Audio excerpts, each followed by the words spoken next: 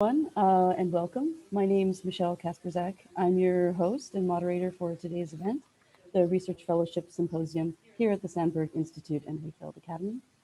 Just so you know who I am and my relation to this event, I was invited by Eva Hoonhout, Coordinator of Education and Research Development at the Sandberg, and Rosanna Jonkhout, Project Coordinator of the Research Institute in Art and Public Space at the Rietveld. They invited me as someone who I work across artistic research domains involving artistic methods and processes of care, maintenance, and repair. Most recently, I was working on this in my recently completed doctoral work on the Portuguese island of Madeira. I also teach in the New Frontiers minor program at the Willem de Kooning Academy, and I curate projects in contemporary art and digital media in the Netherlands and beyond. Sometimes I also make art myself, and I'm currently working on a collection of digital ephemera called Cubic Z-D, funded by the Digital Originals Fund at the Canada Council. So that's a little bit about me, who I am and where I'm coming from. It might be nice now for everyone who's in our Zoom green room to just say who they are, their name and their title perhaps, really short, just so we can get a sense of who's with us in the room today. Who'd like to start? Perhaps you, Jeroen? Oh yes, but I'm going to give an introduction shortly, but I'm Jeroen Boomgaard. I'm Professor of Art and Public Space here at Rietveld Academy. Before we move on, people are feeling shy, or they're all need to be unmuted. Hi, Will Kherbek, Technofeudalism Rising is what I'll be doing a reading from today. Okay, so I am Paula Albuquerque. I am here as senior researcher from the Rietveld. Hi, I'm Flavia Dzodan. I'm senior researcher at Sandberg. And yeah, I work with Paula and with Jeroen and Eva and Rosanna in all the different coordinations and supervisions of research from the Sandberg side. Hi, I'm Tom. I'm going to be presenting, Tom Kemp. I'm going to be presenting a role-playing game called After the Maestro.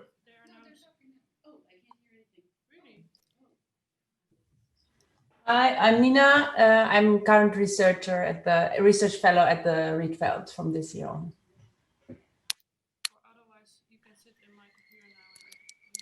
Hi, I'm Elena, and I'm an artist and tutor at architectural design, and I'm presenting my part of research pollinating agents that we concluded together with Maria's Bourlanges.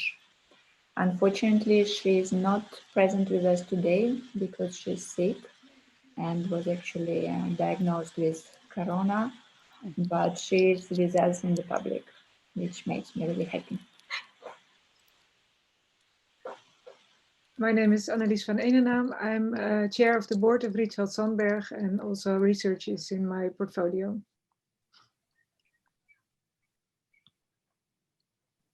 Hi, Joana and Manetta. We are joining from Varia, and we're going to present the Not for Any. Hello, good afternoon. Ben Zegers, Director of Bachelor Education at the Rietveld Academy, and as such member of the board together with Annelies and Jurgen. Hello, my name is Marianne van Ouwel. I'm a solo designer. I will start a fellowship at the Immediate Spaces this year.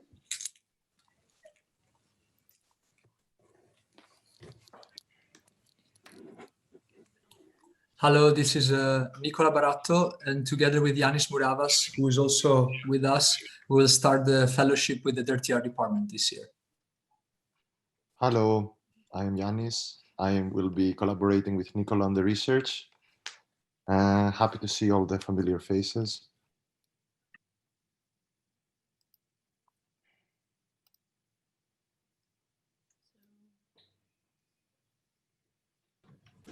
So hi, for the people who haven't seen me yet, I'm Eva. I'm the coordinator for research at Sandberg. Can we just take turns? I don't get it. Hi, I'm Mo Veld from the fashion department. I'm gonna do research together with Nika Perlmutter, also in this room somewhere. Hi, I'm Mika. I'm doing the research fellowship together with Mo. Hi, I'm Rosanna. I coordinate this project together with Eva. Hello, I'm Hans Muller. I'm a teacher at the VAV department and I'm doing a fellowship on new materials. And this is Jake Kelly. Hi, I'm also helping with Hans with developing a metal oven, which we'll talk about later on, I imagine.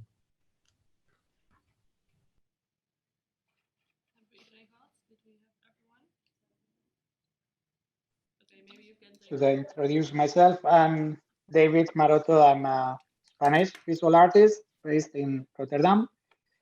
I'm also a PhD from the Edinburgh College of Arts. I've been invited today to, I guess, listen, learn, and write afterwards. So looking forward.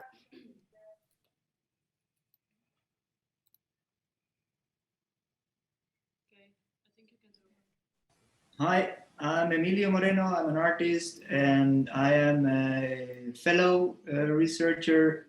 I work teaching at the Fine Arts Department at the Rietveld, and I got my fellowship during the previous cycle. And at the same time, I will be developing that research in this starting cycle. For different reasons, I just moved my fellowship from this previous year into the present academic year.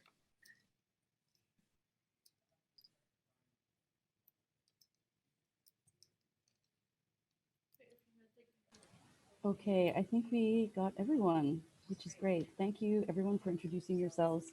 It makes it all feel a little more real, like we're really in a room together, although of course we aren't.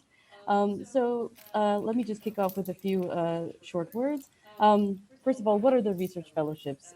This is an annual initiative that was piloted in 2018 to pursue different knowledge practices involving topics like artificial intelligence, the city, and new materials. The research fellowship project is intended to support staff, alumni, and third parties in the development of their artistic research practice and feedback into the educational environments of the Rietveld and Sandberg. So for the first pilot, the researchers were Riet Wijnen, Aliki van der Kruis, Benny Wagner, Angie Keefer, the duo Yuriko Sa Fernandes and Gans Barre, Flavia Dzodan, NXS World, Yul Sturm, and Bitnik. An overview of these first ever fellows and their projects has been made into a publication, which is just now available for download on the website of the Research Institute in Art and Public Space, laps-rietveld.nl. The fellows taking part in this 2019-2020 cycle are Emilio Moreno, Bernardo Zanotta, the duo Elena Khurtova and Maria Ilse Bourlanges, and Hans Muller, nominated by the Rietveld departments. And then nominated by the Sandberg departments, Habib William Kherbek, Joana Chicau, Manetta Berends, K Kemp, Rebecca Kieswetter, Hannes Grassegger, and Angie Keefer. So for today's program, we won't hear from all of the fellows. We will hear 7 presentations. This is not the complete cohort, but as many as we could cram into an afternoon program. And in between, there are a few moments where the supervisors of the fellowships will introduce research at Rietveld and Sandberg in a wider perspective. Plus, we also managed to cram in 2 tiny coffee breaks. We'll also have space and time for your questions, so please make sure to make use of the text chat box to ask your question. We'll do our best to make sure your questions are answered in the Q&As that will follow each talk. We're now going to kick off our symposium with an introduction on the research topic of the city by Jeroen Boomgaard, lecturer of the Research Institute in Art and Public Space, or otherwise known as LAPS. The lectorate developed over 15 years, bringing research onto the agenda at Rietveld. Jeroen, I'm going to hand the floor over to you to discuss the research topic of the city and developing themes, including the very exciting sounding Creator Doctus program. Over to you, Jeroen. Hey, thank you, Michelle. Actually, I think Rosanna asked me to say something about research at Rietveld more in general as an introduction, because we're in the middle of quite a complicated structure. Complicated because so many things are happening at the same time. So I'm going to sketch the developments a little bit, which for some of you will be so new that it's still hard to understand, while for others it will be very old hat, but just bear with me. Before I go into the content of the research and more specifically, let me say something about the structure. The labs, the Lectorate of Art and Public Space, is the oldest research group at the Rietveld, started about 15 years ago. And the researchers are assembled in something that is called the Kenniskring, which is, if you translate it, circle of knowledge, which is a little bit pretentious, but maybe it also shows a little bit what it wants to do. It is mainly a platform for exchange on the notions of art and public space, but more in general, the notion of public space, public debate, etc. And this circle of knowledge consists of about 15 to 20 members. 2/3 of those are either teaching at the Rietveld or alumni, and about 1/3 are people from outside, experts or people wanting to develop a certain research topic from the outside. I'll say a little bit more about the content later on.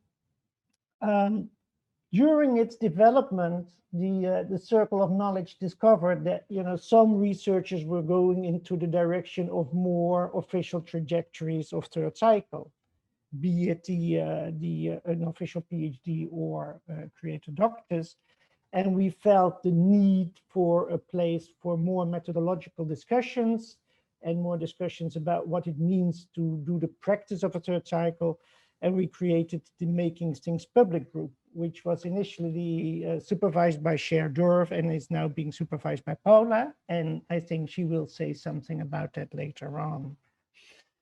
Now, a very recent development is something called, for the last couple of years, is something called Sandberg research. It is a sort of, it's not yet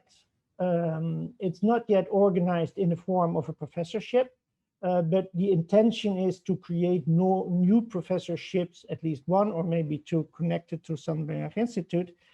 And the first of those research groups that is starting to exist or already in existence is the one on artificial intelligence that Flavia will be explaining a little bit more about later on. I think the idea is, the plan is to create more research, so-called cells at Sandberg, that all have someone leading it, supervising it, and bringing researchers together. And in a certain sense, the fellowships are a step towards the development and the elaboration of this structure. Now, the fellows, as you explained, Michelle, yourself, is an initiative from the board to give an extra impulse to research and also to create a closer connection to teaching. We all know that art schools are HBO institutions, mostly teaching facilities.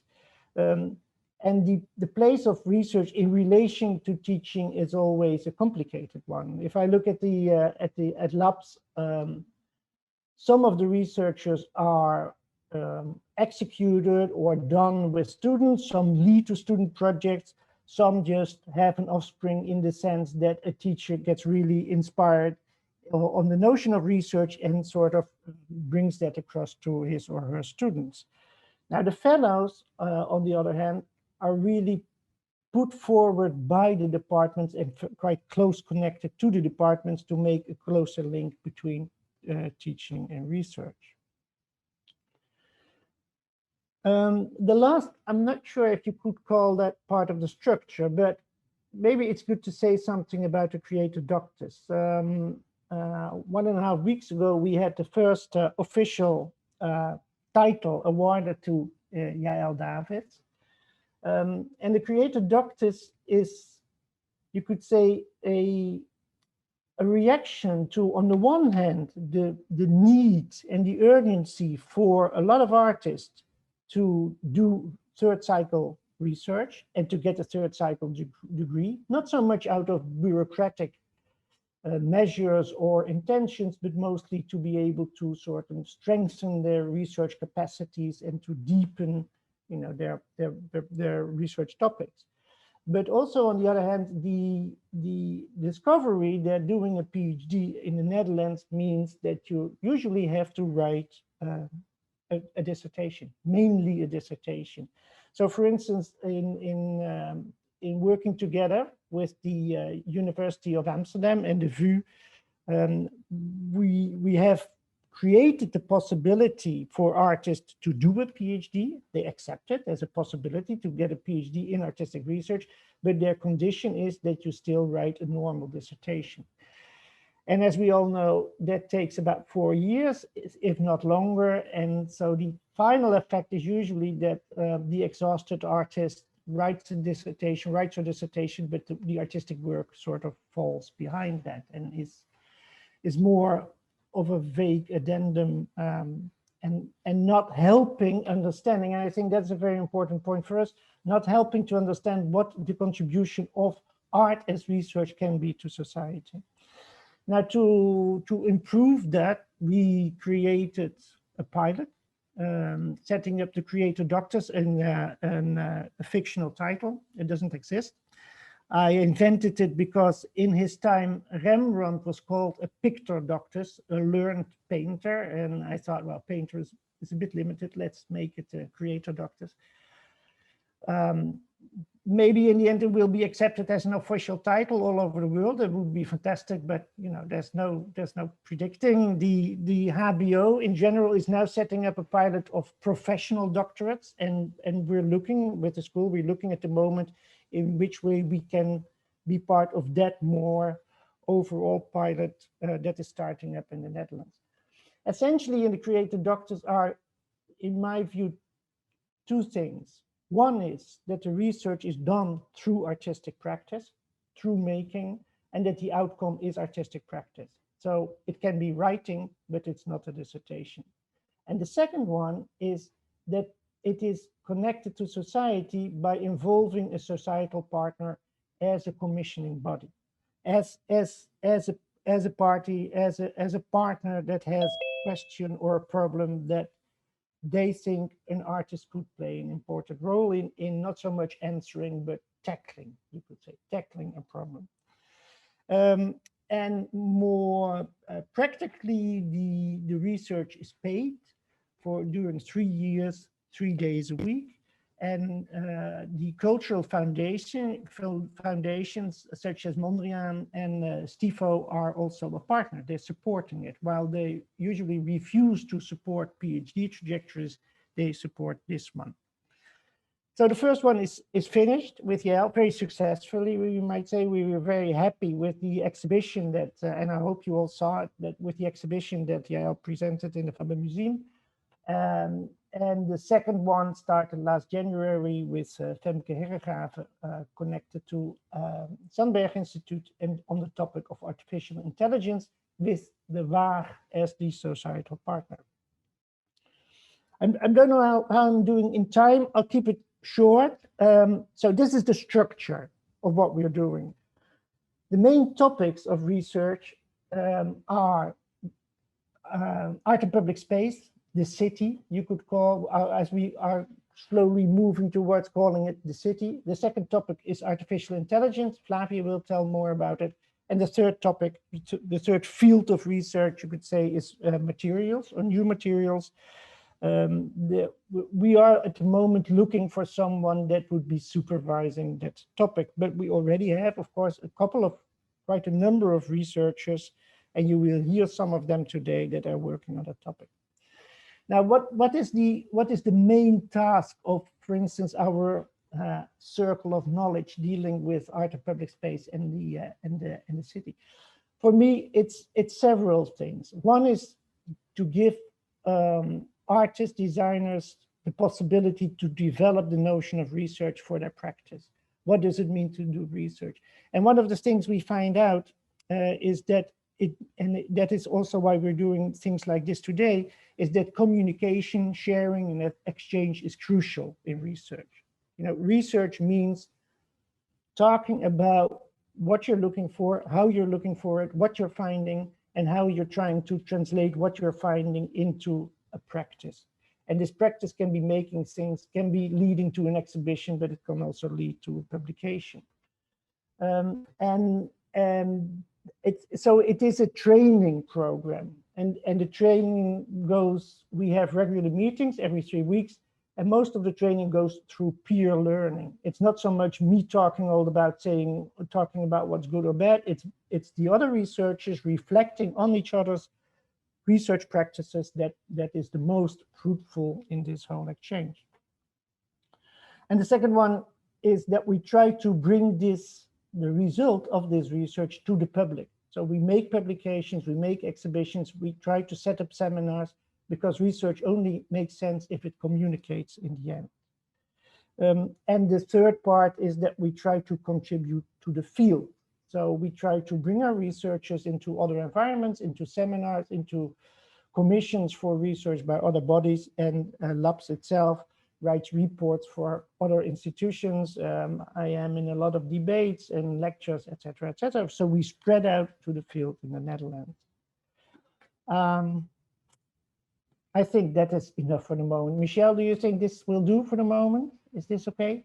Yes, great. That's really Okay. nice, setting the tone. Thank you very much, Jeroen. You're welcome. I think you also really highlight how important it is as an academic community to reflect properly and consider what research means to us. Yeah. Because the methodologies that we choose, they're all a fundamental part of shaping who we eventually become as creative practitioners. And Right. you really also highlighted this relationship to society at large, which is wonderful. So thank you very much for that great introduction. We're now going to hear our first research fellow presentation of the day, Hans Muller. He's a fellow invited by the Moving Image Department at the Rietveld. He's a visual artist and composer who's been working on an array of projects during his time as a fellow, interested in connecting the obsolete with the up-to-date. Welcome, Hans. Welcome. So my research topic was how to invent and how to reinvent the mold making at the Rietveld Academy, because mold making was always part of the sculpture department, but as we know, the whole academy through the years was restructured in departments, and by that restructuring, somehow mold making was just felt a little bit in a kind of strange niche. Molds are still made at Rietveld, because I know that the molds are making at the ceramic department in order to make porcelain. Molds are making incidentally by individual students when they want to make a special thing, but there's not such a thing like a mold making department. And I was just encountered with mold making when I got a commission to make a big sculpture for a hospital. And then I went completely in the obsolete. So, for instance, to show you, you see the background of our frame, because you see us twice. This is the real background, and this is the virtual background. I was fascinated by the sculptures and drawings of Ernst Haeckel. They were just drawings of marine sea life. And while he was using a 2D microscope, he could just make perfect 3D models of what he saw under this microscope. You see it behind us. So for this hospital commission, I wanted to make one of those sea marine creatures as a sculpture. So I made this one. You see it somewhere also in the image of our background, but it's called Lithotympanum tuberosum. So it has an exoskeleton of silicon dioxide, and inside there's this living thing. This I made with the old-fashioned mold making. So you make mold, you make a model shape. So you remake the shape, then you make the mold, and then you cast the bronze. So this one is just a model, because the whole thing is quite big. It's a sculpture of 2 meters. And here you see a fragment of the real sculpture. This is just a fragment we just, with a big saw, sawed out of the sculpture in order to install it in the hospital. All these mold making stuff I was encountered with through commissions. So I have a lot of commissions in public space, and I always love to make something out of bronze or casted iron. And at a certain point, I thought there must be other ways to make molds. And then I followed a masterclass at the 3D Maker Zone in Haarlem, which was also moderated by actually 3 people from Rietveld community, inviting all kind of artists from all kind of disciplines to work together on 3D modeling in the computer. So what you actually then do is that you draw your sculpture with some tools, with some software in the computer in a 3D environment, in a viewport, which is a kind of virtual surrounding. And you use a grid, so you know where you are, you know the dimensions. I know there was one sentence mentioned by our masters, because I work a lot with masters to learn a lot of new stuff to become a master in the end. And I think the sentence was, at one time, when you're just skilled enough in the 3D program, you will get off the grid. Which was just also the kind of, almost kind of esoteric idea of making sculptures. So I want to show you just 2 case studies I worked on very recently, this year and the year before, in order to show how you come from the obsolete to the up-to-date. The first, one commission was for the town of Koevoorden. Koevoorden is a small city in the east of Holland, who has this. Can you see it? Oh, yeah, here you can see it.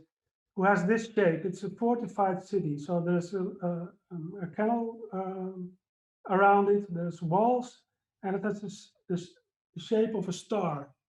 So they asked me to make a sculpture in the area around the station, the railway station.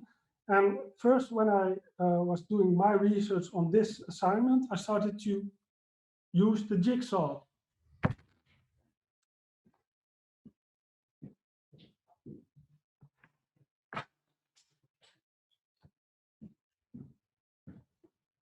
With the jigsaw, I made these kind of small sculptures. It's all based on this, the shape of this fortified city, and to see what you can do with it. So there's a lot of, yeah, maybe the metal ones. So this is also a wooden model. This is a more complicated wooden model. And then I thought, well, you can make it even more exact when you use a metal cutter. So I drew this thing in the computer. I made very soon the step from the obsolete to the up-to-date.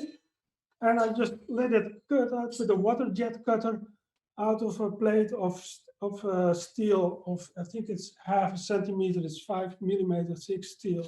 So that was the next model. And then with my commissioners, we talked about this shape that had a lot of,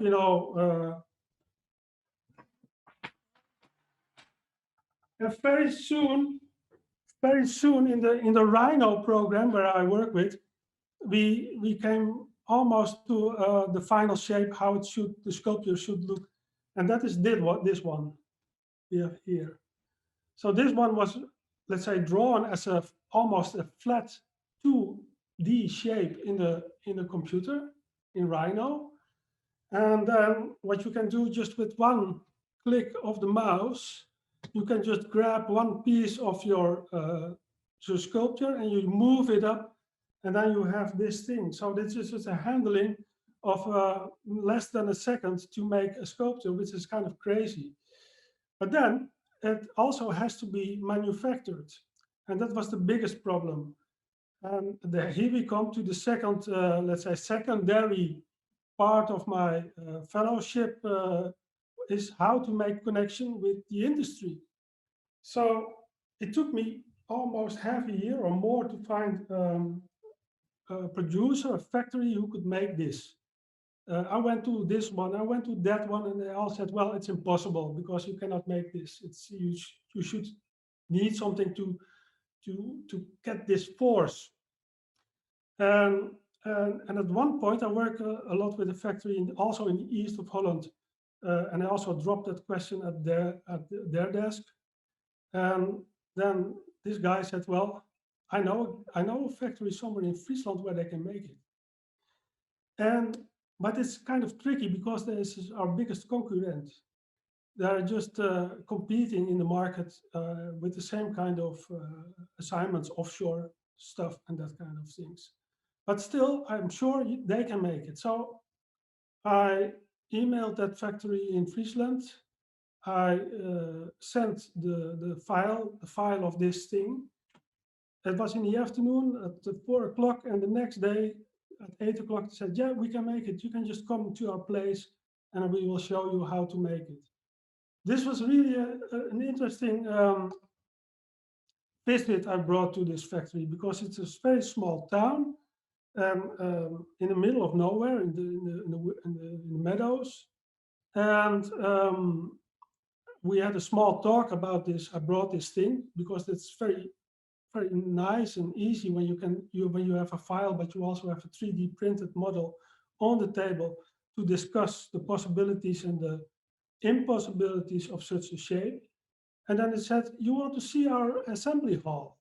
So we went through a door and we saw a huge sculpture of Zaha Hadid of 10 meters by 30 meters out of stainless steel. And said, yeah, we also work for Frank Stella and Anish Kapoor. And I said, okay, now this project is in good hands.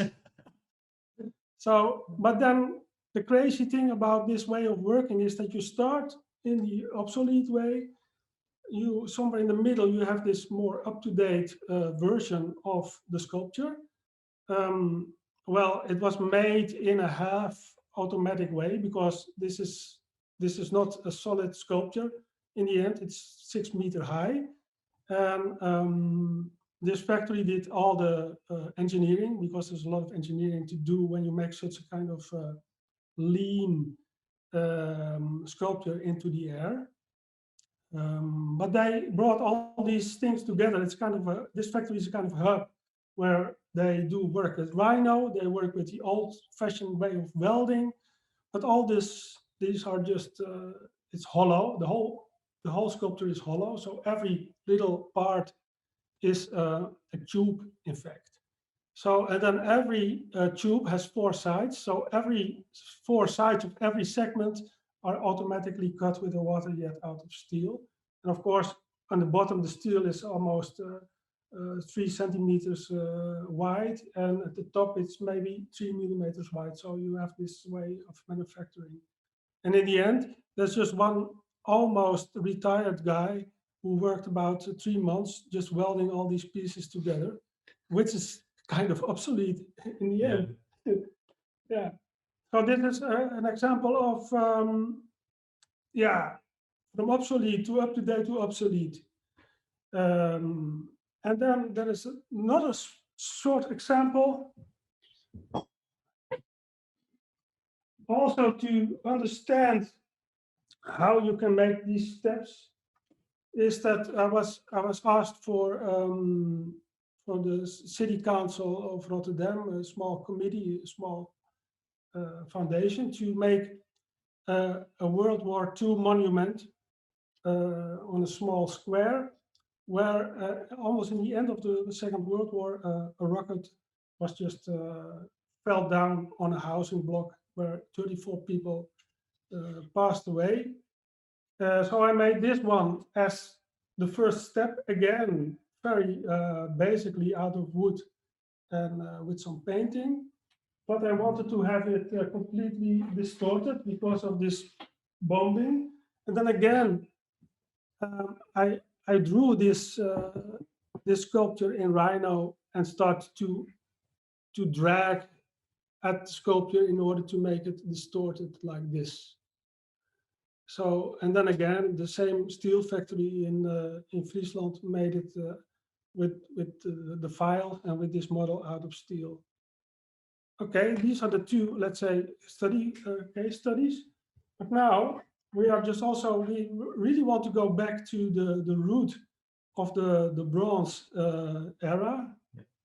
And here comes in our project. What are we doing together?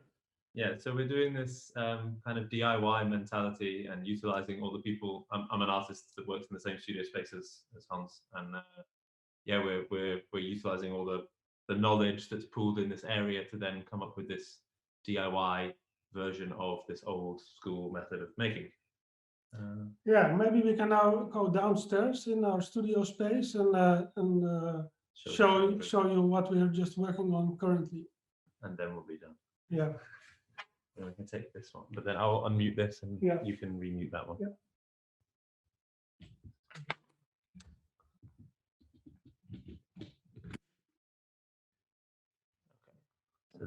Now it's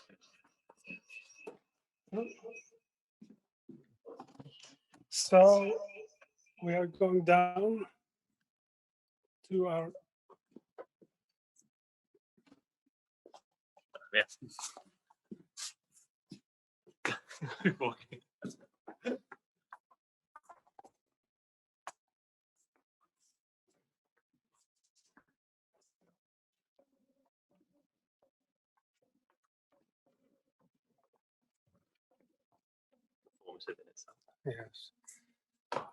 So the nice thing about our studio space here in Rotterdam is that it's having all kind of disciplines. So there are a lot of artists, fine artists, sculptors, painters, but there are also a lot of woodworkers, metal workers, and there's one metal worker from Germany, Rainer Tachmann, who's also an engineering of what is, let's say, his job is to renovate gearboxes of oil tankers. So he's really into the big stuff.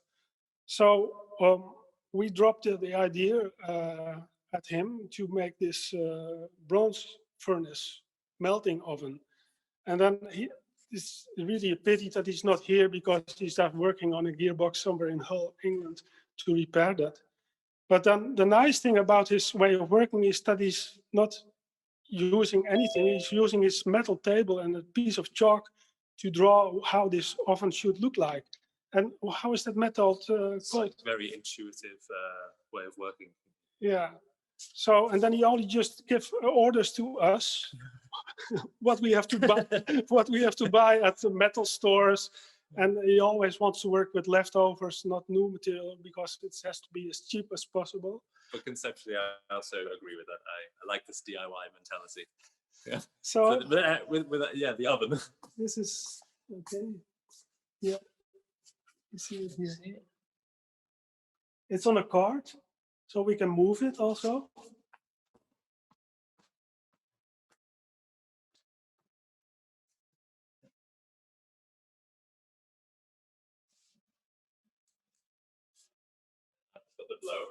Yeah. So the mantle is of steel, but the inside is fireproof concrete, and there's a burner also made by us. So everything that has contact with fire is of concrete, and the steel is only to keep the concrete together. This is the lid. So it's also the outside of the lid is metal, but everything in contact with the fire is the concrete.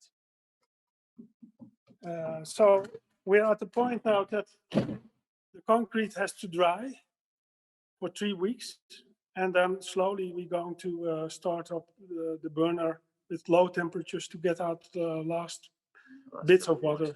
Yeah. And then it turns to a ceramic stove, right? Yeah, and then we're going to do our own casting. So this is the point we are. Maybe we can just also implement this at the Rietveld. I know it's very dangerous, but with the knowledge and the craftsmanship of our master, Rainer Takman, we are sure we will not have accidents. We'll find out. So, I think Jeroen once mentioned to me that the whole idea of the research is not like kind of completely finished or a looping thing, but it's a kind of stepping stone. I really believe that this fellowship was for me also 1 or 2 stepping stones into new methods, new connections with factories, and also to find out how to implement it in the academy. Of course, we had this whole terrible situation with the COVID-19, so that we could not really work in the workshops. But now with semi-opened, we have all the potential at Rietveld with the workshops, the students and the teachers to implement and to work further and make more stepping stones in order to introduce the obsolete, the up-to-date, the new obsolete into the academy. That's our presentation. So, yay! You have applause. The new obsolete. I love it. We already have a few questions that I have queued up here. First, I'd like to call on Paula Albuquerque, who has a question for you. Yes, I do actually. Hans, it's very funny because it was as if you were reading my thoughts because I kept on like writing Michelle saying like, "Hey, I have a question for Hans," and then oh no, he's already answering it, you know, and actually the second question you also started answering it. But I was wondering if you could, okay, you know, let's imagine that the vaccine comes. Oh no! I mean, I normally like feedback, but it's very unhandy now. Can you hear me? No. Oh no. No, but his phone is down. I can hear you. Okay, now I'm here. Yeah. Okay, good. Right. All right. So, well, I really enjoyed your presentation. It was like very performative and fun, and you know, and I liked all these sounds that these materials make. And but I was wondering, like, imagine that you know, COVID is going to be in the past soon. You know, it's not very likely, but let's imagine it like this. How do you see this this research of yours reflecting back on the department at VFA? The thing is that I have really vivid conversations with people who own these factories, and in fact, they are very curious to our community. What's an art academy? What do people do there? Because I speak them quite regular about the other stuff. So then I explain things about making art and to what kind of questions coming up when you do that. And one question of the one owner of a factory was about beauty and ugliness. And then there's this Dutch saying, because in Dutch it's very, let's say, compact. It says mooi en lelijk, mooi verveeld en lelijk went. So like it's beauty annoys and ugliness you get used to, something like that. And he was so amazed by this very kind of cheesy thing that he just printed it out very big and he just hung it in his office. And And I think with this person, I think we can really do a project with the students together, because he's really interested in doing other stuff than making cogwheels or housings of pumps, because that is their core business, and that's, you know, business as usual. So currently I'm working on another project which is completely different than what they do all day. And I think we can just really make them interested in it's actually a factory where they make 3D sand printed molds. And when you make a 3D sand printed mold, you can make impossible shapes. And I think for students at Rietveld, all departments, it would be a really interesting challenge to work with these people.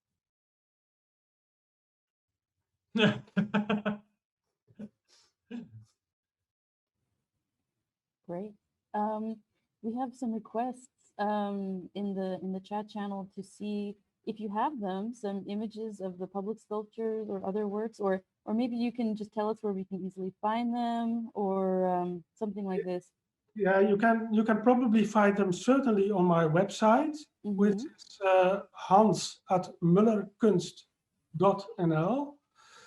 And the city, the fortified city, is named Coevorden. That's with the Coevorden. Maybe if you go to Instagram as well. Yeah, it's also on Instagram. My Instagram account is MULLTHO6. Yeah, the thing is that also through this COVID situation, none of these sculptures were officially, let's say, opened, or how do you say it, inaugurated, or whatever, because it's not allowed to be there with so many people. So I didn't even, it's in a pond. I didn't even saw it in the pond with the real lighting. So I have to go there this month to make good pictures. Yeah. But I think if you go to my website or the Instagram, you will see it, because I posted a lot of photographs also of the manufacturing in the factory, how it was welded, how it was coated, and how even, I think there's a small film where it's placed with a crane. Great. We have a question about how do we start, or when do we start with molding? Maybe this is a kind of philosophical, very open question. Are you interested in grabbing that one? Yeah, I think I had some conversations with the people of the CAD/CAM lab, which I frequent visit, because I know these people quite well.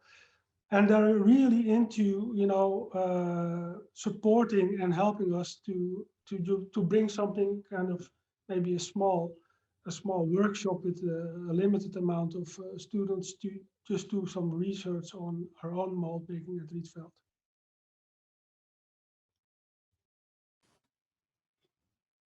It also sounds like there's a lot of interesting ways to document what you're discovering, and the kind of shifts that go between from obsolete to up to date, and back and forth, and what works and what doesn't work.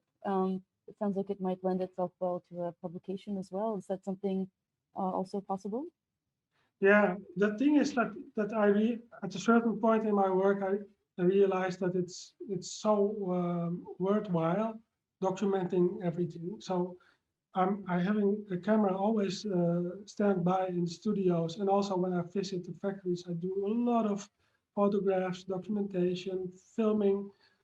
So there's almost a half a hard drive full of material, let's say, to document, or to let's say illustrate a booklet, for instance.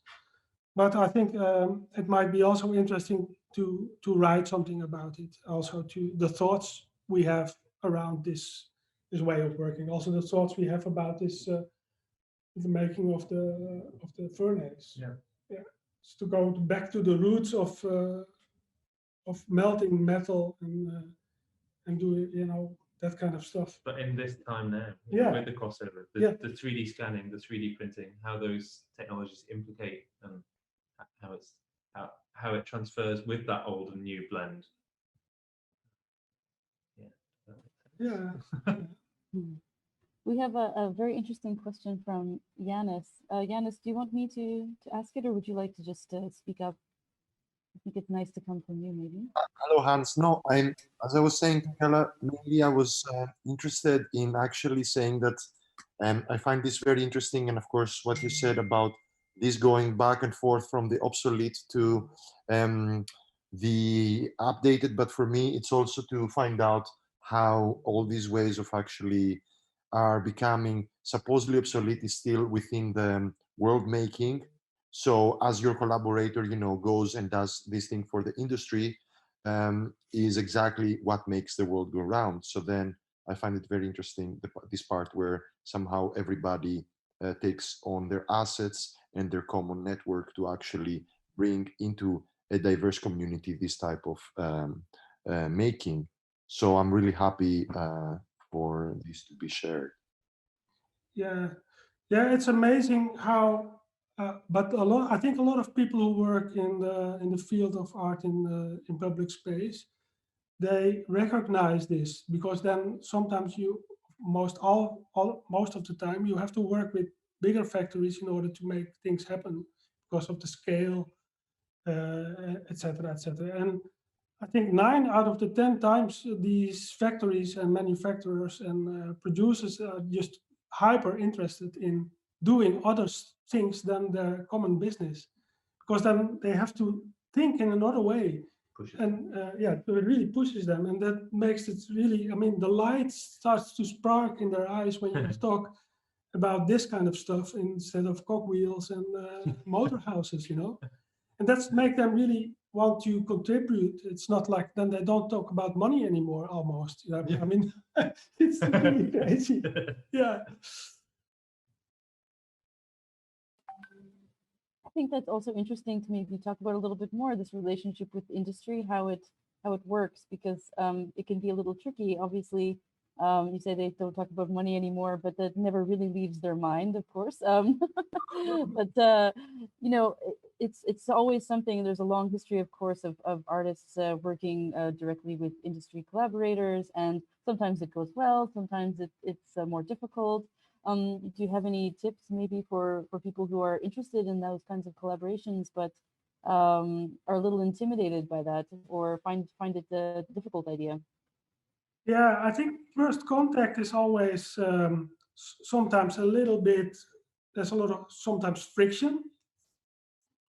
And what really helps is to invite these CEOs or owners of factories into your studio space, because then they physically enter another world. And I think I experience that most people are so open-minded to grasp it and to understand it, and then I think with these kind of encounters, like you go to the factory goes to you, there's this merging of worlds. I think that's what happens. Right. So you have to find a kind of like-minded collaborator, really. And kind of the first impressions really do count. Yeah, yeah, and also, yeah, I don't know exactly how to bring it under words. It has to do with, because there's always a kind of threshold. First, you feel a threshold, like, oh my God, these people at factories, what does this person want from us? That's often the question. And then if you come with an object in your hand, and it's already like a model, then it's concrete. If it's only spoken word, it doesn't work, because then it's like, oh no, oh, that's not my piece of cake. But if you come with something that you can touch and look around, then it becomes already, it's breaking the ice. Yeah. Yeah, that's a really important point. It's a conversation piece, and it's something that's more, it speaks for itself almost. It brings its own personality into the room, and that also assists the conversation. So yeah, otherwise it's just Habib, right? So it's yeah.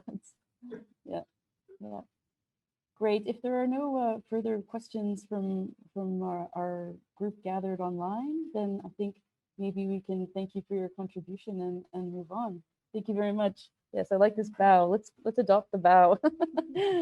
Namaste. Very nice. Thank you, Hans. So now we're going to move on to our next presentation. We'll now hear from Manetta Berends and Joana Chicau, working together as part of the Varia collective.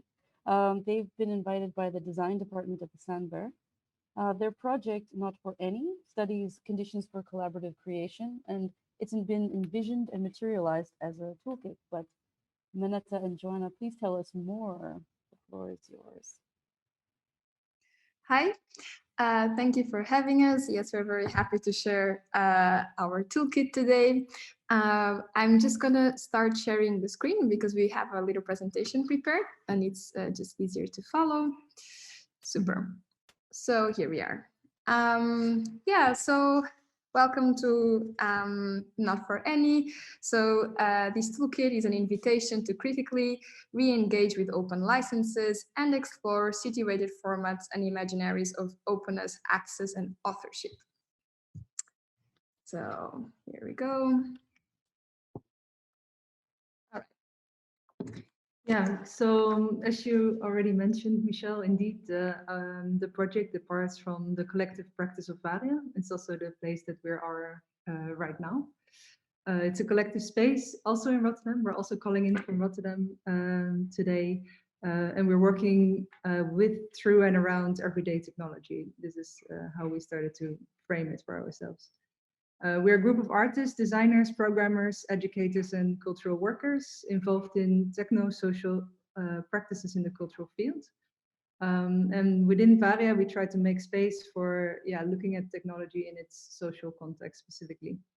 So the latter has been important for us to work with forms of open access, free software, and techno-feminist thinking. And this is where the toolkit is also departing from.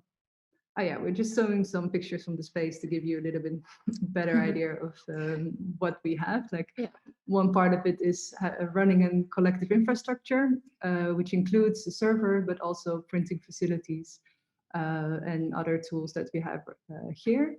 And I think the next picture is giving a bit better an idea of the space that we're in now. So you see there's many windows around us.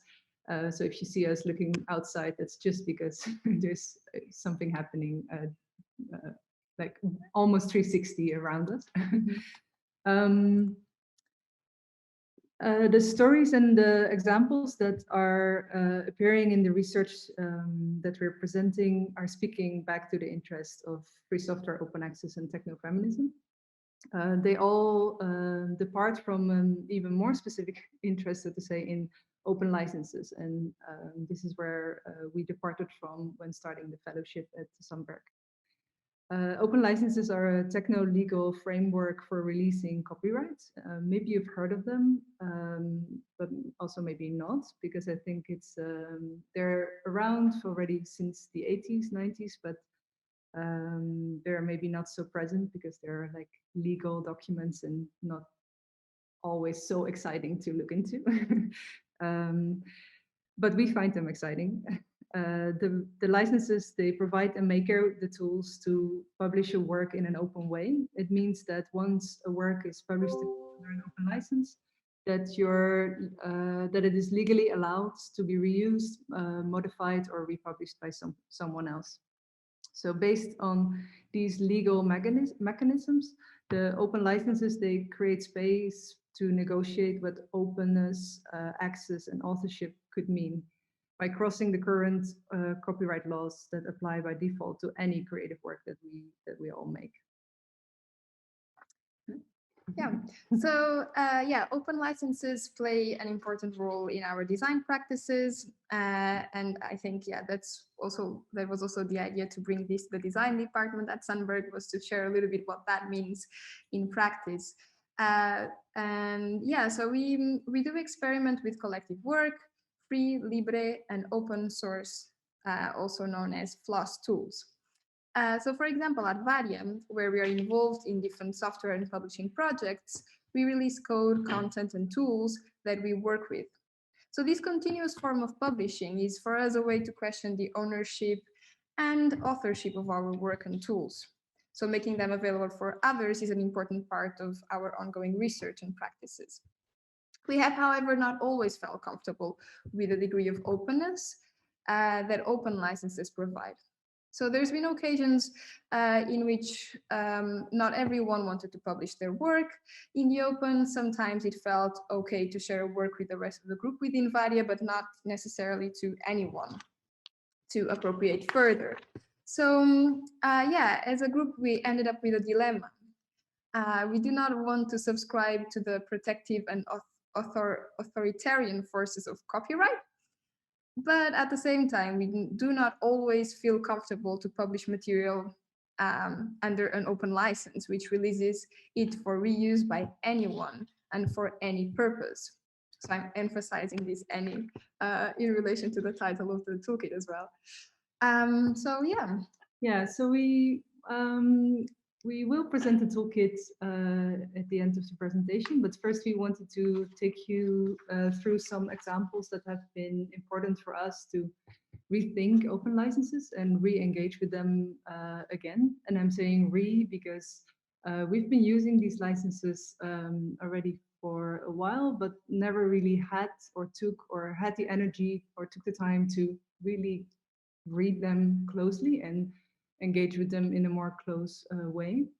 So yeah, first we will speak a little bit about the field of free culture, free software culture, and free cultural practices.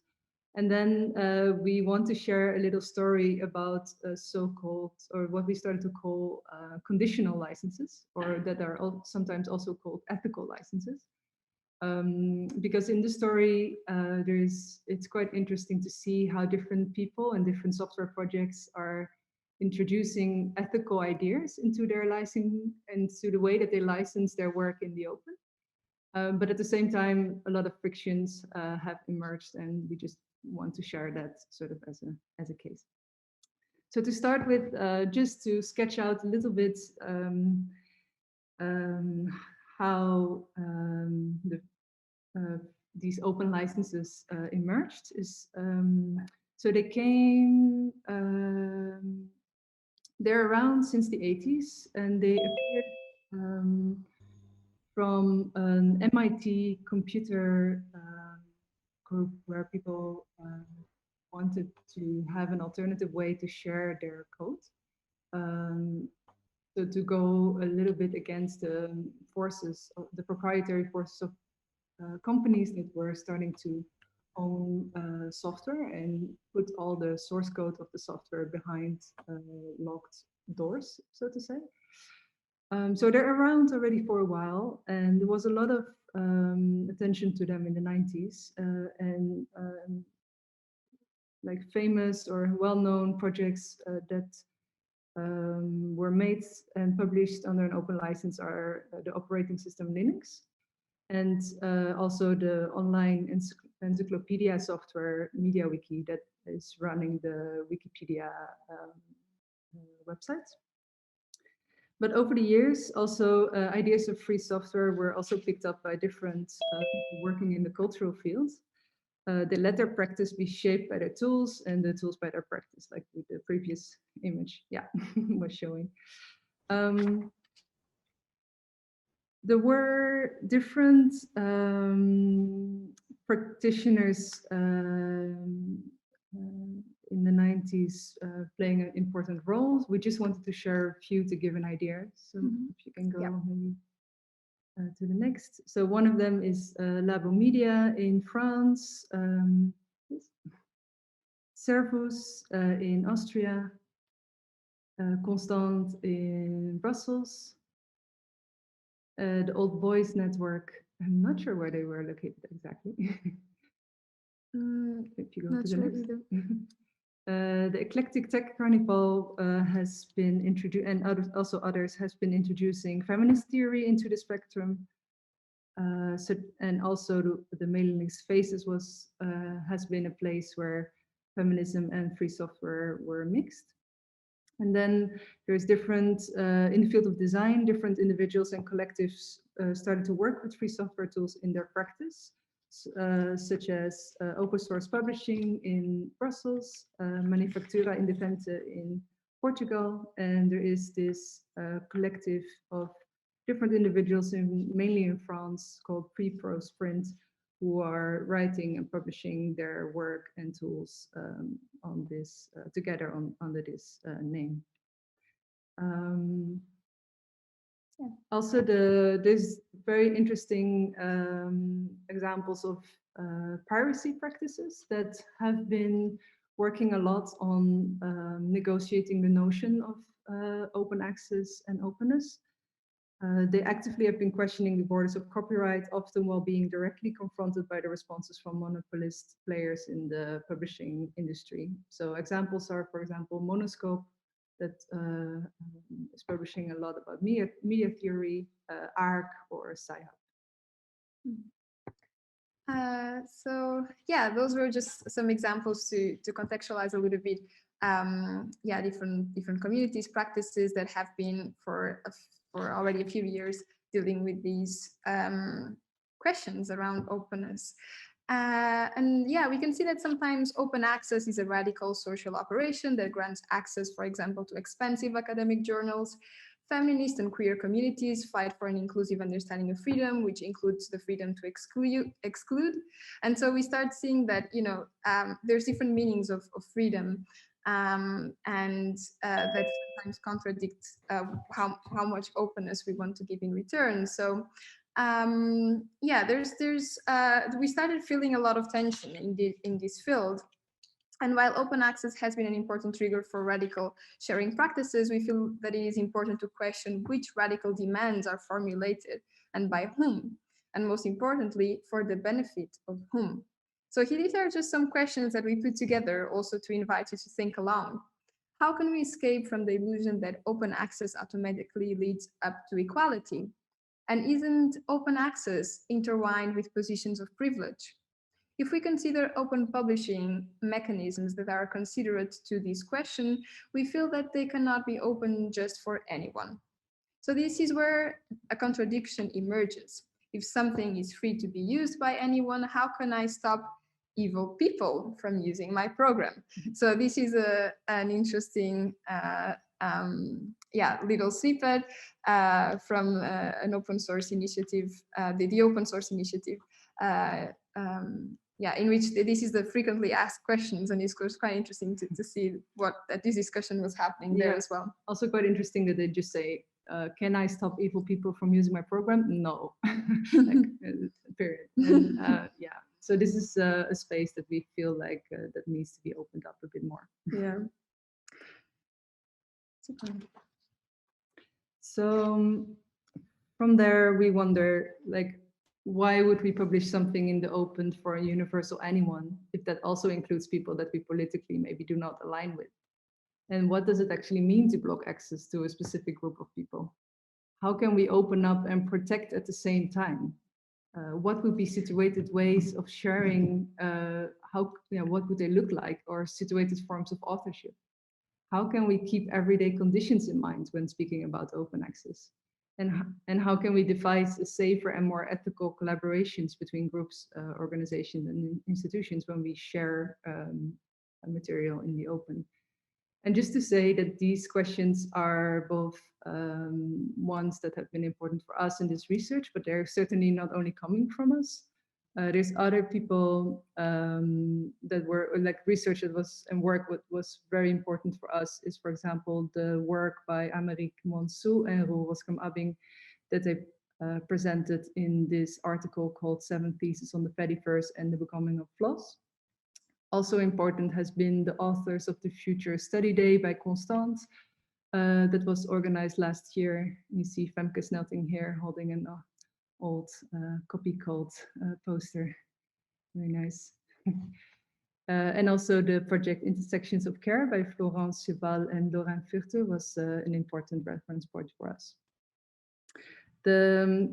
Maybe to go back to the question. So and I just need to find it here in my notes.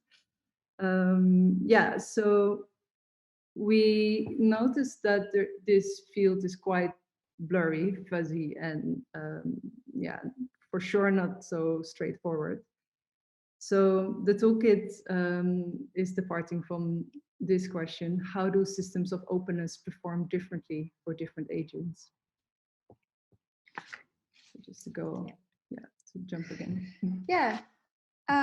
So throughout this research, we also encountered a myriad of playful and playful vocabularies that address different affiliations with free software culture and open licenses. So we also started discovering that actually the typical document of a license may not be the only place to discuss these, and there's other ways of addressing these issues, as we've seen, from discussions that happen within certain institutions to also provocations that are published in particular ways of addressing these matters. So we're going to show a few examples that specifically work with language and terminologies.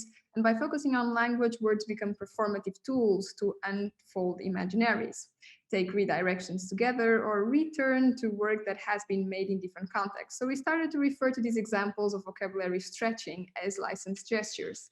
So these are short comments, side notes, or jokes that engage with the act of copying in a playful way. Yeah, so one of them is this example that says, do as you please, but do no harm. Or this nicely styled one that says, credit is nice, but not required. And a lot of hearts. This is from someone that makes a statement that says, well, my code is likely not so useful for you. So she's making more the statement as, yeah, so just in case, if you really, really need it and want to try it, and give it a try. And it was quite interesting also to see how other people are starting to search for alternative wordings to refer to free software. Like an example is non-extractive software or non-coercive software, non-coercive computing actually, or doing work in a rhizomatic open source way. So it was quite interesting how vocabularies actually play a very important role in imagining alternative sharing attitudes. It's through like little small gestures sometimes. So the statement, I can't, this is actually again coming from the person that says, well, just in case if you want to actually use my code. Another nice statement was, I can't imagine why you would want to touch this code, but yeah, just in case, here's a link to it. So it's nice how it prioritizes the attachment to networks and the search for affinity with each other, opening up a more ambiguous movement of a sharing gesture, one that extends the idea of sharing beyond source code, moving the act of sharing to a just in case situation. Another important source for us was an interview that Cornelia Solfrank conducted with educator, programmer, and artist Michael Merkel, who is also very close to Constance, by the way, in which he focuses on the shift in focus for him as a software writer or a programmer. So I'm just going to read it out loud because I think it's quite telling for the toolkit itself. So the strength of, so in his words, the strength of free software is more this kind of ecosystem of diverse tools and ways of putting things together. It's not so much about making a seamless, singular, monolithic application.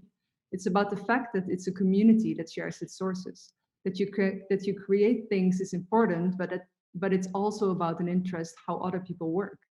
Yeah, it's all about creating something together and this kind of common heritage of, in this case, software and tools. But most important is the thinking around the software. There was this moment in which it clicked, where I let go. Because indeed you have licenses to talk about the status of the code you release, but at a certain moment I stopped caring about the code. I write code as a practice, but it's not about the code. I'm happy to rewrite code, but in the end, it's about the processes around it. The shared thinking is what is really important.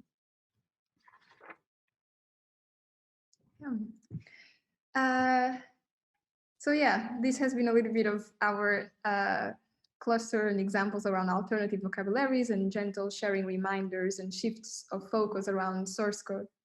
We're now going to jump to a different section called Negotiating Freedom Zero, in which people were actually rewriting licenses. So people who actually decided to stick, or communities who are sticking to the licenses as a document where they can also bring a shift of focus and bring new, bring new conditions to place. So yeah, this is where what we're calling conditional licenses, that are other communities refer to as ethical licenses, bring new ideas into the techno-legal approach of open publishing, and yeah, also rethinking of open to whom. So this is a list that we've been collecting. It's not a complete list. It's a list of things we've been encountering, and it's an ongoing collection. So we have, I'm just going to read it out loud. So this is also represented in our toolkit that we're going to present just in a second. So you will also be able to have access to more detailed information about each of these licenses. So we are starting with the peer production license. That privileges precisely peer production over corporate entities. Then non-white heterosexual male license, which I think speaks for itself. Climate strike license, that is concerned about various climate issues. The cooperative non-violent public license, which we're also going to refer more in the end. License zero. Okay, I'm just going to continue mentioning parity license, prosperity public license, license zero private license, anti-fascist MIT license, BOLA, Hippocratic license, anti-1996 license, atmosphere software license, and anti-capitalist software license. So some of them already speak a little bit about what they are trying to target in the title. Yeah, so to get a little bit more grip on how these licenses are different from ones that are used a lot, like the Creative Commons licenses that are pretty well known. So to get a better grip, we zoom in a little bit on how these open licenses are formulated. So most of them, like many of them, have basically the same structure. They all, like most of them, they follow the structure of the so-called four free software freedoms that grant anyone the freedom to run a program as you wish for any purpose, study how the program works and change it so it does your computing as you wish, redistribute copies so you can help others, and distribute copies of your modified versions also to others. So it's basically around these four freedoms: run, study, redistribute, and like distribute modified versions. That are the freedoms that are often returning in the different licenses. The conditional licenses that are included in the toolkit mainly are negotiating the first freedom of the four freedoms, freedom zero, which is the freedom to run the program as you wish for any purpose. As this is the specific freedom that allows anyone to use a program for any purpose, it is precisely the place where multiple difficult questions actually are crossing. Freedom zero is the who freedom, as in it demands that open access applies to a universal anyone. The conditional licenses, they propose a radical different direction. They depart from the reformulation of freedom zero for the sake of the whole range of different urgencies, including anti-fascism, labor conditions, climate change, or pacifistic social demands, such as non-violence. So in their formulations, they sometimes cross with other documents, such as code of conducts, human rights, and collective labor agreements. Some read a little bit like manifestos, others simply ask you to behave. The collection of licenses is very rich, and it's interesting material to go through it's also something that is relatively recently appearing. An important, I'm just checking where you were referring to that. It's just to just say a word about this slide. This is a really recommended watching. It's a really good presentation by Carolina Ada Emke, who is presenting the rising ethical storm in open source, basically directly speaking to programmers to consider ethical concerns in their work and to stand up and walk away if they don't agree with what their direction of their companies are heading into. But it's important also to add that the conditional licenses that we included in the toolkit also have been criticized. Like literally, this blog post is speaking back to Caroline Ada Emke, saying, so unfortunately, this well-meaning effort doesn't work, and these terms don't belong in a license. Like the title of the blog post was literally, so Mrs. Emke, the Hippocratic license can't work. The critique includes questions around the effect and the impact of ethical demands within the framework of the license. Because this person, Bruce Berends, comes back to the fact that a lot of these demands are overlapping with legal regulations and documents such as the human rights or labor agreements. And he openly questions if if these conditional licenses are actually going to succeed in court, because as actually open licenses are relying on copyright, they basically claim if you use an open license, you claim your copyright to then release it and open to have the freedom to release it again and open it up to others. He basically in this blog post is making the argument that based on copyright only as a legal framework, such ethical demands can't be made. So yeah, in that sense, the question that is in the middle is, are licenses a good place for political and ethical demands? Yeah, and we also bring, so after all of these questions and actually try to understand where to place licenses or where to place our desire to open our tools and work and for whom, we came up with a toolkit. Yeah, because we were wondering what other tools do we as artists, designers, and cultural workers have to engage politically and ethically regarding the use of our own work.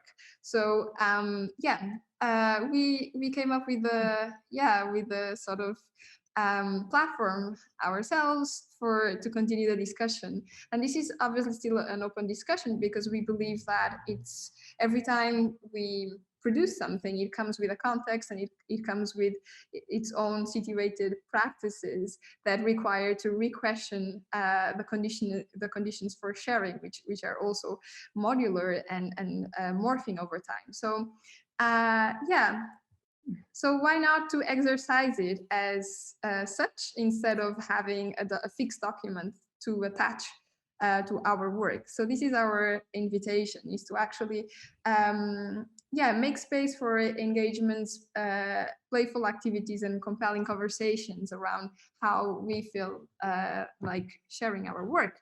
We're gonna, so this is, we're just releasing today our toolkit. We're gonna share in different platforms the link. And yeah, you may download the toolkit and I think we'll show on the other. So if you click download, so the toolkit comes as a set of files. So if you click on download there, you get a zip file with different files, and we just have this slide to show you what is there. So there's different exercises that we worked on during the fellowship that are re-engaging with the open licenses. There is a context document that is basically sharing our research, which we're presenting also right now. There is a licenses document that is including the collection of collective conditional licenses that we presented. And then there is also a viewpoints document that you will encounter when working with the exercises. And then there's some sort of practical stuff like the make files to make and remake the whole toolkit if you like. So in every folder that you see there, there is material for one exercise. The exercises are written down in just plain text files, but also like LibreWriter files. So you can edit and if you want on the spot. This was from a design point of view, specific consideration to launch it as such. It's also sitting in a Git repository on the Varia server for versioning, updating, and so.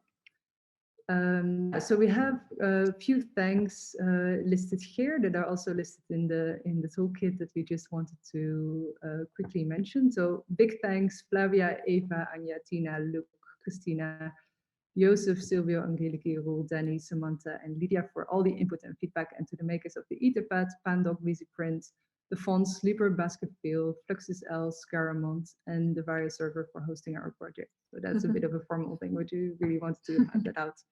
And to end with, this toolkit is licensed under the non-violent public license version 5.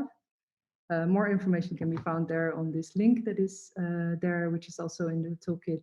And just to say that the non-violent public license is a freedom respecting share alike license for both the author of a work as well as those subject to a work. It aims to protect the basic rights of human beings from exploitation and the earth from plunder. It aims to ensure a copyrighted work is forever available for public use, modification, and redistribution under the same terms as long as the work is not used for harm. And that's it. All right, thank you so much. We're gonna paste the toolkit in the different places that we're connected now, and we're also very happy to actually exercise a little bit with the students from the design department this afternoon. So we're actually gonna connect back to them for a workshop session later this in a bit. Yeah. That's great. Thank you very much for your presentation. Can I say something? One thing. I worked with Joana and Manetta throughout the last year, and I just want to thank them because it's been amazing to witness this process. And the fellowship benefited not just the students from the design department, which was of course the goal, but also all of Sandberg as a whole, the other departments, and also me, because I really, really like working with you too. And I wanted that to be said. And you've been great. And thank you so much on behalf of all of Sandberg. Oh, thanks a lot, Flavia. Thank you, Flavia.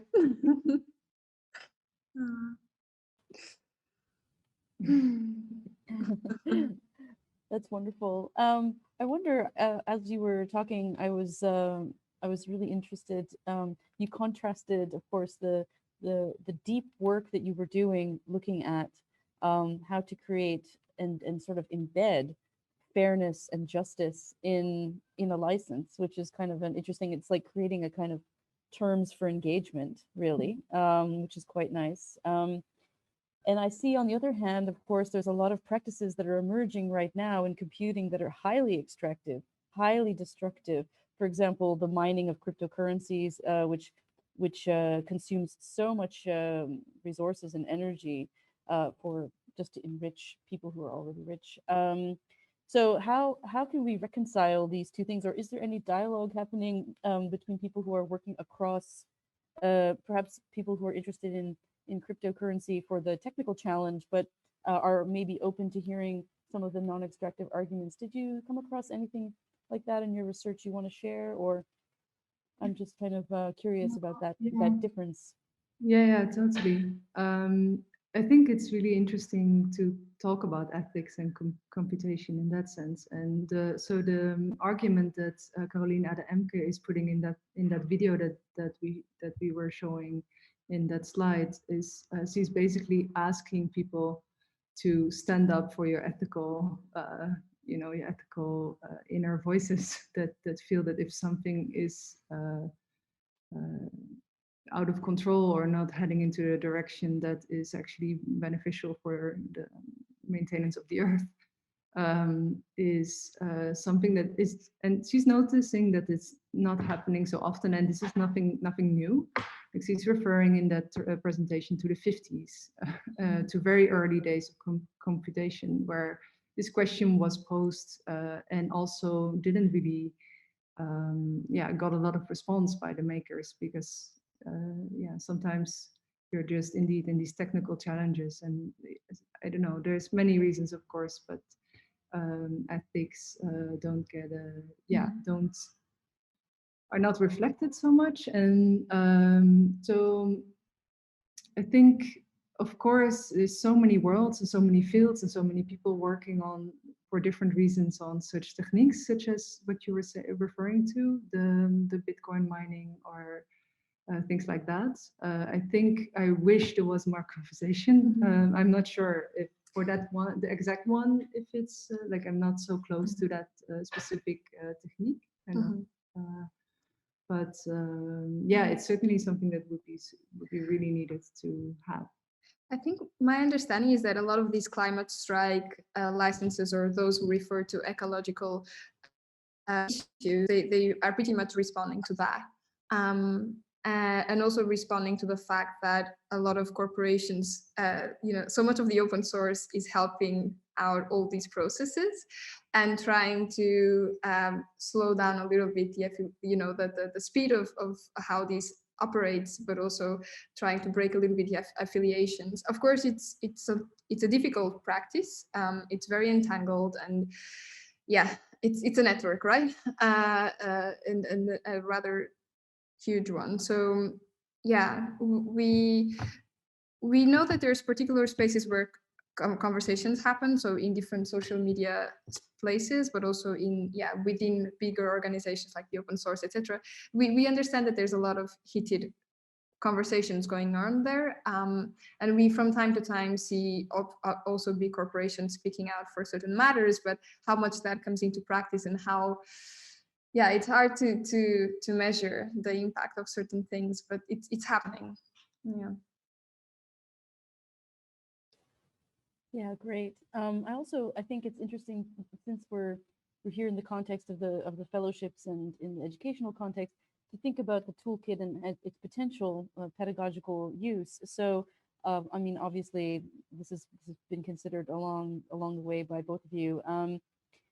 Do you envision this kind of organically distributing, and maybe perhaps through Sandberg, of course, but also other institutes, or do you have a kind of campaign plan for rolling it out, or what's the game plan? Let us know. Tell us. Good question.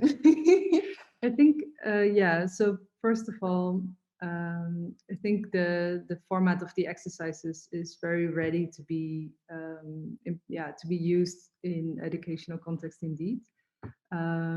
There's no big campaign plan on the table yet, but I think it's also it's interesting to maybe not scale it up that much, but it's interesting to think of scale in that sense, that maybe this toolkit doesn't need to speak to everyone or to a sort of large all the European art schools or anything. It's made specifically for Sandberg, and it's made specifically for the group of Varia, where we want to also do these exercises with the members together to also to continue the conversation on licenses.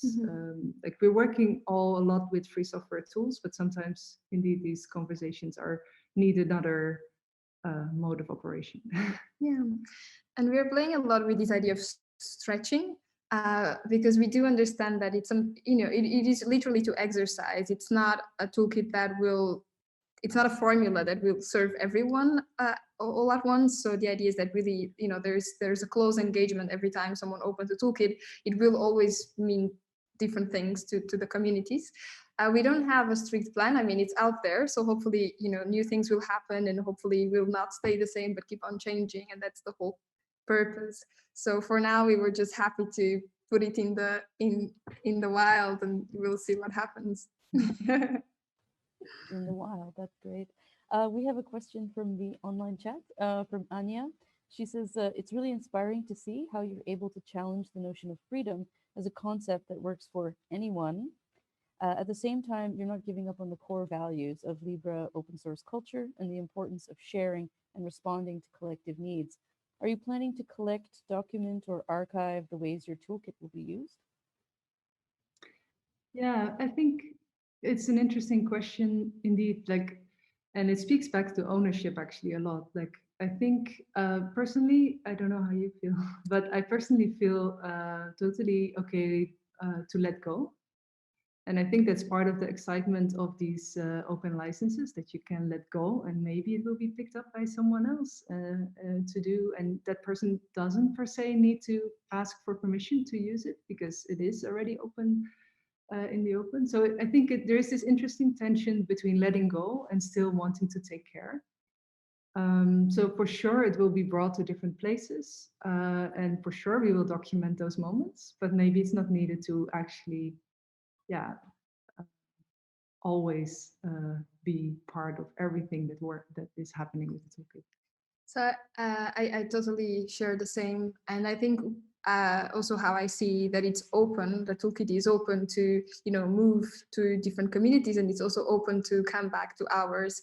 So we give enough of a hub for it to also to make traces and to fork the paths and etc. So that's why we also choose Git as that as that platform to connect and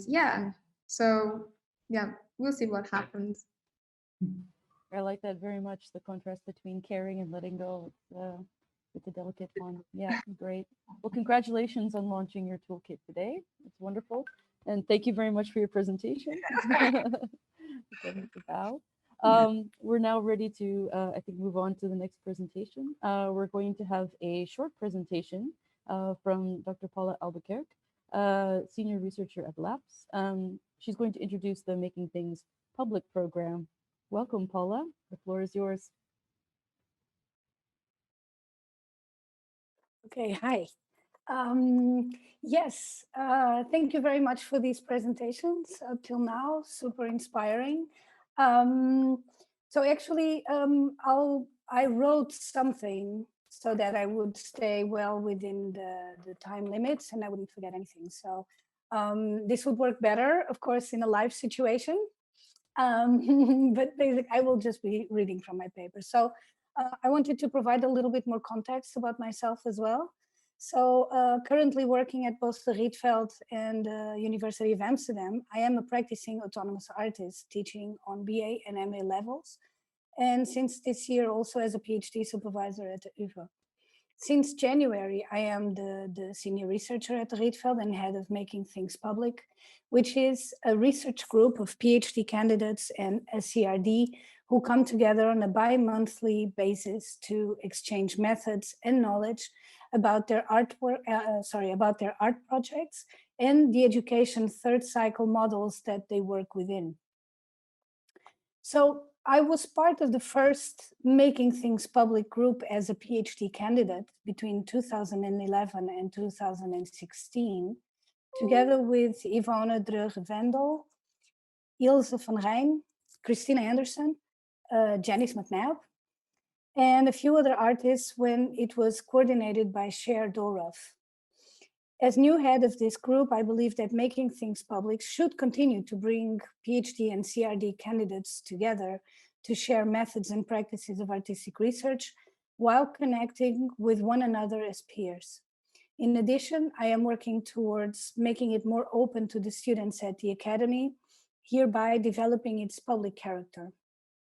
This means the group will have the possibility to more adequately show artwork, so not just like, a PowerPoint presentation, by using the available spaces between Rietveld and the Sandberg, if Corona allows it, of course, so that both bachelor and master students may profit from coming into contact with these projects from the beginning of their studies on, so that they know what kind of projects, research projects are taking place at Rietveld and Sandberg.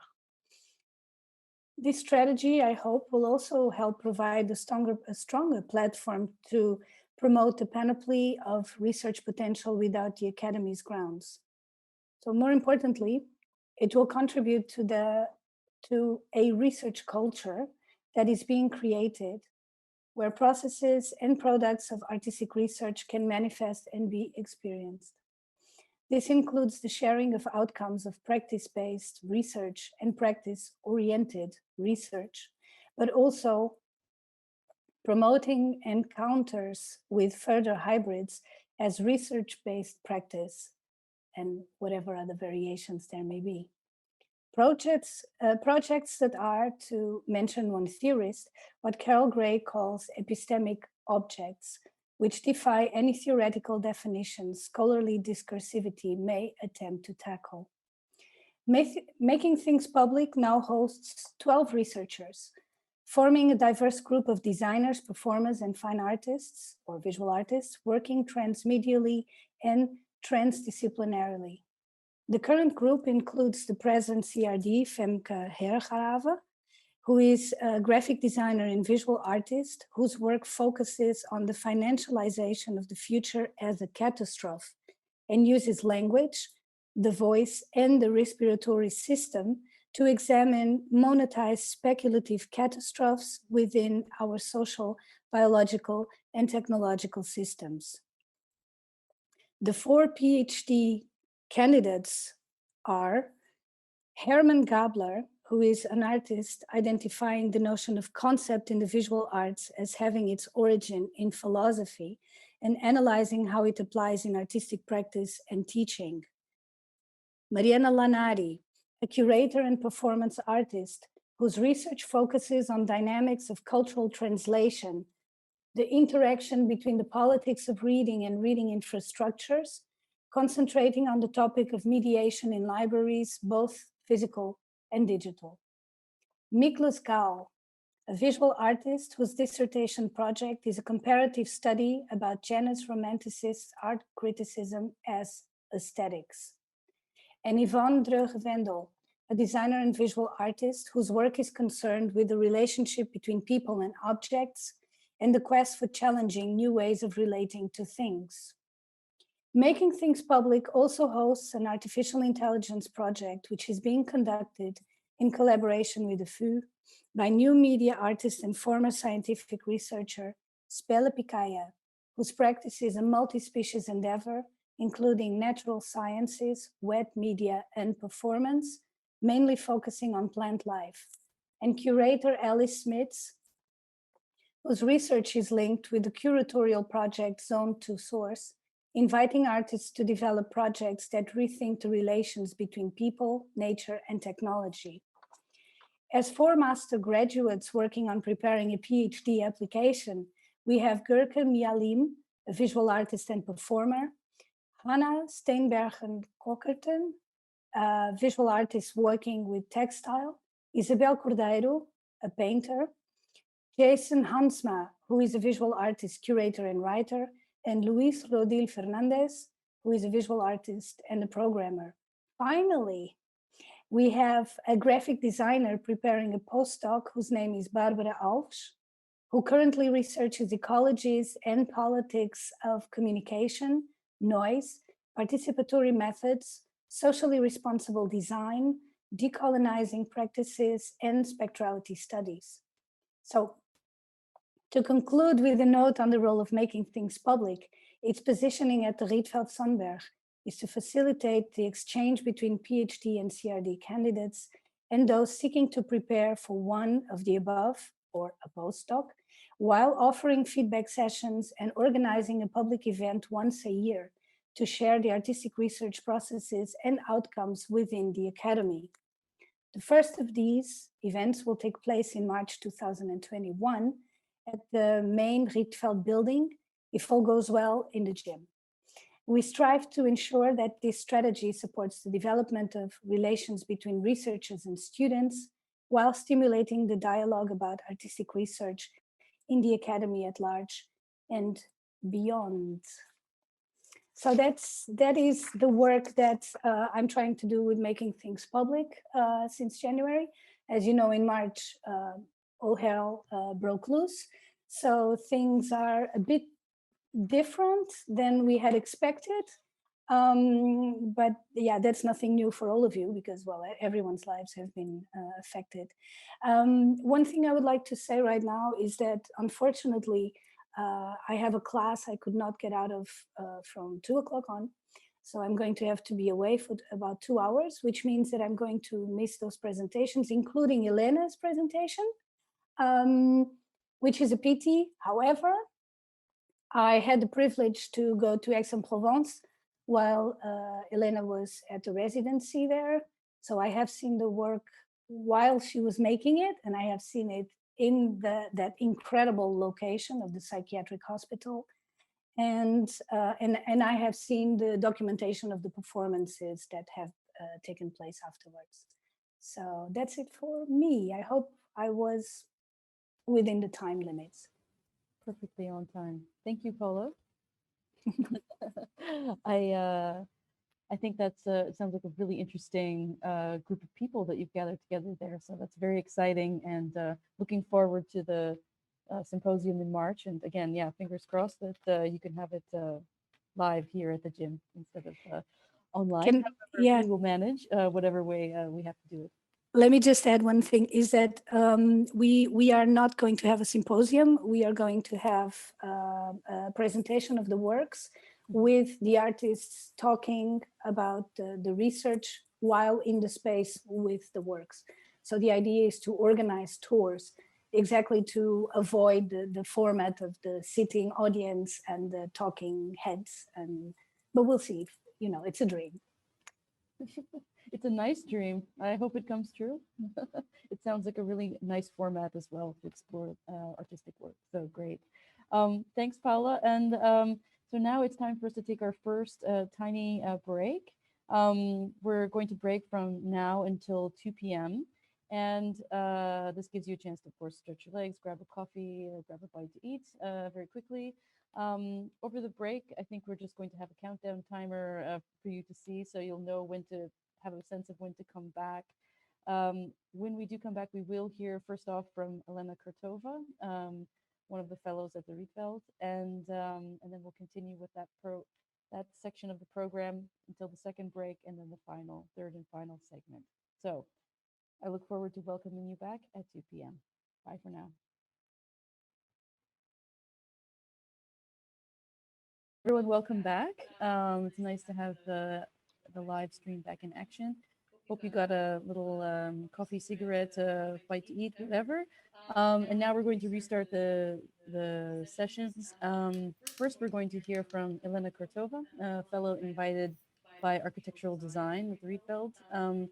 And she's been working in collaboration with Maria Ilse Bourlanges, who is not present with us today.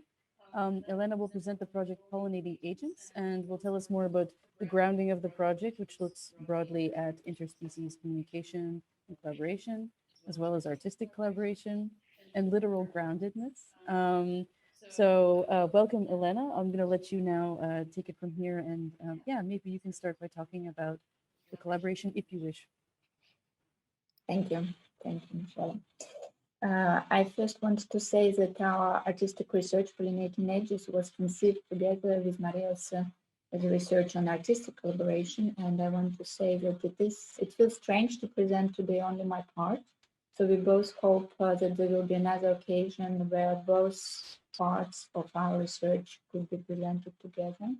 I think it's quite important because dialogue has always been an important aspect in our practice, and to see both parts intertwined would also be very meaningful for us.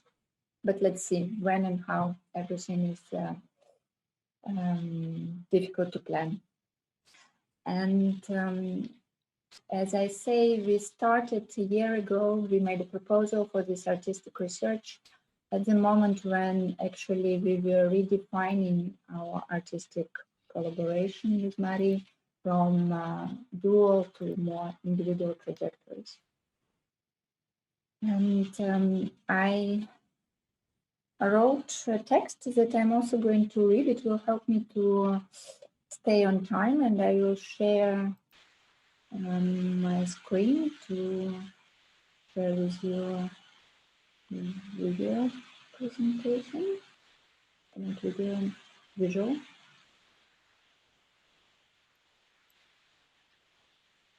Right, like this. So it's titled Pollinating Agents, and I also work under a subtitle of Remediation. Our artistic research Pollinating Agents had an incentive to investigate collaborative practices, including our own artistic practice.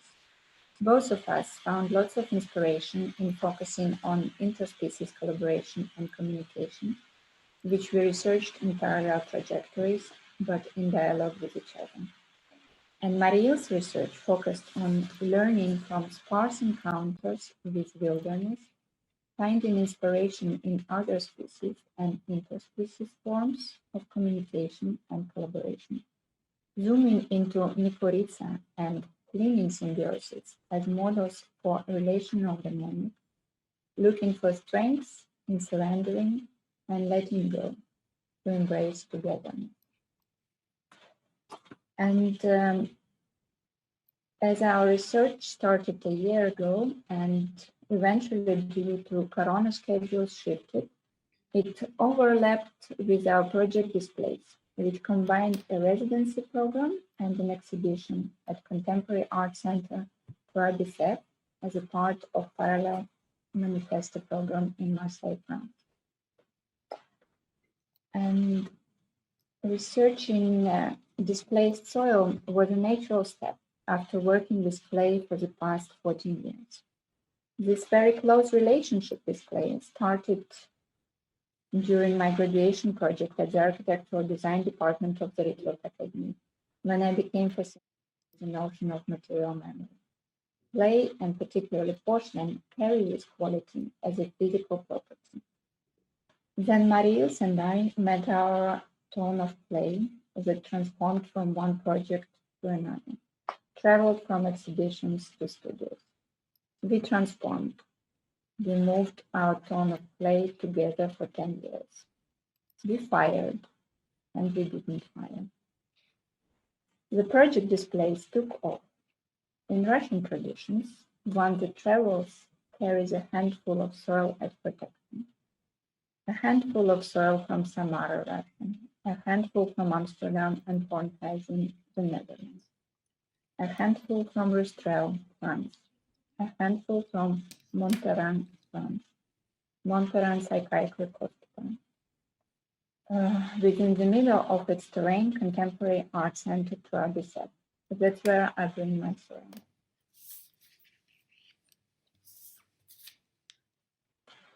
Quarantine period brings stillness, and meeting Donna Haraway and her book Staying with the Trouble, making theme in the Tulacine. Meeting her Terrapolis, compost pile, companion species, her string figures. My grandmother's vulgar legends, hand-picked dried herbs and mushrooms. A year cycle, repeat. How do my soils feel now, separated from their original landscape, now placed inside the residency studio, the former female patient's isolation pavilion? For Displaced project, I plan to welcome excavated soil. I was in Amsterdam researching Dutch grondbanken and French excavated soil management terrain, investigating displaced soil in Aix-en-Provence. Donna Haraway, Carla Hustak, and Natasha Meyer, Jussi Parikan, Karen Barat, Bruno Latour were by my side. In July, I drove to Aix-en-Provence, where I accompanied 45 tons of displaced soil in 4 trucks to the garden of Trois Bicêtre on the site of Montferrand Psychiatric Hospital. During the 2 months of long-lasting intimacy with soil, I touch, I turn, I return, I rotate, I roll, I tear. With my hands in the soil, I entangle, I feel. For me, it is meditative and yet exhausting. How does it feel? The red soil is amazing. The particles are fine. I breathe them in. In Meeting the Universe Halfway, Karen Barad states, all bodies, not merely human bodies, come to matter through the world's iterative interactivity, its performativity. This is true not only of the surface or contours of the body, but also of the body in the fullness and its physicality, including the very atoms of its being. Bodies are not objects with inherent boundaries or properties. They are material discursive phenomena. Human bodies are not inherently different from non-human ones.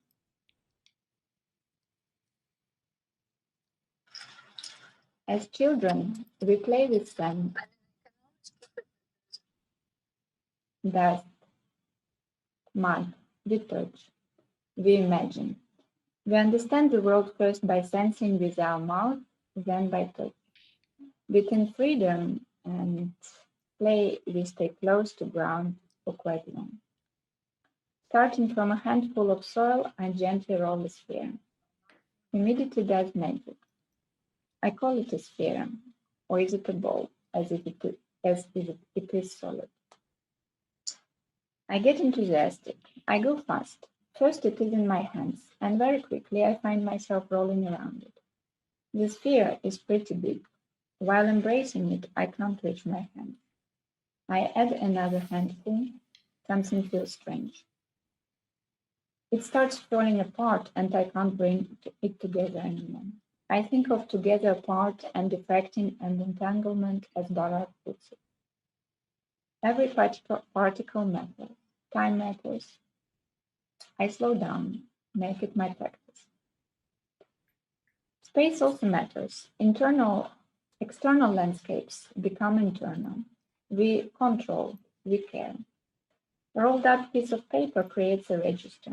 A term control apparently comes from the medieval method of checking accounts by a duplicate register. By European Union legislation, excavated soil is considered a waste. Yellow soil of 20 millimeter grain is 40% enriched with compost and complies to the mandatory quality standard NFU 44095 and the European Union end of waste criterion. It sticks less good. I keep rolling, trying to entangle its particle and pieces together. 60% on NFU 44551 and 40% NFU 44095. Play, sand, and compost. I dig out a half sphere in the white lime soil of the garden of Trebisset. Spread 2 layers of Montferrand hospital bedsheets. I turn the soil with my hands, over and over. I bundle, I keep it together. Legislation controls soil displacement and remediation. Process of soil healing, curing, repairing. Soil remediation techniques include soil washing, thermal desorption, containment, extraction, stabilization, and solidification, vitrification, bioremediation. Every bit of soil is cared for, is controlled.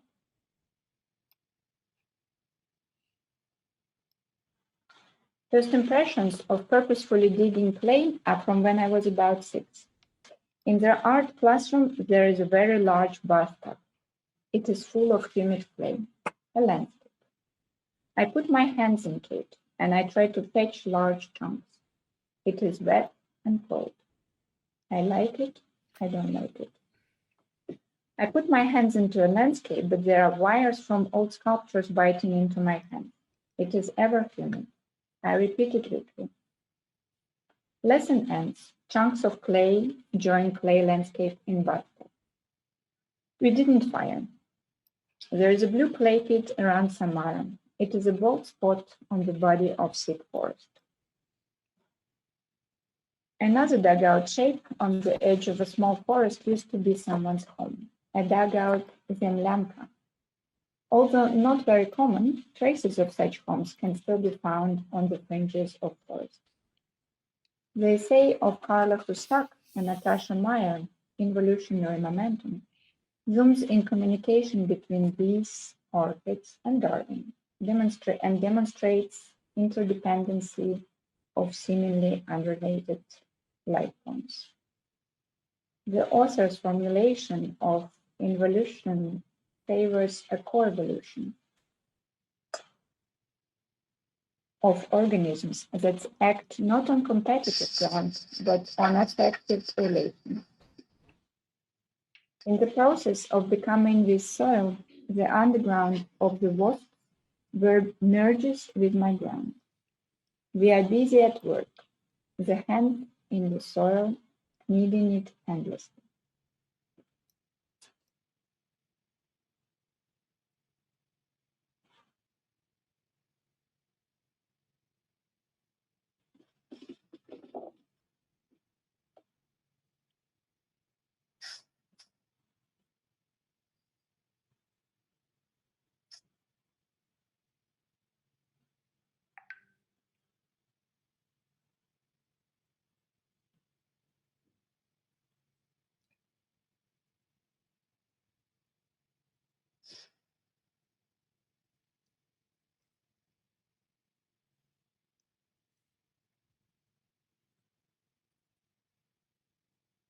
Michelle, as you suggested, the video doesn't go that well.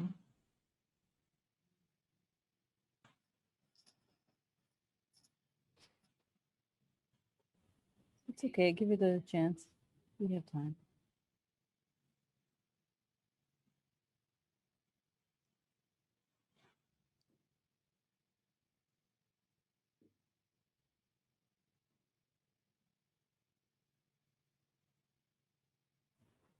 Maybe if you drag it, I don't know if that would help. Or is it loading? Yeah.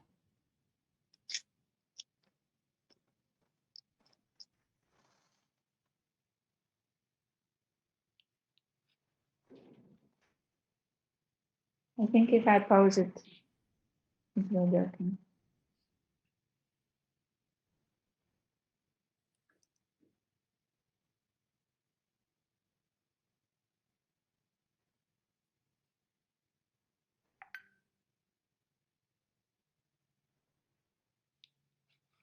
Yeah, maybe I can pause on that image as the last one.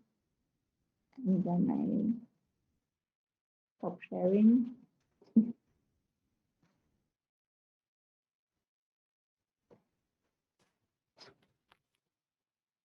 Right. Thank you.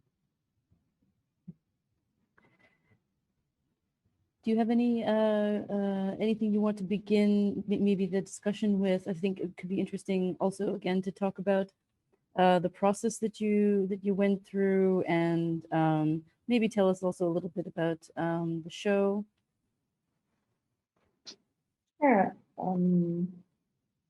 Yeah, I think the context of the show was very helpful. As I mentioned, it is a contemporary art space which is on the terrain of psychiatric hospital, and it is quite a porous structure. So initially, before Corona even started, we were there with Mariosa, and we were able to have sessions which were open for public and also for patients. And actually now, next week, we might survive it. But yeah, that was also a quite special experience. And on Marie's side, she was investigating the story of her grandmother that she didn't know, that was placed in a psychiatric hospital in Marseille and spent about 30 years there. So Marie unraveled that story and looked into multiple archives and the work with the performance that she presents and the video. brings us this the journey, but also reflects on the idea of archives, how the information is preserved, how it is distracted as well. For her, it was also a very personal project, very intimate, that she shared with us in the performance. I believe she will maybe show also an extract of it. And on my side, I think this intimacy with the soil was also quite particular, because yeah, I think it was very nice, the chance to work in such environment.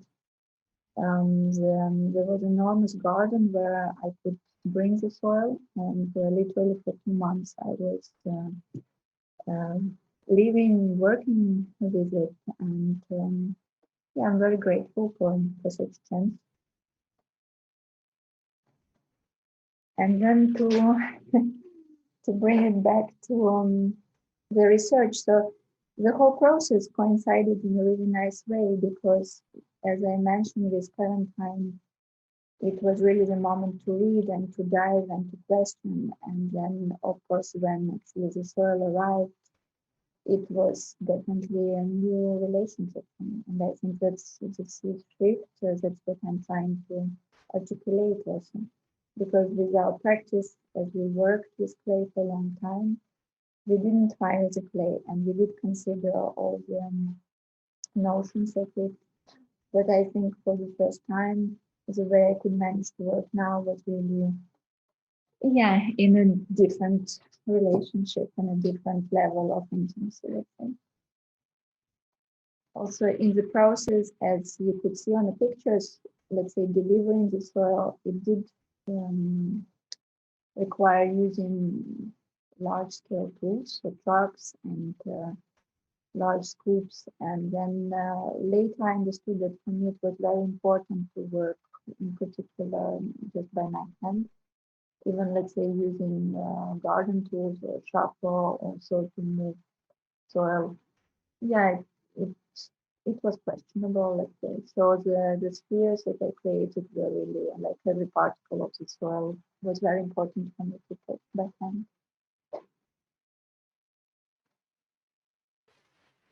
I didn't know actually that excavated soil is considered waste. I just thought it was still soil. So this is kind of an interesting detail that emerged that I kind of fixed upon actually, because the way you handle the soil in this kind of tactile, sensual way, and also it kind of becomes like these are bodies, you know, these are bodies, and so then to consider this kind of waste, it feels almost really perverse. But then you mentioned, of course, those processes of remediation that kind of can then intervene. And we also, I see a kind of maybe a little connection as well with the cycles going on with Hans Muller about going from obsolete to to up to date and back to obsolete. So here you're going from excavated to remediated and then to art object. So maybe, I mean, it would be interesting for me to hear from you a little bit more about the soil body idea and the kind of transformations and what you felt or witnessed, or if there's anything you wanted to say about that. Yeah, definitely. I agree with you also that for me, when I started with research on Dutch stone bunker, so these are terrains where excavated soils are managed, I also started to dive into background information, how it works and what is the legislation. And that's also part of the research that is quite very important. And I wish to continue working with it now back in the Netherlands, where I believe I can also work more efficiently because of the language. But these informations are definitely quite confronting, how everything is, how these very large amounts of soil are being moved and how we treat them. And also for me, let's say, looking into these terrains is very inspiring, but also in some way, it is a kind of terrain which also became a parallel to the hospital terrain, of course, because different soils are brought there from different locations, And there they are controlled but also remediated.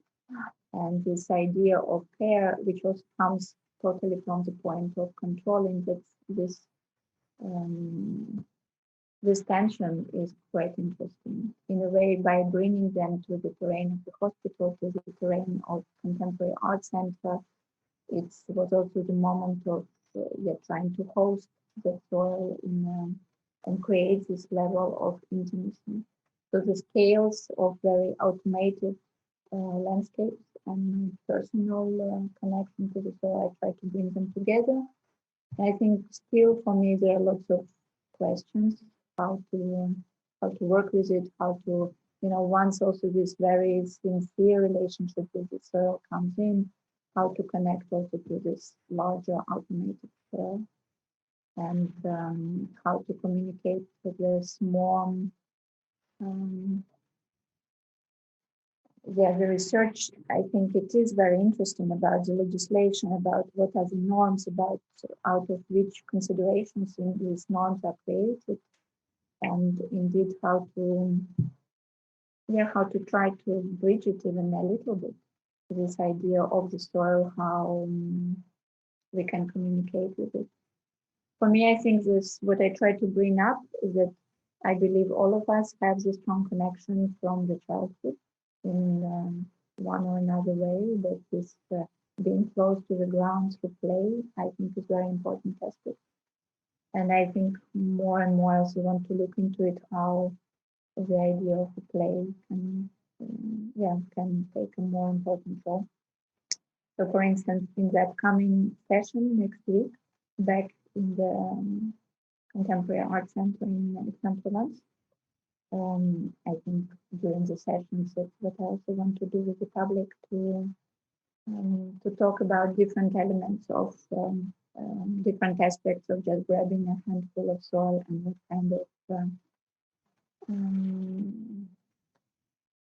what kind of gestures come out of it also.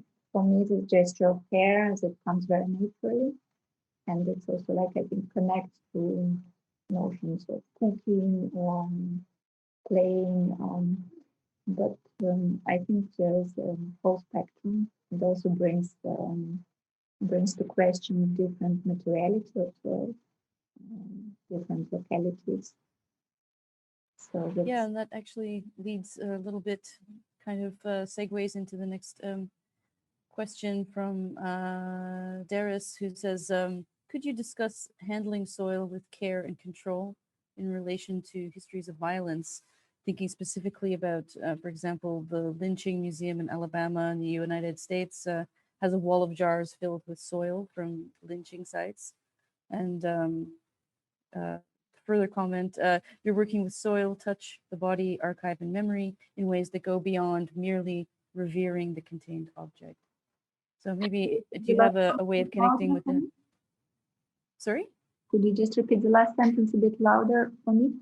Yeah, saying you're working with soil, touch, the body, archive, and memory in ways that go beyond merely revering the contained object.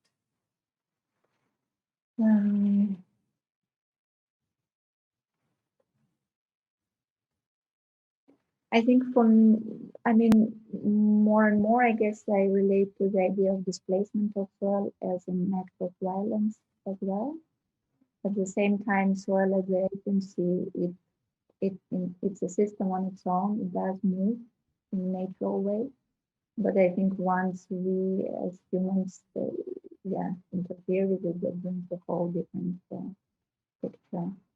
And in an artistic way, I think that's what I'm trying to communicate, but also within the soil management terrains, I'm trying to see both aspects of and control and care, but also how control can actually contain also both these elements.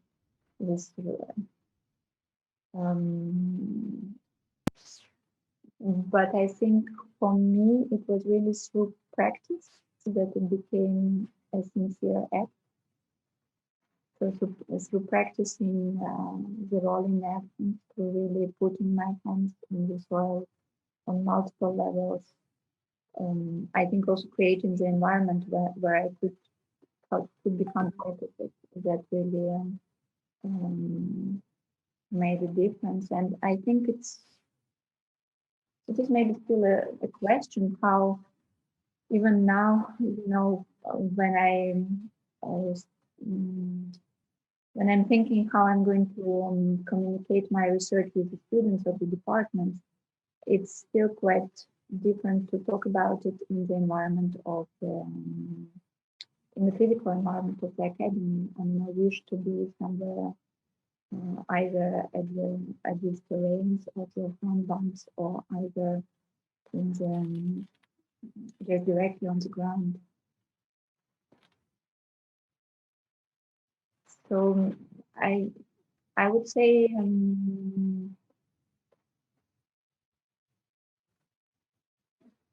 it's still some let's say this idea of sharing this research with the students still needs to be for me worked out how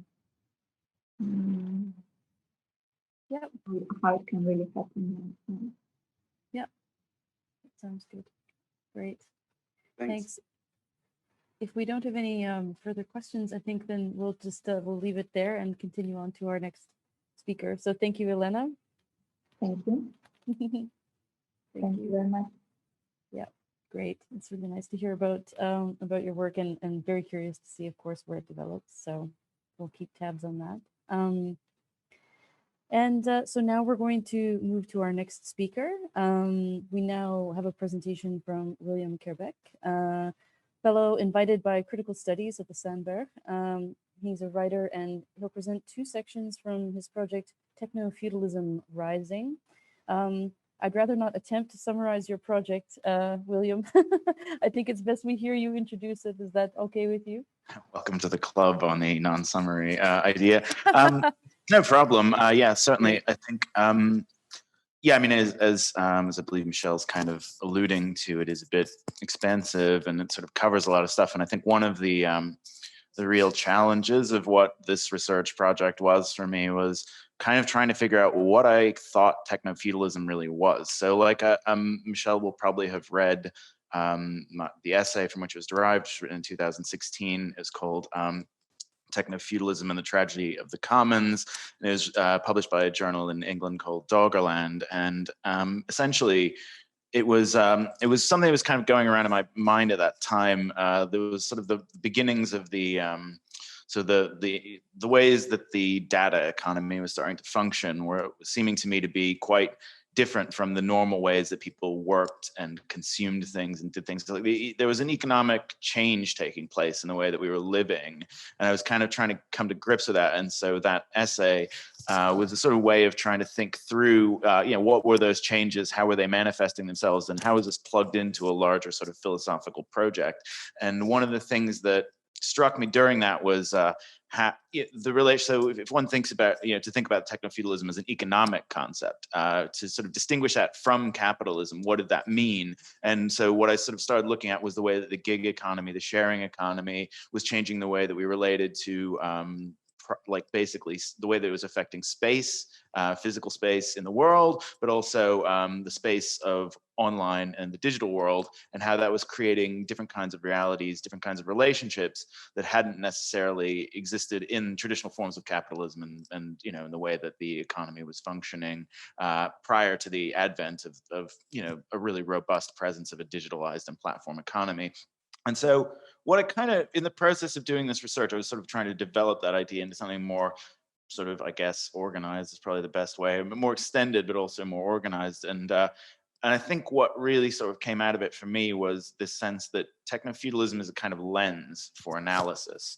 It's not really, one of these ideas, I think, where you can stop and say, okay, this is technofeudalism. Okay, this is what it looks like. This is how it's packaged. These are the dimensions. But what you can do is sort of see if you take the notion that I hope to sketch out in this sort of monograph length book, or text that I've developed over the course of this residency, this fellowship, was the sense of how if you take these sort of lineaments, these principles of kind of understanding the world through a lens, through examining economic and social dynamics through a technofeudal lens, what might that tell us about both where we are, what we're not seeing in the world that we live in now, what's hidden from us in a way, and what is also potentially coming down the line, and how we can approach those questions in a more direct way. So what I've decided probably is the best thing to do is just to sort of read from the some sections of the monograph, and of course then I imagine maybe there'll be time for questions afterwards that people might want to pose, or at least begin to think about it. So the boring part sort of starts now. I'm just going to read, and then once that's done, if people want to interact, I think there is, this covers a lot of ground, so I will certainly feel like a lot of discourses can be sort of engaged here. So I'll just go ahead and start reading now. This is from the introduction and portions from some of the later sections. So there's a kind of a sense of setting out the stall of what I'm talking about, and then a bit more of, I guess what we would say is sort of example-based stuff. So starting. So technofeudalism is perhaps best thought of as something like a set of symptoms rather than a specific uniformly defined entity. It can be said to have recognizable and endemic characteristics, but these characteristics can manifest differently and unevenly across different political and cultural geographies. Nevertheless, while the symptoms of technofeudalism may be expressed differently with different degrees of severity in different societies, indeed in some cases one may speak of a dormant or latent form of technofeudalism being present in states or cultures, it is inherently pathological. This particular anatomy of incipient technofeudalism is rooted in the social and historical dynamics of Anglo-American capitalism, but this does not mean that the dynamics at work that create and reify techno-feudal relations are limited to the Anglosphere. Indeed, through the quasi-imperialist impertinences that have underwritten the corporate globalization process defined by the Washington Consensus of the late 1990s to present, basically free market economics everywhere, free trade agreements as broadly as possible, the worst elements of Anglo-American techno-feudalism are being exported internationally, in many cases in more robust forms to former colonial territories where the consequences of its advance could prove even more dire for democracy and for any hope of advancing global equality. In order to more explicitly consider what techno-feudalism is, it is necessary to examine its components first. This form of power relations arises from a confluence of historical and philosophical circumstances. It draws on historical power dynamics of feudalism for reference, but it incorporates capitalism. So it doesn't replace capitalism, it integrates capitalism into it. This is kind of like the worst of both worlds, is what I kind of see techno-feudalism as. It won't replace capitalism, it'll just make everything that's awful about it worse. Historically, these forms of political organization have been understood to be at odds with each other. So capitalism historically replaced feudalism in terms of the way societies were organized. While what might be thought of as capitalist values did exist within feudal societies, their power dynamics and the technological advances created by capitalist imperatives were essentially incompatible, and one subsumed the other. A techno-feudal organization, therefore, likely will not supplant capitalism entirely, though it will change it profoundly. The extractive model of capitalism is required for techno-feudalism to exist. While this is true, it is augmented by a tendency towards rent-seeking that, in theory at least, basically, so going back to Adam Smith here, capitalism's market-based model guarded against. Essentially, you're supposed to not have rent-seeking in a free market society, but we can speak about the copyright regimes that were highlighted earlier, but of course, other forms of rent-seeking are utterly preeminent in the version of pseudo-capitalism we live in. But anyway, that's just to sort of get a little bit of the terminology unpacked. This techno-feudalism is an extractive rent-seeking system that creates markets but centers commodification, the conversion of existing things into commodities over quote-unquote production, the creation of new goods, services, etc. It favors commodification. So something that already exists enters into a new set of dynamics that creates it as a commodity. So you might have a used bicycle that might become a bicycle that can be hired. So it's being recommodified in a new sort of set of economic relationships. So producing a new bicycle isn't as important in techno-feudalism as finding new ways to think about things that are already produced, or putting a different kind of line around, like a sort of creating a way of thinking about certain forms of relationships that can be commodified in a way. The primary engine of this value creation is the enclosure and commodification of data. Data that is enclosed by private entities can then be monetized and essentially infinitely exchanged. Once data is enclosed, the preconditions for techno-feudalism are essentially in place. And the vehicle through which this may be realized is what is known as the platform economy, an economy largely based on intermediation. The nature of the platform aspect of the platform economy is subject to significant contention. So some attention must be paid to what is meant by specifically this term in the essay that I'm writing. This is the critical studies part of the presentation today. This essay will regard platforms as non-material sites of exchange or digital marketplaces. Of course, there may be significant material infrastructures in keeping platforms running and functioning, but as regards their primary means of value creation, connecting users with each other and with data extraction systems, the most important aspects of the platform are their infinite capacity for distribution. This infinite capacity has implications for central tenets of economic theory, particularly with regard to the understanding of labor. The ability to cross borders is one of the features that makes the platform economy unique in specific ways.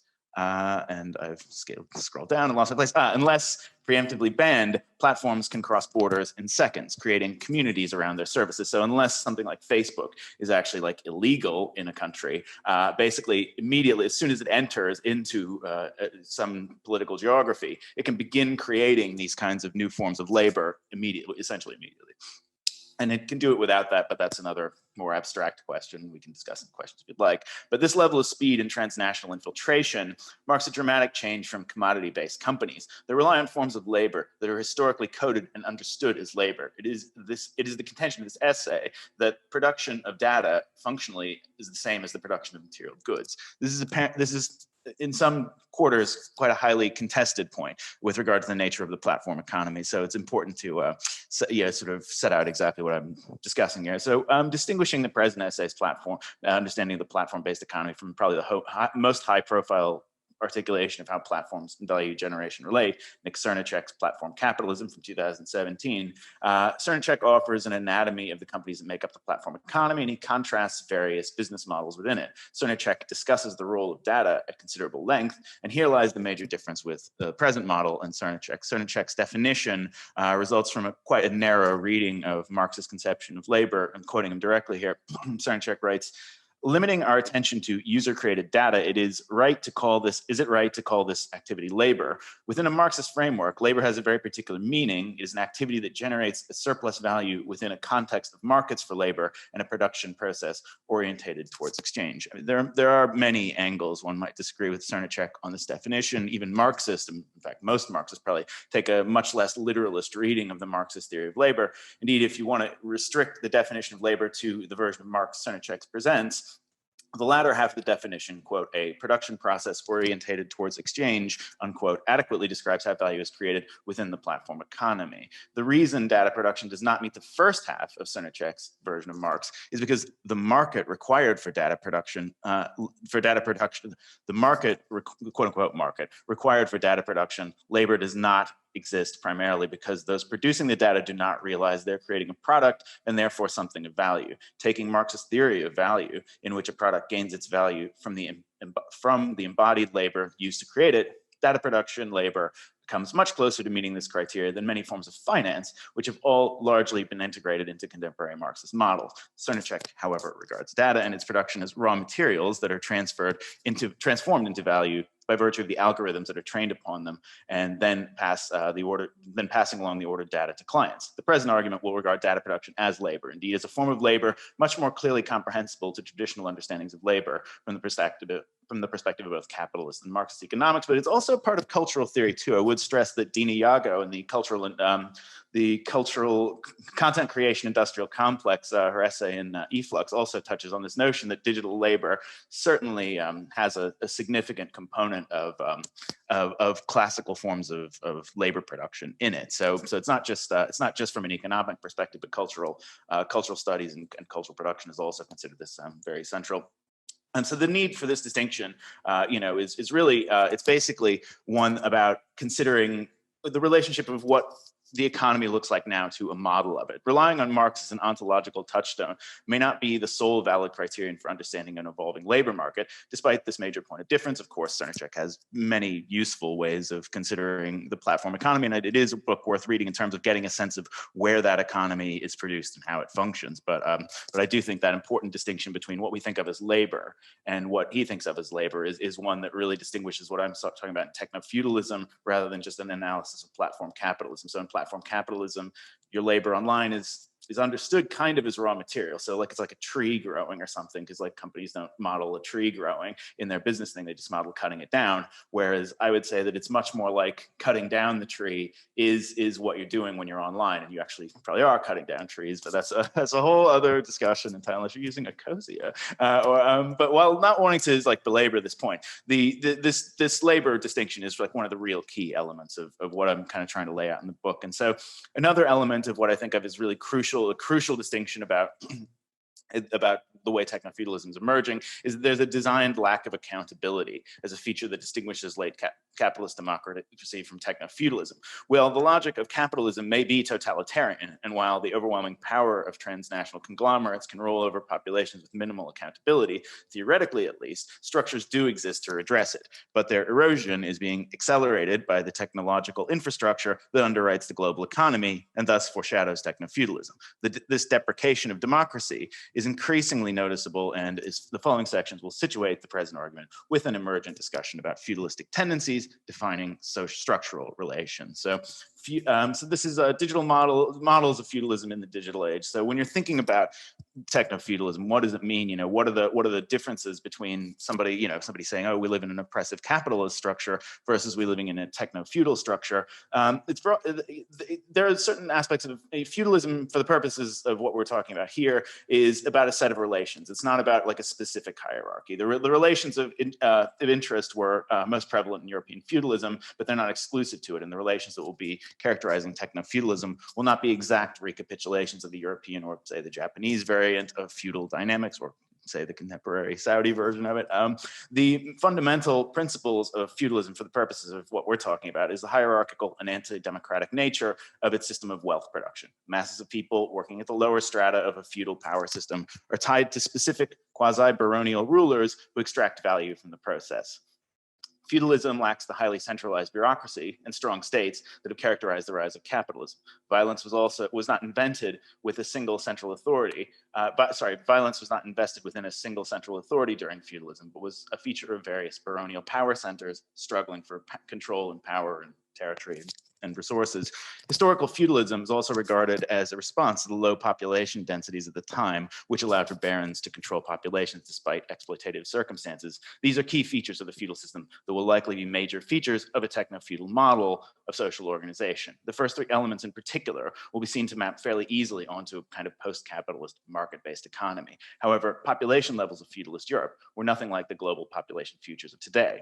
But it is the contention of this essay that feudal power dynamics can be implemented and enforced in high population societies if state and corporate violence is sufficiently extreme and asymmetrical, which I think most people could say it's looking that way if you watch the news, with a provisional sense of the basic feudal touchstones in mind and the distinctions between this model and other ones. We can talk about what techno-feudalism might really be.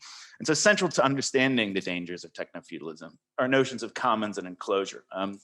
Historical understandings of these concepts are a starting point here, but again, with techno-feudalism, feudalism 1.0, strict isomorphicities between historical commons and enclosure dynamics should not be overemphasized. So like the idea of how you would enclose physical territory in the material world shouldn't necessarily be thought of as exactly what we're talking about here, but a lot of the same ideologies, I think, underpin it. And one of the key areas where I think this kind of actual, like you can actually see a real parallel, is in what Shoshana Zuboff in The Age of Surveillance Capitalism called data exhaust, the enclosure of which will be one of the major areas of focus for the rest of the whole essay as it goes.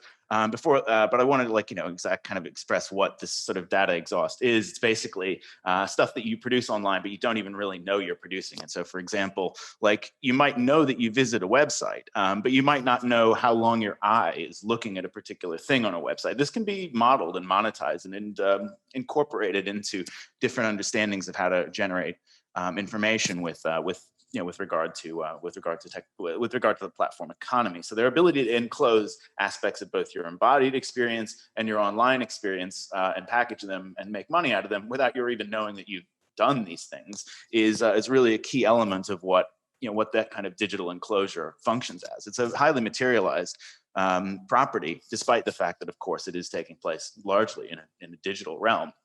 So let's see, looks like I'm running a little long here, so I might cut through some of this. But to think like in particular about how it forms, how sort of social ecologies form within it is another thing that the essay kind of deals with in a way. And so what I'm saying is that, organic relationships, that, people meeting people, people finding each other, people forming communities online, these can be exploited by the entities with incredible efficiency in the online relationships that they foster. They become real enough, but the true goal is to use these communities to create forms of marketing. And so the idea that you would target social relationships, like one of the big elements of the essay is examining this hack into a company called Ashley Madison, which basically facilitates extramarital affairs. And there was a lot of stories about all these people are having affairs, they're going to have their data made public. It's so embarrassing, but it's like from the company's perspective. So Ashley Madison's making money off these clients, but they're almost certainly also making money off the data,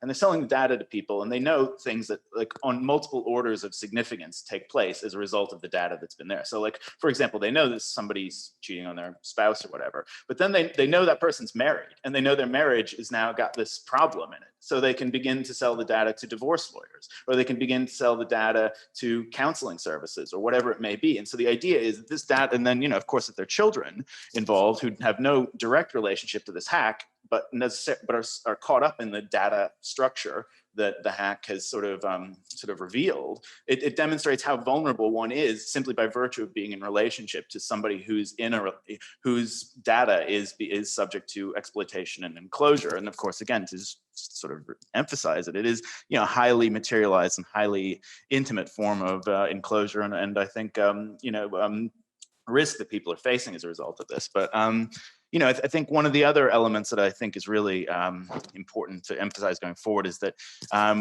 historically, so technofeudalism in a kind of platform economy situation where platform entities are redefining labor and laws are changing around that. That's entering into an already robust legal system that has certain kinds of labor understandings and certain kinds of protections inscribed in law, particularly in Europe. However, it's not just in Europe that these companies are active, and in fact, one of the I think one of the most pernicious elements that I sort of examined during the research was what I'm referring as a kind of techno-colonialism is sort of emerging. So the idea is that these platform entities are entering into former colonial territories and basically trying to make money out of them, and in doing so, they're bringing a kind of a new form of colonialism that's much more like it's harder to see. You can see the gunboats, you can see the soldiers, you can feel the occupation on a daily level. But if an entirely dematerialized entity is now suddenly highly empowered within your society, particularly if there isn't a long history of, say, intellectual property law or something within that territory, it can become extremely dangerous. And so I'd speak for a moment about data colonialism and techno-colonialism. And so what I'm saying in the book is, or in the essay is, what does colonized data look like? And perhaps what distinguishes it from enclosed data, the kind of data exhaust that we were talking about a moment ago? To answer these questions, one must return to a historical perspective.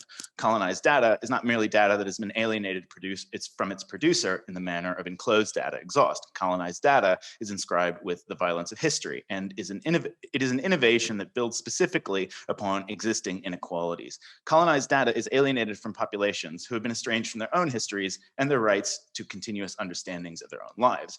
The colonization of data is a deepening of a form of historical abuse, but it is also an innovation. It is the simultaneous introduction of new possible ways of being and their immediate foreclosure. While the data economy has evolved over time, often by virtue of accidental progress in rich countries, its mutation, the platform economy, is arriving fully formed into poorer countries, complete with the platform's merchants' institutional memory. The rhetoric of the platform economy that centers sharing and communality building and community building in developed economies, while at the same time driving inequalities and breaking social bonds in the emerging economies of the world, is infused with an appallingly smug missionary dimension. The capacity to, quote unquote, uplift or facilitate, quote unquote, escape from cycles of poverty that were almost always imposed from without only makes the data enclosure that will take place in the former colonies that much more abusive. And one of the examples that I'm sort of citing is the idea that the carceral state is highly highly enmeshed within the platform techno-feudal economy, and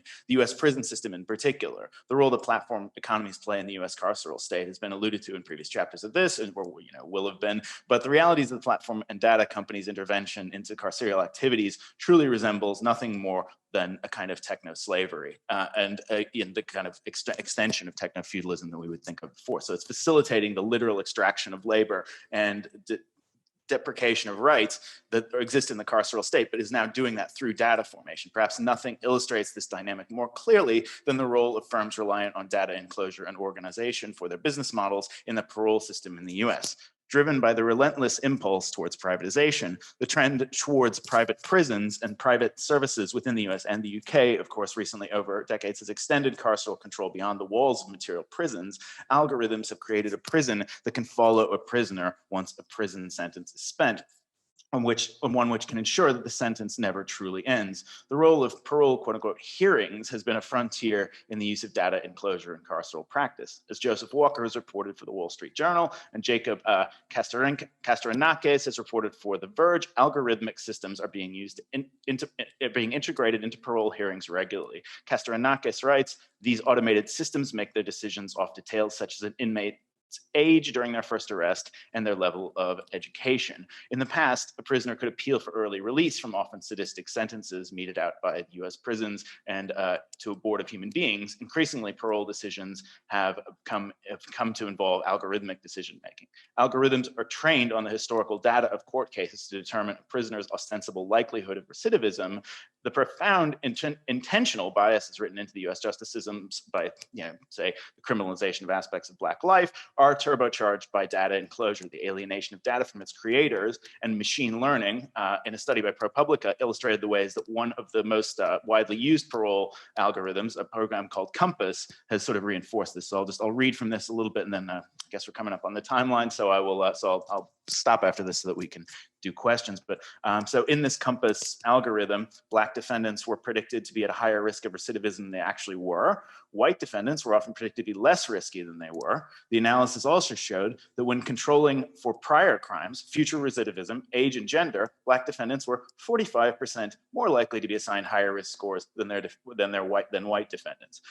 Then also the violent recidivism analysis also showed that even when controlling for prior crimes, future recidivism, age, gender, all of that, Black defendants were 77% more likely to be assigned higher risk scores than white defendants. So that's a report from 2016. And of course, at the end of this, I'll upload all the data all the sort of works cited from the essay into the chat so that people can consult that at their leisure. I think it'll be some pretty interesting reading there. And then I'll just close with this another area of which I think techno-feudalism is entering into this techno-colonial dynamic, and it's what I'm kind of referring to as fin-techno-feudalism. So people spoke about cryptocurrencies earlier, but the rise of financial technologies in general, what are called often challenger banks like N26 or Revolut, basically they're online banks that do some of the stuff that banks do, not all of the stuff, but their key feature is much like Uber and much like Airbnb, they're not regulated in the same way that historical traditional banks are, or hotels or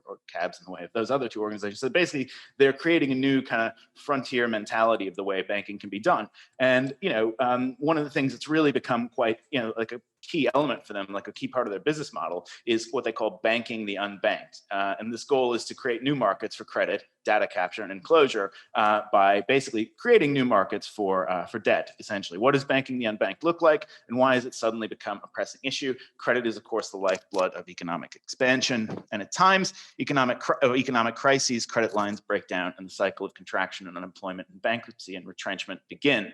Within this model, of course, the need for people to escape from that possible situation where they can't get any kind of credit, and then of course perhaps they can be made homeless or some other form of whatever personal difficulty can be happening. The idea is that fintech companies that basically do online banking are creating new models for credit worthiness. So they're saying, okay, maybe somebody would be left out of a classical credit score, but we're creating new credit scores using stuff like, for example, there's a company in Kenya that uses whether a person saves their phone contacts with both the first and last name, and that's like an engine of credit worthiness. And of course, they'll extend loans, and the possibility of somebody defaulting on those loans, particularly in a time of global pandemic, are quite severe. But that's central to their business model, and of course, all along the way, as they find out who the contacts that person person is, who those contacts are, they can sell those on it, presumably without the legal redress that they might have somewhere else, even though they don't seem to have that in places where there are data protection rules. But creating these new victim populations in the guise of creating a major service that would actually be quite useful to people is often, it's a tactic, I think, of advancing what I think of as some of the worst elements of techno-feudalism, this capacity to basically, cloak what they're doing as a virtuous act. And one of the big elements, I think, going forward that will be probably, maybe people have some things to say, is the way that healthcare data has historically been people have been very protective about their healthcare data, but in a time of pandemic, people are much more willing to share. And of course, there are a lot of private companies that are very interested in using and extracting this data, and that will feed forward into a further kind of recapitulation of this techno-feudal dynamic. Essentially, those are the key issues that I wanted to treat. We are at the top of the hour, so I'll stop now for questions. But I definitely would say, I wanted to maybe touch on some of the areas of contact, and certainly I think the presentation earlier from Joana Manetta was very much about this notion of basically how you create buy-in and how you create a kind of capacity to act within within the world, how basically one can create a commons that people will want to buy into and will have space in, and that's I think one of the big challenges going forward for confronting what I think is this quite pernicious format. But I'll leave it there, and if people have things that they want to say or questions, please obviously do let me know. Great, thank you. Oh, well, we have a really long comment. I'm going to just read it out to you. No, I'm not kidding. Flavia, do you want to say this comment yourself, or would you like me to read it out? Or I wasn't sure, so that's why I typed it, but I can read it myself. I didn't really want to nice clog hear the your voice. mic, but I wanted to thank Will for his work of the past year and for the incredibly thought-provoking ideas that he has brought forward in the process. I would like to thank him, and by extension all our fellows, for their patience and understanding during COVID, as well as for the flexibility in adapting their work and their participation to these formats. And now a very specific question for Will. Would you mind to talk a bit about what you and I have discussed in the last year, what we could call platform feudalism, which is of course a part of this techno-feudalism that you talk about, but specifically I am referring to things like Airbnb or Uber, which exploit the commons for private profiteering. And of course, they contribute to labor precarity. I'm interested in how you would contextualize these very specific platforms and in relation to the commons and in relation to labor. Of course. One of the things that I think is really crucial in understanding how those companies sort of fit into this architecture is that sense of enclosure logic that I discussed earlier. So the idea that Airbnb, is just this company that allows you to meet new people or whatever, whatever their like advertising is, basically they're saying there's this underutilized territory in this thing that could be commodified, a spare room. You can commodify a spare room, and then that suddenly, instead of renting it out to a person, suddenly it becomes an engine of much greater wealth for that person who has the spare room. Of course, that already entrenches a kind of privilege, because like if you have a spare room, you probably already have a space. You already have a place to live in. So if you're homeless, obviously that could be quite brutal on that level. But even in doing so, even as a person who has that space, you're creating a new structural dynamic, and you're creating a scarcity in a material space that over time will of course reinforce problems. If somebody's doing Airbnb to supplement a high rent, that person's rent will go up by virtue of Airbnb existing, because it's literally taking space out of a market that could be used for longer term rents and creating this engine of hyper extraction from it. In terms of Uber is is another entity where the regulation of taxi cabs was a problem for them, and so they tried to enter that space with basically using what is essentially a common pool resource. And like I would say, with regard to this wider question about the commons, the idea is that these are unique. The platform companies are kind of unique in a way, in that they have almost no fixed capital assets. You know, maybe they have an office, a WeWork probably, but then maybe they have an office somewhere. But like the idea is that most companies would have a plant, or they would have a headquarters somewhere. These companies don't have that. They use essentially a common pool resource: other people's cars, other people's bicycles, other people's flats, to create value for themselves, sequester that value, and then make further value out of the data that's created. I mean, one of the challenges, I think, is, in terms of visualizing a commons, is like understanding how the commoning process works. I think, again, with some of the earlier stuff, we talked a little bit about the way that, rules governing the way that information can flow or can be accessed more generally. The notion of a commons is the creation of a rule regime for the management of a resource that's potentially depletable. And in doing that, A, there's this big question of buy-in, but B, there's this other question of scalability. That scalability, so it's very easy. For example, a lot of the research in the original essay was based around Elinor Ostrom, the Nobel Prize-winning economist, first woman to win the Nobel Prize for economics, and her work was on the question of the tragedy of the commons in economics. And the question in that regard is, does a common pool resource, does something like a meadow that people graze their sheep in, that's understood to be held in common, is the individual incentive to overgraze higher than the collective incentive to maintain it? What her research found was that that's not really necessarily the case. In fact, it almost never happens, particularly if information and like community engagement takes place in those areas where there is a common pool resource. You almost never have a tragedy of the commons scenario. But of course, if you do have a situation where information asymmetries take place, where some people have lots of information, some people have very little information, then it becomes possible to create these situations. And in doing so, obviously, the exploitation that ensues from it. The question with her work is, of course, can that be scaled to a global level? Because when you have a local community of, say, people working around an estuary where there's some resource there, or a local grazing ground, it's very easy to know the people who are involved, and it's very easy to penalize them if they misuse it. But another question that I actually think relates to the earlier notion of the way that copyright and sort of the basically intellectual property works. You could alienate your right to manage the commons, so you could give that right to somebody else, but they would still have to abide by the rule regime, and then you could maybe come back and take your right back. The question, ultimately the point though, is just that, while that's manageable on an individual level or a personal level, or even at a certain level of community size, at a global level, which is what we are talking about when we talk about the platform economy and the wider, basically the global economy that's being weighted on by basically these platform entities, that dynamic is much more questionable, because people, A, don't have access to the information about what the resource is, and B, in many cases also have no idea how they could meaningfully disrupt it. So the tragedy of the commons logic, this individual incentivization versus collective incentivization, is extremely skewed in the way that these companies operate. And of course, if you live in a situation where precarity is already entrenched through other forms of, say, wage theft, or by, say, service sector economy employees, or everything is like a company town where basically there's one employer, a single employer that can manage wages.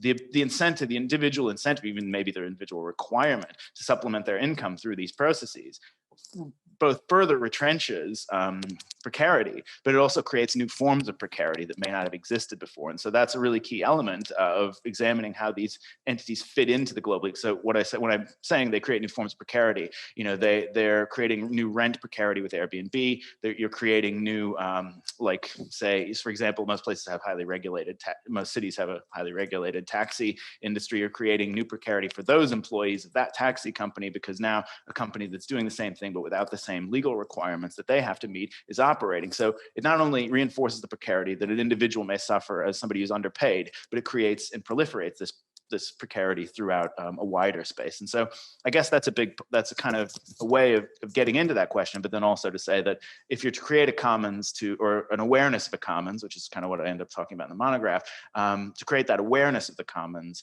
is the real challenge. And, A, to make it accessible, but B, to also make it visible is really, one of the great challenges. Yes, I think something interesting that I would like to maybe hear you talk a little bit more about. I mean, certainly, I think you're absolutely correct. New forms of precarity are being created.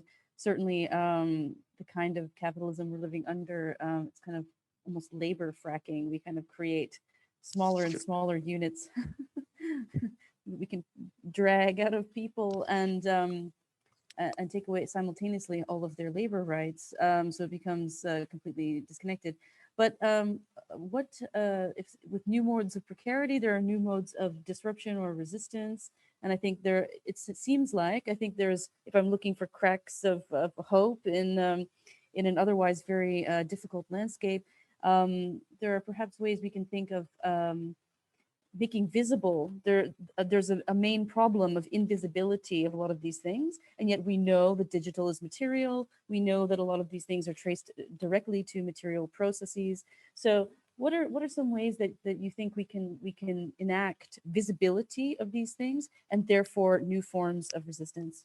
Well, I mean, I think there is definitely this visibility question. It has a place. The cultural industries of cultural production, the industries of creative and creativity and image making can play a big role in making these things visible. And for example, if you were to just create just a graphic of, say, how much your labor benefits one other person in a sort of traditional factory model versus how much your labor benefits other, benefits people who are basically the capital class within the data framework, that would be just like, hundreds, even thousands to one potentially. So the relationship between just visualizing how many people are making money out of something you produce for free is really, that's a big element. And I think, people who are on the design side certainly could find ways of I think, creatively representing that. But that's just that's maybe a media-based question. But, a more complicated question. I mean, one of the real challenges is, of course, organizational buy-in. I was saying that,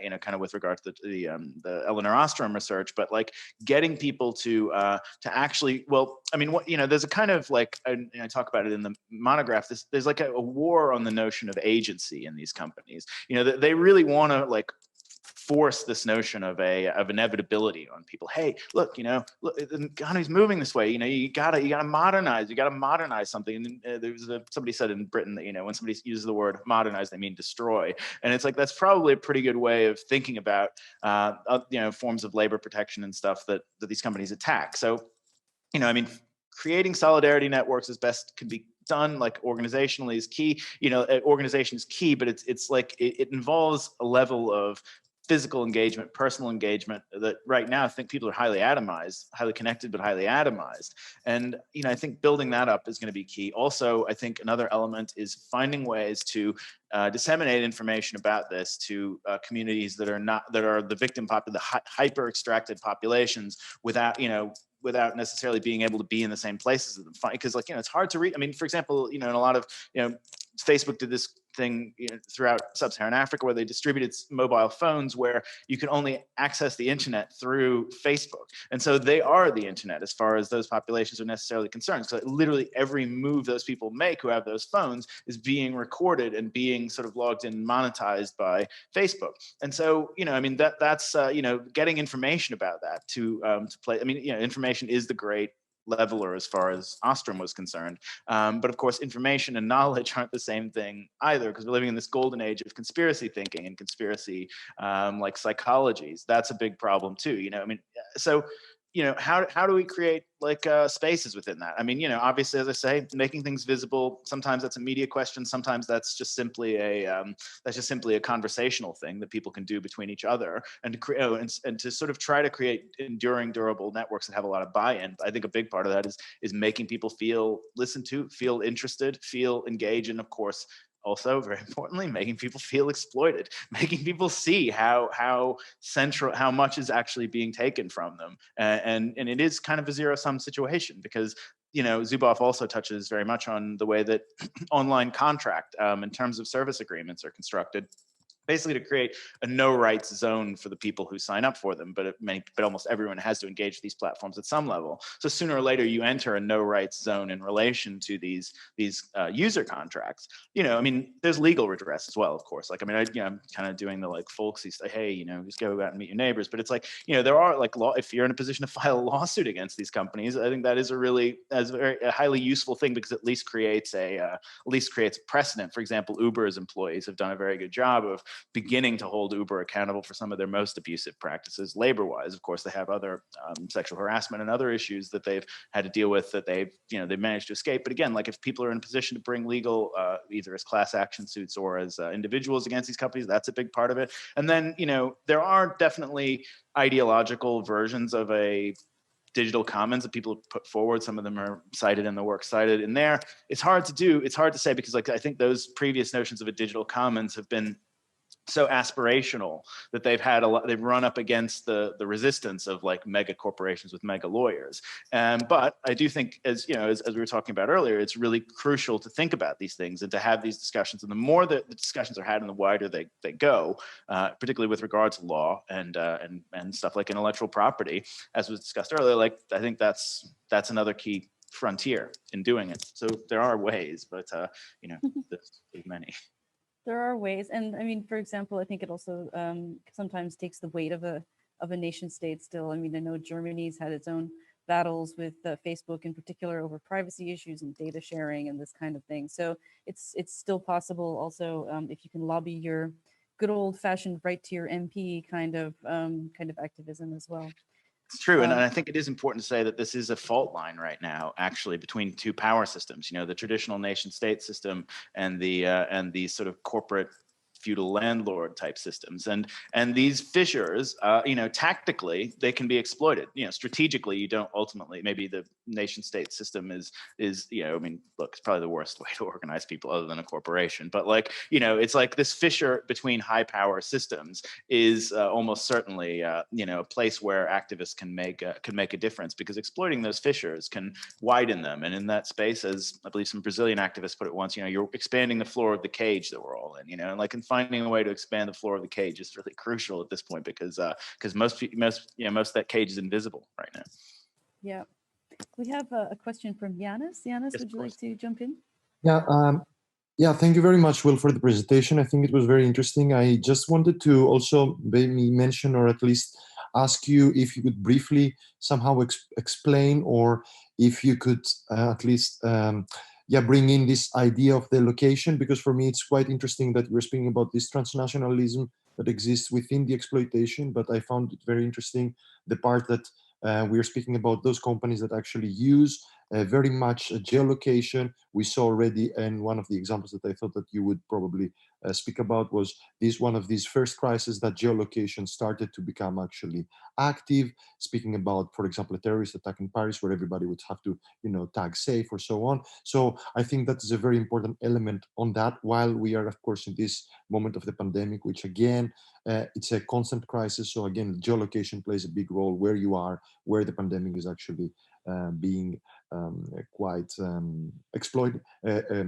exploding. But I think that one part is this maybe of an explanation or an expansion that could happen from your side. But I think another interesting element is speaking exactly on the locations where these become actually very much grounded. So therefore, speaking about these platforms like Airbnb and maybe even Foodora, or these all companies that also many Rietveld students actually work for, which actually is part of this discussion of exploitation and precarity that exists in the arts, which I find very interesting, of course, because it is being touched very much for our, at least, community, and how these somehow companies as Foodora and as Uber Eats are actually avoiding the law because they are so much mutating in such a pace that actually the organization and the unions cannot even actually form a case against them. So I think that's another part of somehow this mutation and this transnationalism, but actually this extremely local actually mutation that they do. And then last, I would ask, which are the tools, or if you had done in your research and if you have found in your research examples where the tools actually are being used, because of course we're speaking about platforms, and then what are tools that actually are being used, and examples that you could maybe give us that they are not, of course, that dark. You mean in terms of, when you say tools, you mean like methodologies, or do you mean specific like technologies? Well, I mean, to be honest, I am not that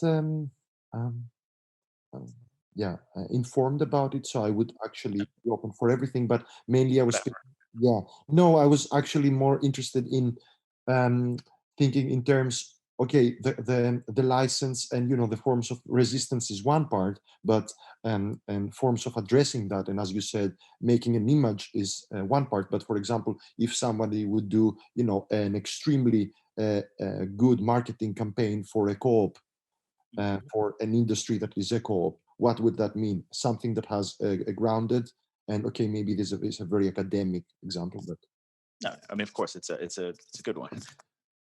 We're in an academic context. So, cool. Well, I mean, so first on the location element, I think one of the things, and particularly speaking about the research for this project, that really surprised me was how many consulting reports I ended up reading. And so once I got sort of into the research about the way that data sequestration and enclosure was happening, inevitably that led to research on smart cities. And so obviously geolocation is it's a big part of the smart city model, find out where somebody is at any given moment. And so reading these consulting reports, one of the elements that the word modernization is constantly used, and solutions, Germany has a bad history with that word, but the idea is constantly seeing the word solution and whatever, opportunity and modernization in these reports. They were always present, and it was always a big part of it. And there's a big part of how it works, because in the first section of what's the monograph, there's a big discussion of how the legal environment changed such that a kind of techno-feudalism could exist. So for example, you wouldn't have really had a techno-feudalism in the immediate aftermath of, say, the Second World War to about 1973. There were always these problems there, but there's something in the global economy changed around then, and that was, essentially the oil crisis, which created the rise of, we can get into technical stuff, but basically there was a crisis in Keynesian economics following John Maynard Keynes, which neoliberal economists had a solution, or had an answer for, and then in having that answer, they became quite empowered, and that started to change the structural relations between governments and companies, and of course employers and employees. And so that legal framework sort of created the space for why a certain set of possibilities are now in place for a smart city. So for example, the idea that public services can be outsourced to private companies, which is a big thing in England. There's if you want to hear a ridiculous story, I'll tell you, Deloitte running a COVID testing center there, but that's another story. But the idea is that as public service retreated and as public expenditure retreated and the state sort of retreated, these entities began to fill in those gaps, and in doing so, that as that became more and more technologized, this notion of data centralization and enclosure became a rich opportunity. And now these consulting firms all have smart city models, and they're all based on stuff like geolocation. But of course, when you think about how these private entities, a lot of them make their money from advertising, the absolute holy grail of advertising is, can you match a product to a consumer at a time? If you can match a product to a consumer at a time, you can make a fortune, because obviously to match a consumer to a product is good. They know about, whatever Nike shoes or whatever. But if that person is shopping for shoes that day, and you know it, and you know exactly where they are, you can tell them, how to get to the Nike town, and about your deals immediately. And that's going to increase their probability of dealing with you immediately. So the idea is that the more and more location is brought into it. Of course, there's this is just the most surface kind of part of this. This is the commercial dimension of it. It's when these companies partner with repressive state structures that this stuff really takes on an extremely bleak hue, because of course then the information about where you're located can be the life and death matter. However, with regard to this stuff, this geotagging, tag yourself in an image that you see, everybody sees it on Instagram or Facebook or whatever. The more information that's voluntarily given, the more will be taken. And so location, crucial, absolutely one of the key frontiers they're doing. And of course, that is within this larger framework of sequestration and financial extraction, but of course it has the political dimension as well, particularly as it enters into as it meets resistance. So your second question about the way that businesses maintain a sort of ambiguous position. That, you know, a lot of, I mean, it's very interesting to watch. There's actually a pretty good podcast called Trash Future, if no one's listened to it, but it's about, it's basically about like startups as conspiracy theories, and what if you consider a startup a conspiracy theory, what do its dimensions look like? But like so many companies now branding themselves as tech companies, but they have nothing really to do with tech. I mean, to say that something like Airbnb is a tech company is ridiculous. To say that WeWork is a tech company is ridiculous. However, doing that allows them to both, you know, use this data extraction model for wealth centralization and creation, but also to avoid being regulated like a taxi company or a hotel or whatever, because the law on what a tech company is regulated like is very different. And so as long as you can maintain that ambiguity and there aren't legal decisions to force you to do that, as you say, it will always be a game of catch up. However, you know, creating these, you know, trying to create these legal precedents is a really key issue. And of course, as you say, most people we know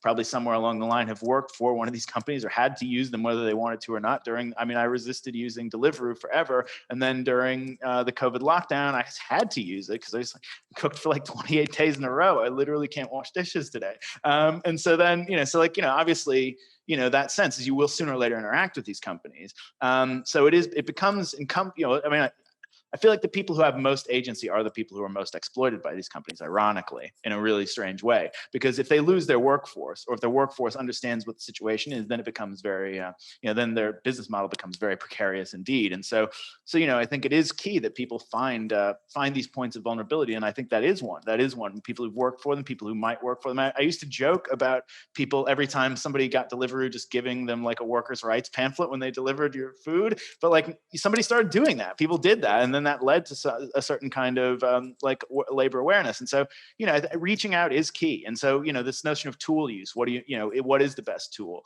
I think it's any tool that you can possibly use. If you have that coding skill, if you have that social organizational skill, if you have that design skill, if you have that, you know, whatever research-based skill, just bringing these things into a format where people can access that research and find out about it, that can also be there. So like, it is nebulous, and like technofeudalism, as I said, it's a lens. It's not something where you can just say, okay, that's technofeudalism. But if you say, what are the principles of technofeudalism? Data enclosure, data alienation, labor dematerialization, and like strategic structural ambiguity with regard to the rest of the economy. You take those principles, you examine other stuff, then, you know, that lens can maybe guide you into ways to see these things. And that's what I'm kind of hoping for the monograph to be, is this thing that will allow people to say, okay, these are the principles of this analysis. And if I look at my situation through that lens, maybe I can see things I can do.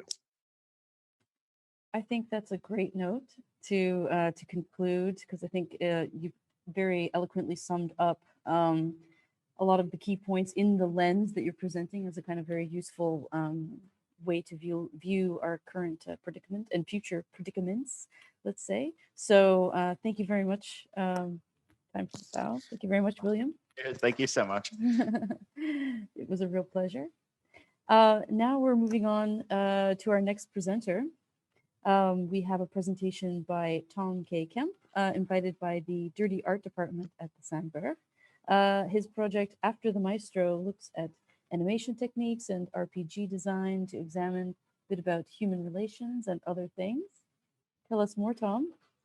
Hey everyone, thanks for all the presentations so far. I'm gonna start by trying to play a very short video clip in VLC. So I think that means I'm gonna switch my audio channels and then hop over to another screen. And it would be great if you can tell me just in the chat if the audio from the video is playing. Confusingly enough, it's also my voice. So just be aware of that. So see you on the other side.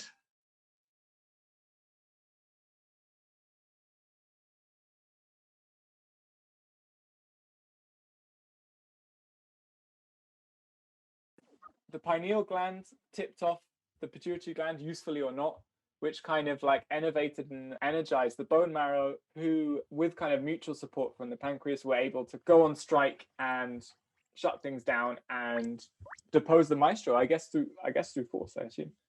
But do we need an interim kind of, or we are the interim government? Yeah. We're going towards democracy, more like direct representation. Or we can just But the thing is that the tongue can never be completely autonomous, right? Well, I mean, it can be autonomous if it still cooperates with us. It might be say that the muscle, like once they build tongues, but obviously they're like attempting to build tongues. They're not really tongues. It's trying to become tongue. It's still needing to, it's trying to become tongue, and also like redefining what tongue means, because it's like trying to discard a way to give the tongue autonomy is like you don't get to develop taste buds. That's gonna be the priority, the prerogative of the tongue. Who are we to tell them that they shouldn't? I think it's it's a good experiment, and if it goes wrong, it will scare other districts from demanding the same. No, it actually really just had to go for like a real politic and just say, well, regardless of what this is, let's just act on the basis of what we know. And so maybe it does kind of wind down eventually, but the stories about it do pass from city to city through the cystitis.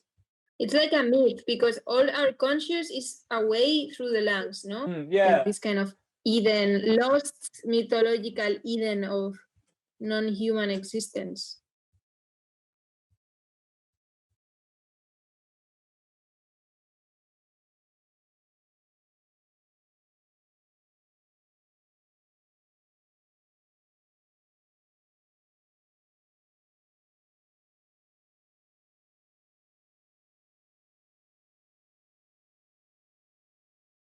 Hey, I'm back with you now. Can you hear me again now? Good. And now I'm gonna hop over to the slide. Is everyone seeing that slide? Good. So yeah, I've been developing a role-playing game called After the Maestro, which, as you will have seen, takes place in a fictional setting which depicts the inner body system as this vast industrialized city inhabited by microscopic laborers, the blood cells, bacteria, etc. This is a really familiar and maybe even over-signified depiction, which is most recently manifested in educational cartoons like Once Upon a Time Life from 1987, Osmosis Jones from 2001, which isn't really educational, but it's kind of in the genre, and Cells at Work, which is an anime from 2015 that's massively popular now. Particularly I watched in biology class at school, I watched Once Upon a Time Life, and it seems like, or Il était une fois la vie in French, and it seems like most people of my generation, at least in Western Europe, would have watched this in school. So it's kind of seems to be a bit of like an text for certain understandings of the body or narrativizations of the body.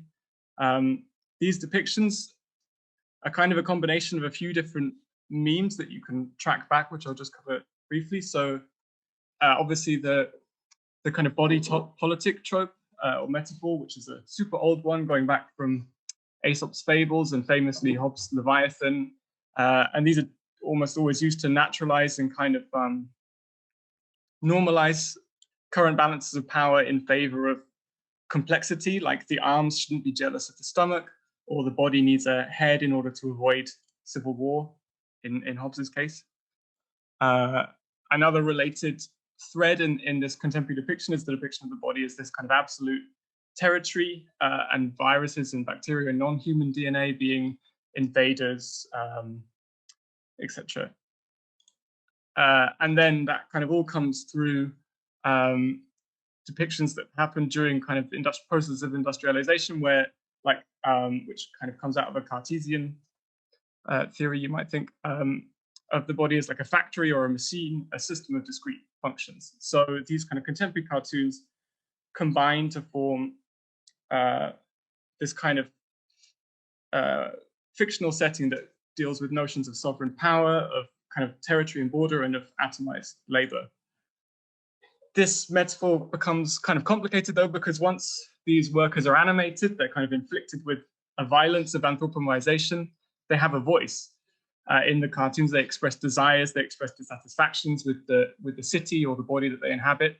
But of course, they're totally incapable of affecting any kind of systemic change or even withdrawing their labor from the system without that being pathologized, obviously.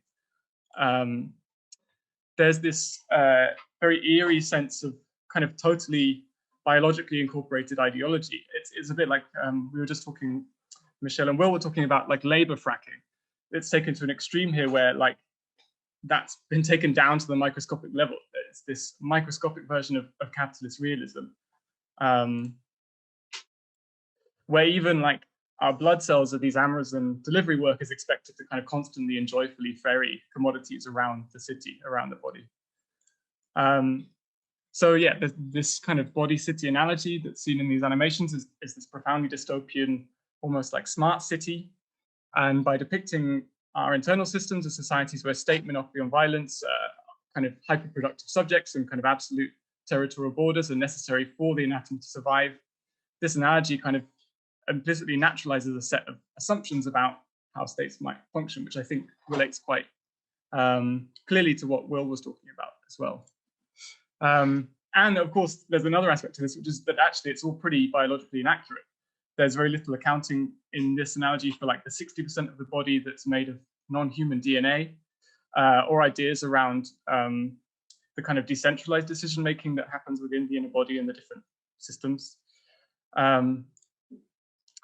And I'm interested in, with the game, exploring how this analogy can be complicated and distorted. It's this super slippery and, as I said, oversimplified two-way metaphor. So playing with it and deconstructing it allows for some very speculative reconstructions of both the anatomy and the kind of political society that it's analogous to. For example, how might a phenomenological account of the body be incorporated into a notion of statehood or civil territory? What would be an appropriate ecological analogy for the interdependence of human and non-human cells? How might a more biologically accurate notion of decentralized decision-making in the body be represented through governmental structure?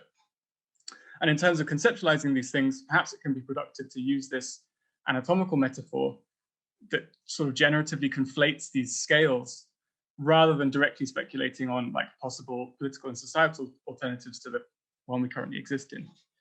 And the really exciting thing about a role-playing game is we can actually all go there. We can actually all go to this space. We can visit this city and we can experience it for ourselves and simulate different outcomes.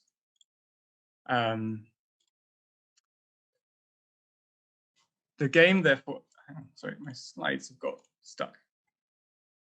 The game, therefore, takes place in the aftermath of a successful labor emancipation within the inner body.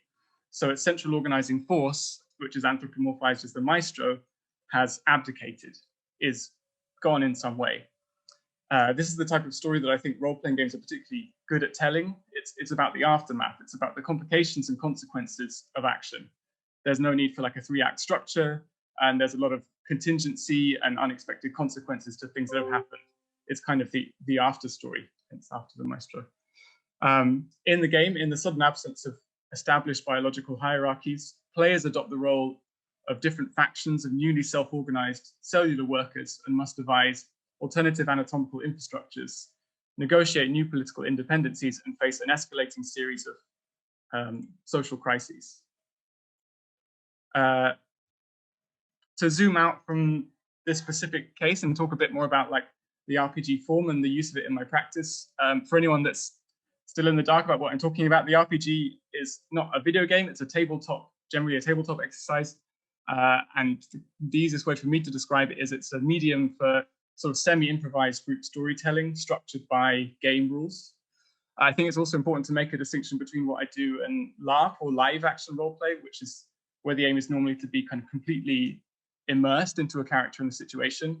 With a lot of the work that I do at the moment, I'm more interested in a kind of state of play where you're both immersed as a character and distanced as a player that's aware of rules and the structure. It's this kind of simultaneous combination of structuralism or even materialism and like immediacy and intimacy, or you might call it like a non-human and a human position simultaneously. And I think that's a particularly conducive state to be in for this kind of complexity-oriented storytelling, creation of like counter-narratives to very simplistic interpretations of phenomena. And then particularly in the case of this game, After the Maestro, there's this constant zoom between thinking of the microscopic laborers as these agents pursuing their own emancipation and the entire city or the entire body undergoing a series of like very radical material transformations. So when I run RPGs, I typically invite participants with very specific, often professionalized knowledge to join me as like primary sources. in analytical playing sessions that generate film and audio works. This game, After the Maestro, is about my 6th RPG.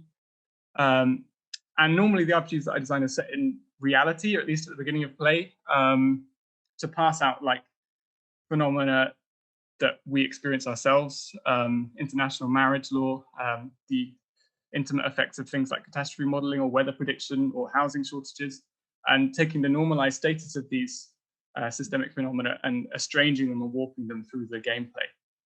I think my own feeling about the RPG is that it's this kind of very unusual convergence of improv theater, tactical simulation, and very importantly, a kind of cleromancy or cartomancy, almost a form of divination. So through dice or the drawing of cards, the game and the narrative you're telling always kind of talks back to you. It always takes what you give and takes it to unexpected places.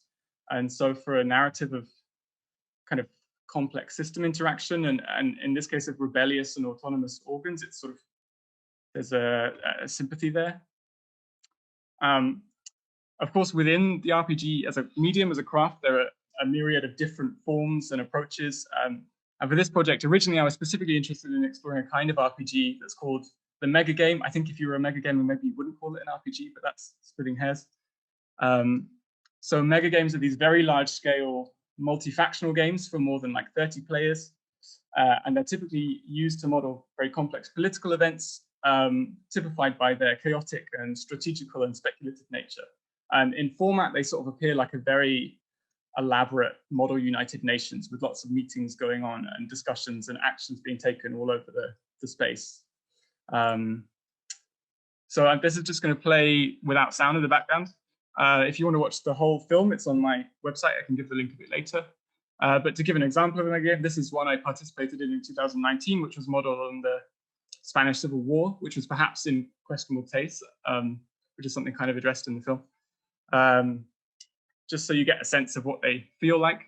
I'm interested in mega games for a few reasons. They kind of have this structure that's very organic. It has lots of multiple game controllers who are responsible for different aspects of the game in this very decentralized manner. And while there is a kind of base framework of game rules, players can take any course of action they like that's fictionally appropriate.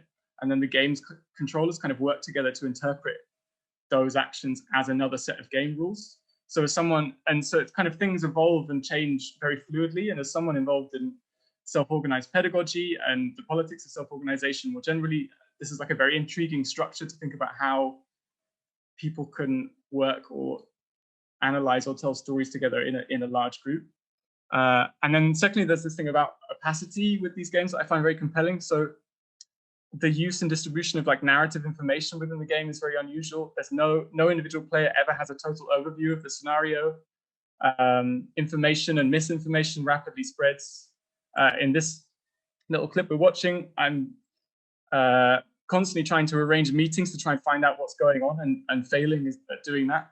And as a player and as like a filmmaker, I'm very interested in this like affective quality of this kind of palpable lack of control or misinformation. Wherever the camera is looking, you can tell that there are 50 other things happening that may or may not be having an impact on the one you're watching. And then coming back to the anthropomorphized anatomy of After the Maestro, I kind of also want to address the fact that this mega game form has this very direct lineage with like tactical military simulation and wargaming, which is very evident in its emphasis on hierarchical, task-oriented play, very based around combat and territorialism, and the community which traditionally tends towards like a very straight white male demographic with an interest in military history, although they are, to their credit, working quite hard on changing that. So part of my reason when I've been thinking about what I could do with this form for a long time, part of the reason for choosing the anthropomorphized anatomy setting is to work with a concept that is more engaging and inclusive to like a broad audience than trying to kind of simulate military history. And also one which has a narrative of explicit demilitarization and self-organization and kind of deconstruction of systemic ideologies. So, of course, I haven't been able to run or attend any mega games since the research period started for pretty clear reasons. So actually, the game that I ended up developing has mostly been developed through online play using a platform called Roll20. these are some screenshots from, they should all be videos that are playing. But right now we're just getting the first one. Maybe they'll play in sequence. So these are, there we go. These are kind of time-lapse screenshots of people playing the game online. This has meant like much smaller group sizes. I've not designed a game for 30 people yet. And a game which has a narrative that's a bit more zoomed out. It's more like a writer's room rather than inhabiting a single character. I run about 16 sessions of these games. And also I played a lot of versions of the game against myself, which is kind of maybe the saddest part of RPG design. I've got a whole notebook that's full of me pretending to be like 4 different star signs as I play against myself to have different play outcomes and things. But I don't want to get into that now. I've now got the game to like a beta testing stage. So it's here. This is the game. So it can actually be run without me being present. It can be distributed. And I don't usually explain, when I present my work, I don't usually explain in much detail exactly how the games that I design function, partly because it's very abstract unless you're actually playing, and partly because I think the kind of the things that the play produces are always much more interesting than the game themselves. But because this is a research lecture, I want to expand on a few things. The first thing is to do with an idea around like collective world building, or in this case, you could call it collective body building. Something that I realized very quickly during the development of this game is that, firstly, of course, obviously there is no accurate metaphor for the body except the body itself. And that secondly, the least interesting way of the whole thing working is if I'm introducing players to this like predetermined and fixed fictional setting that was kind of developed by me on my own, inhabiting a particularly overrepresented body. So if you turn up and play and I say, okay, you're playing someone from the heart, people at the heart dress like this, they're analogous to this type of labor, that's also like a very limiting set of assumptions. Generally, as a game author, I'm much more inclined to work with like interpreted categories or heuristics of narrative, which then players interpret for themselves. So After the Maestro adopts like a very phenomenological approach. The body/city is defined only by its encounters with the players, which in turn defines the kind of conversation and speculations they engage with. To make that more clear, sorry, I'm just letting my slides catch up because the slide is not catching up with the text. Let me go forward one. Okay, for some reason that one's not working. So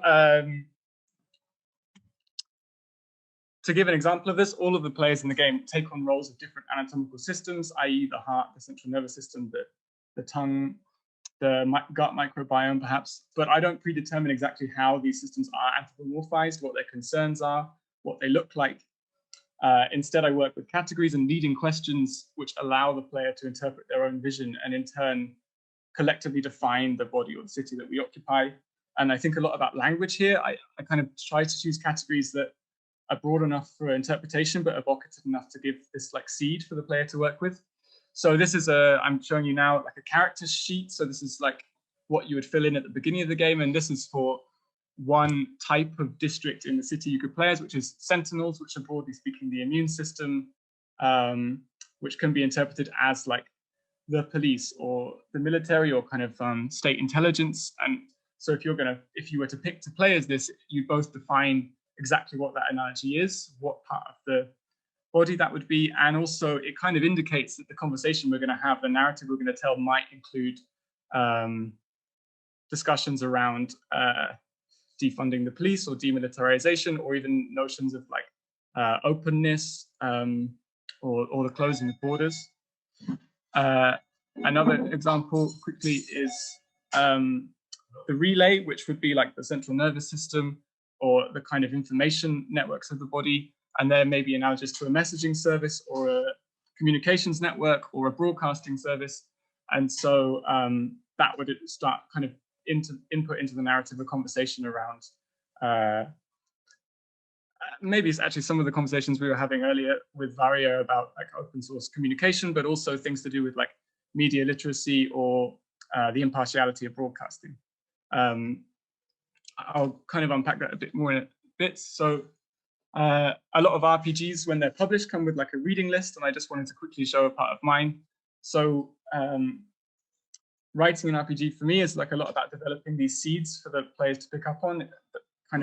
So it's a way of like amalgamating all these sources into a new narrative. Within the game, there are currently like 120 different prompts or seeds that you can pick up on through the mechanics of the game, which are kind of in these cards. And these, they're not explicit references to these texts, but I think I kind of filtered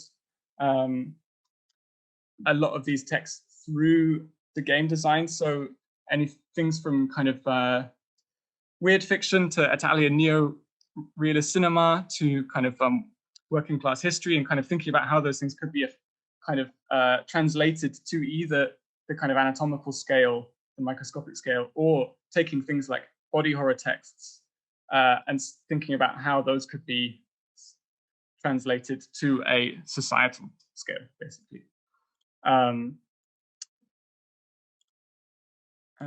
Okay. Sorry, there's something a bit funny going on with my slides where they get stuck sometimes. So I apologize. I was going to show some cards here from the game, which we're going to kind of expand on this, but maybe I can show you. Maybe I can show you the real one, which is what I was going to do if we were going to do this one live anyway. So the game kind of helps the players construct this narrative by asking a lot of questions. And these questions are very kind of formed from this reading list, so they're kind of very open-ended. So a question might be something like, there are extraordinarily beautiful views from this district, that being that anatomical part of the city, what are they of? So the player would have to kind of interpret that question, and then that would become part of the story, and then that would maybe have narrative consequences later on in the story. I can give you another one, maybe. Let's find another one.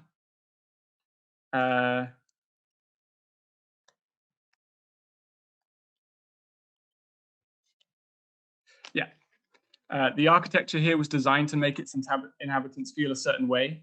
What way is that? So it's kind of an entry into thinking about how these spaces might feel, how they might be designed, how they might be enclosed for these kind of microscopic laborers. So these kind of move you through the game's narrative.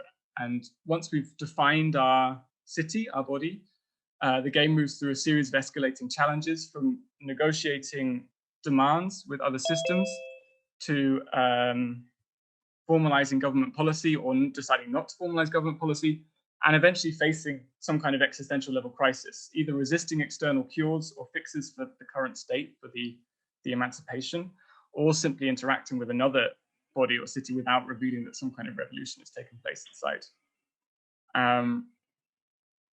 So basically the game has been in alpha testing so far, and that's mostly been kind of played with peers of mine, other artists and academics.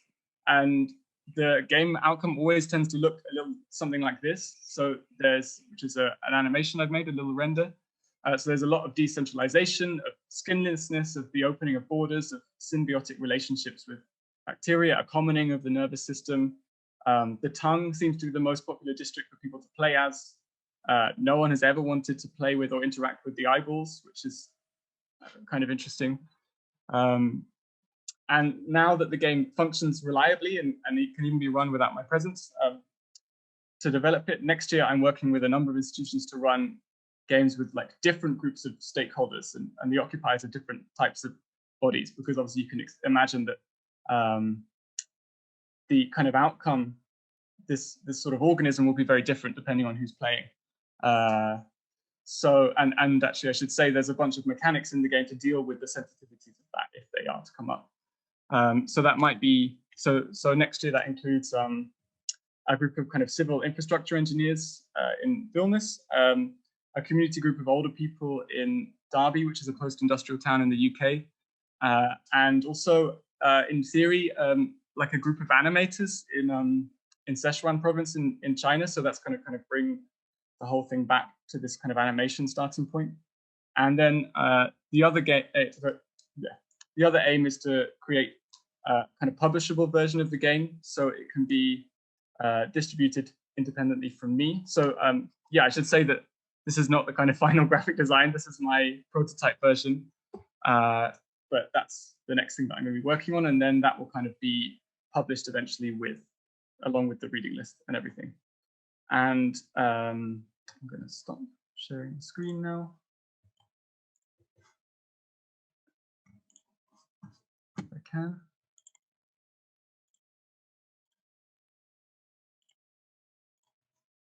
There we go.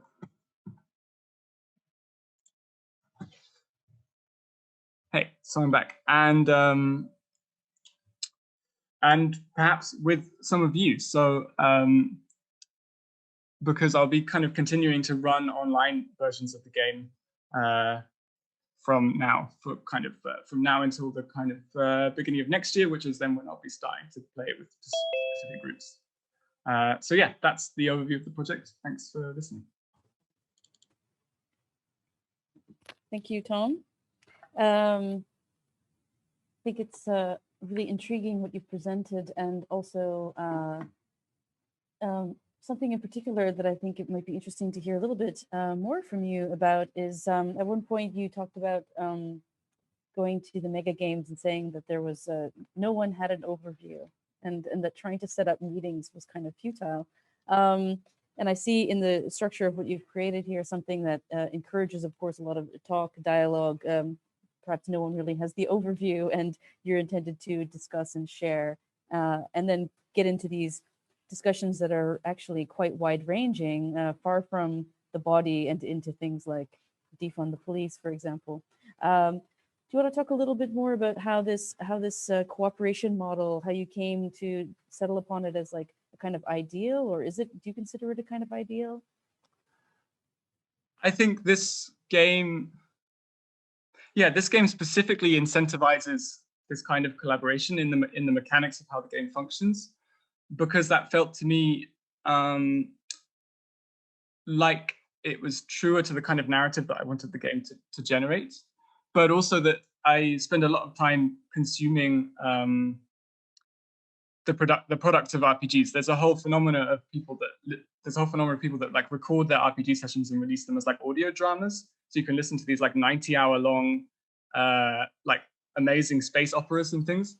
But they're incredible. But they're half the time you're slipping from investing in your character and you're just talking about what's happening with your day, or you're kind of, because it's like being in a writer's room where you're like, well, does this feel realistic? Can you give an example from real life? You're kind of shifting between this fictional setting and this kind of factual setting. And I really am very compelled by that state. And I think in terms of, if we were to have a panel discussion, which is like about affecting some kind of structural political change, I think for a lot of people that would be a lot harder to access than telling this kind of very winding story about cells in the body trying to do the same thing. And also in the way that games are structured, I think there's this sense of good faith that comes into the play, and there's also this need for everybody for the narrative to make sense or to be contingent. And I think those are really nice affects to have when you're trying to have these kind of discussions. And most of those things with a mega game, they happen after in the debrief. So everyone kind of plays against each other, and they're like, quite often you're being tricked or lied to in these mega games. In my experience, I was being lied to constantly. But then everyone afterwards, after the game is over, you kind of have this big debrief and everyone kind of opens up and says, well, I was doing this over here and I was planning this to happen and I wanted this to happen over here. So there's this, I guess, this temporary opacity, this temporary complexity that then kind of gets broken down at the end of the game. And that's like a really wonderful feeling as well. So just purely in terms of affect, those are the things that I'm kind of drawn to replicate in what I'm trying to do.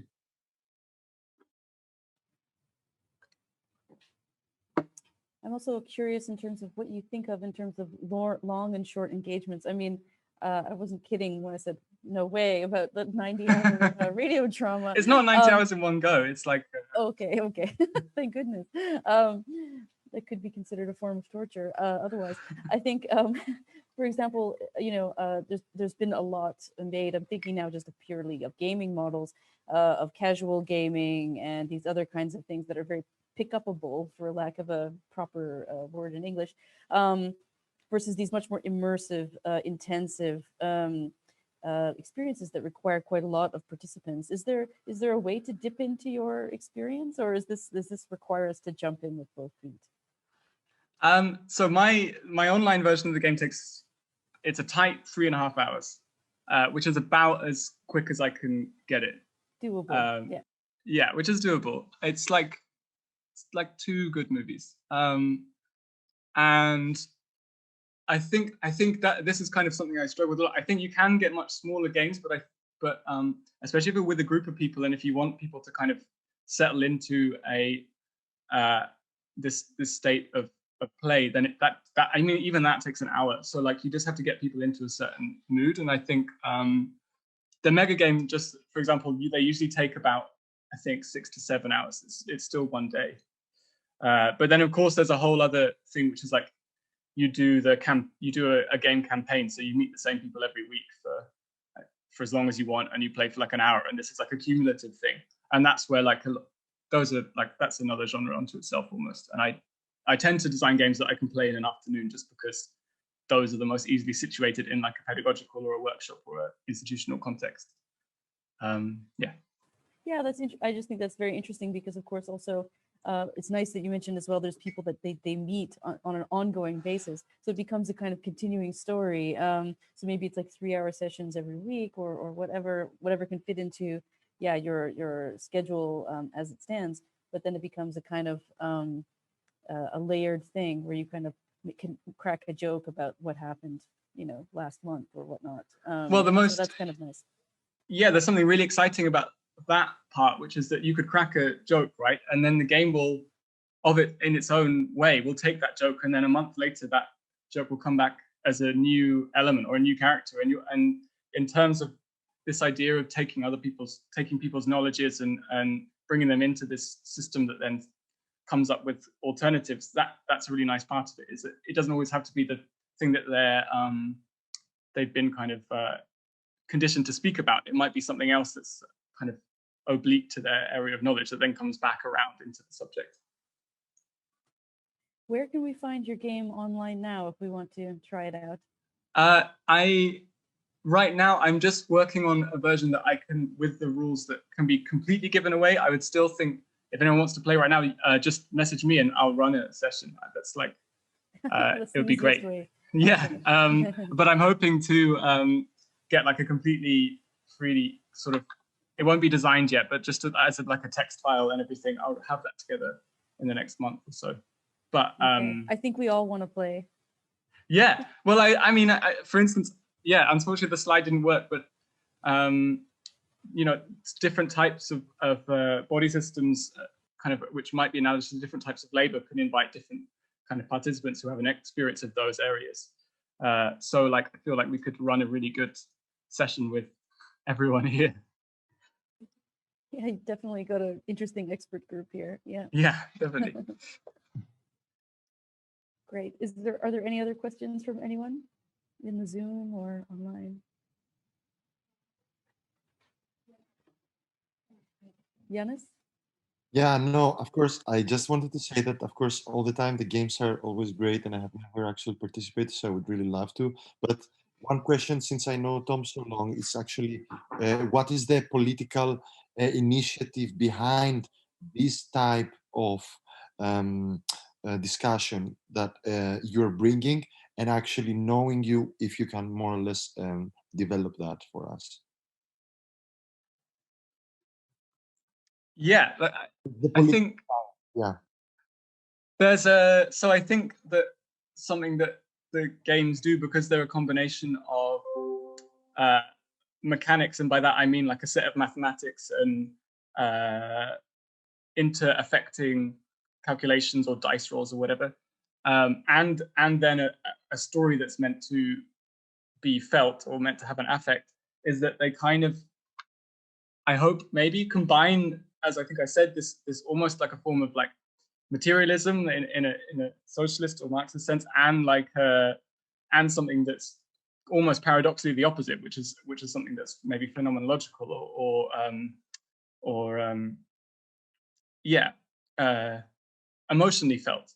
And I think that's the kind of line that all my games try and tread, is that something that kind of veers between those two states, or kind of conflates those two epistemologies. And maybe that's what I'd say. And then this game is pretty explicit, much more explicit than any of the other games in terms of its politics, and quite straightforward in terms of its politics, in that it starts by everyone kind of collectively depicting quite a familiar dystopia, let's say, and which actually seems less dystopian and more just kind of real. And then it goes, okay, we've dealt with that. Now what do we do? Which is kind of it gives a license, I think, which I think is an important thing that play and games can do. Great. I think, yeah, that's an important step, of course, to think what next after the kind of obvious crash or decline or catastrophe. It's also very interesting to think beyond that event horizon. So, yeah. Well, I think now that's maybe a good time to wrap things up for this session. So thank you, Tom, and thank you to all of our speakers in this session. That was really wonderful, very stimulating. So now you get to digest all of that for 10 minutes by going outside, getting some fresh air or grabbing a drink. We'll be back here in 10 minutes. So that's going to get us back here at 4:15. And then we'll open with our last session of the day. We'll hear first from Flavia Dzodan, the senior researcher at the Sandberg Institute. So see you in 10 minutes.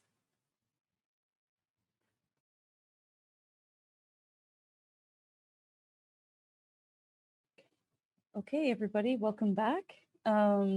This is our final session of the day, and we're very excited to have had already great conversations and looked at some really amazing work and interesting projects, really centering the importance of the research fellowships here at the Rietveld and Sandberg.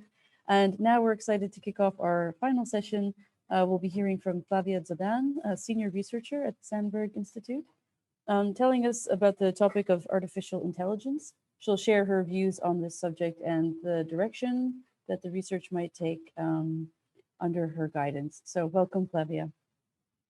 Thank you very, very much, Michelle. I want to start this before I start talking about my favorite subject, which is myself. So before we do that, I would like to really, really thank Eva Hohenheld and Rosanne for making this possible, because both of you work so hard against all odds, against everything that COVID has thrown our way. And you have made this happen, and you have made this actually extremely dynamic and entertaining. And you have brought together all these people to really show the value that research has at Rietveld and at Sandberg. And without the two of you, this would not have been possible. So I really want to thank all the effort, and I want to acknowledge that in this setting. So, and also, of course, I'm biased because Eva is the best coordinator that Sandberg could have. So, but that doesn't mean Rosanne is not equally good. But so thank you. And I will start with I'll try to be brief and talk a bit about research at Sandberg and specifically about the topic of artificial intelligence. And as you all know, as part of the Rietveld Academy, it might not be evident, but research is embedded in art and design making. Artistic research itself is more than a discipline. It is an open-ended trajectory in which thinking and making are one, and which privileges questions over answers, processes over product, experimentation over mere execution, and long-term effects over short-term gains. An important point, however, is that the term research designates something as little homogeneous as science or art. Both science and art are collective pluralities, assembling highly divergent processes that often trespass the categories of boundaries to end up closely related. We can say that science, art and research share a number of common interdisciplinary denominators, be it topics, methods, or paradigms. It is because of these commonalities that art and science are not separate domains, but rather two dimensions in the common cultural space. The Journal of Artistic Research states that if art is but a mode of perception, artistic research must also be the mode of a process. And as such, we cannot make a categorical distinction between scientific and artistic research, because the attributes independently modulate a common carrier, and that is our shared aim for knowledge within research. Guided by this approach that blurs the lines, we have begun researching the topics of artificial intelligence, algorithms, and new technologies at the Sandberg Institute. Since these topics are too broad to encompassing and too urgent to remain confined just to the realm of science, we are convinced that art and artistic research cannot and should not avoid them. Instead, they should become central to the way we think of artificial intelligence and the role of the artist and the designer in these technologies. An algorithm may be viewed simply as a detailed recipe for carrying out a task. The term has its origin in mathematics as a step-by-step procedure for solving problems. The commonplace procedures we use for multiplying and dividing numbers are algorithms. With precise details for each step, the procedures yield the same result whether they are executed by a computer or by a human. Early civilizations developed procedures for counting and measuring. They also created procedures for weaving, grinding, making fire, and cooking. Any of these procedures, when well defined, could be viewed as an algorithm. Indeed, weaving technology played an important role in the history of computers.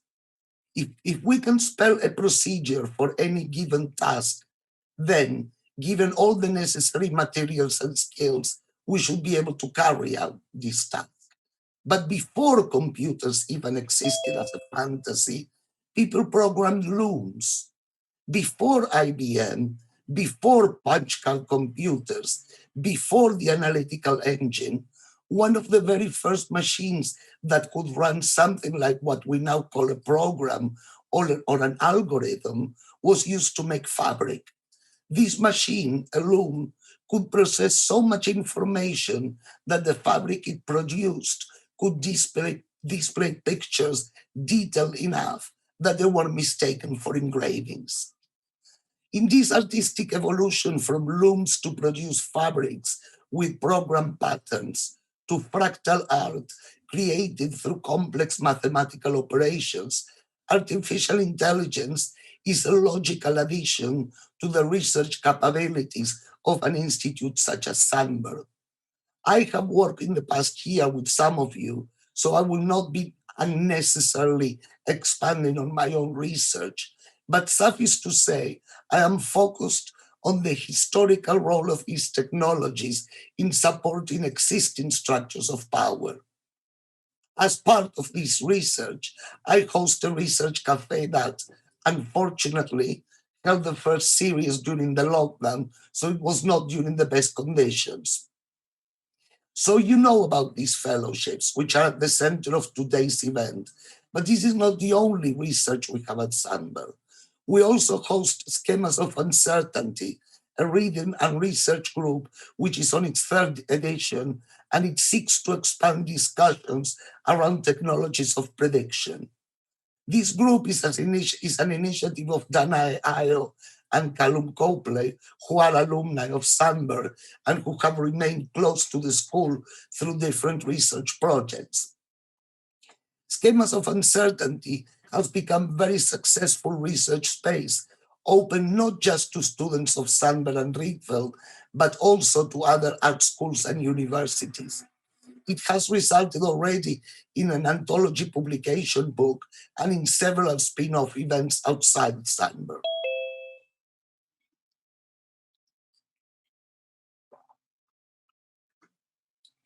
A few years ago, Jeroen Boomgaard, the lecturer at Rietveld, whom you had the chance to hear at the beginning of the day today, had a vision for a third cycle program that would allow mid-career artists to pursue education further than the master's degree.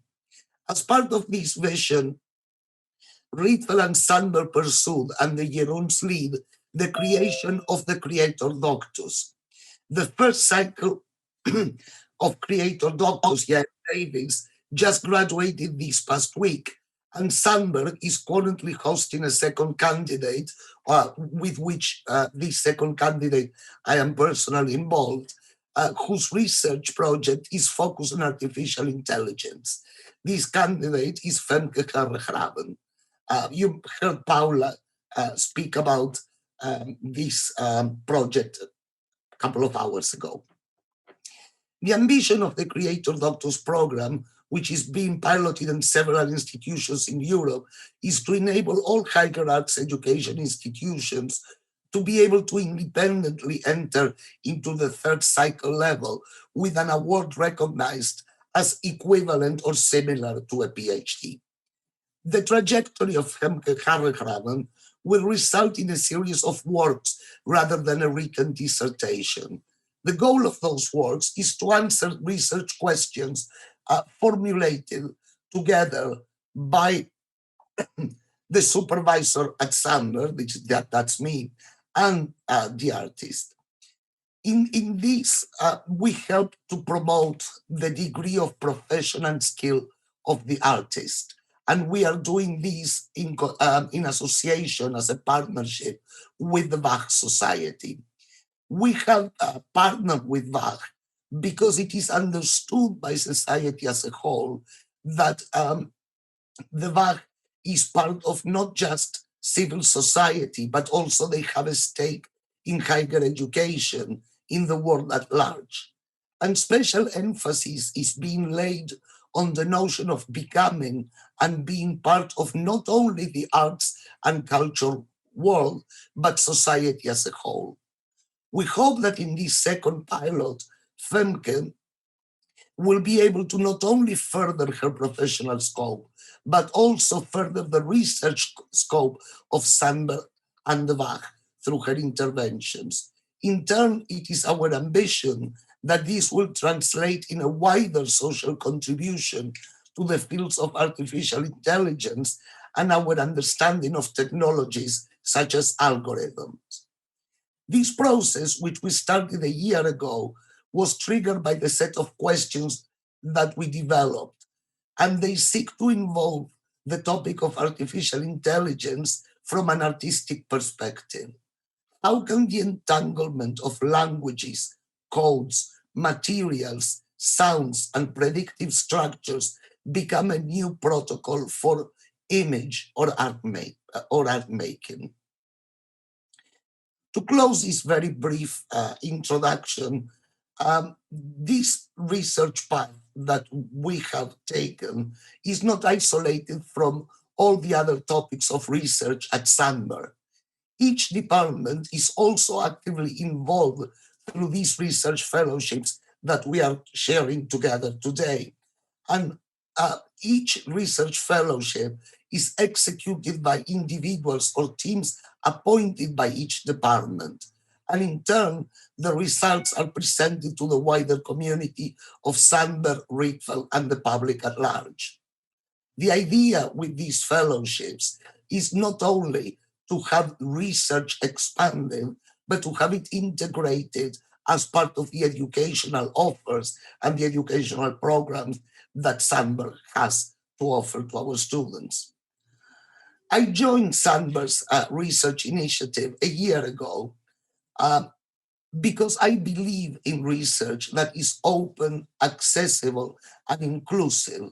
And it is why I hope that we can continue working together with colleagues, students, alumni, and the leadership of Sandberg to answer some of these crucial questions about the challenges presented by artificial intelligence, technology, and new platforms. And I hope that the day today has served as a sort of starting point to continue these fruitful conversations. And again, I want to thank everyone involved for that. Thank you very much. Oh, Paula, I see you clapping, Paula. Thank you, Flavia. Thank you for those wonderful words. I think it's really important as well to acknowledge, yes, that what is created with the research programs, the research fellowships, and also now with the Creator Doctus, that there's an opportunity to embed research further into education, but also it's a bridge to the outside world, and it's a way of communication.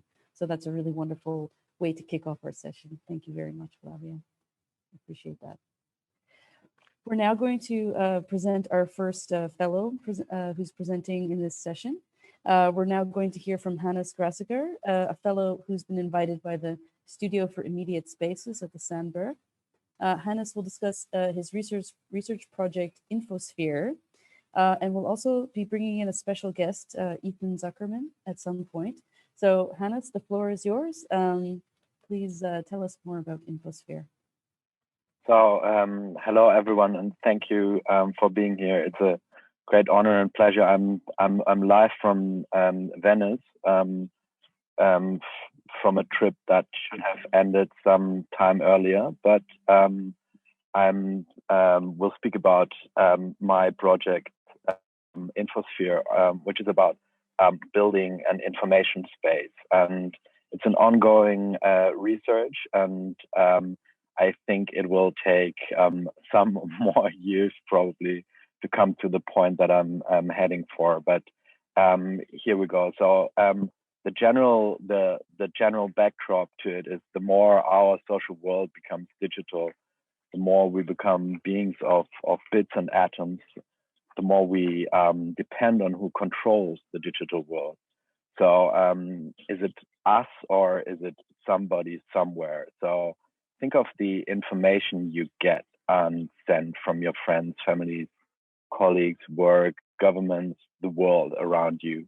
More and more maybe comes through those digital channels. So we've become digital first, and now Corona has basically pushed us deeper into the digital.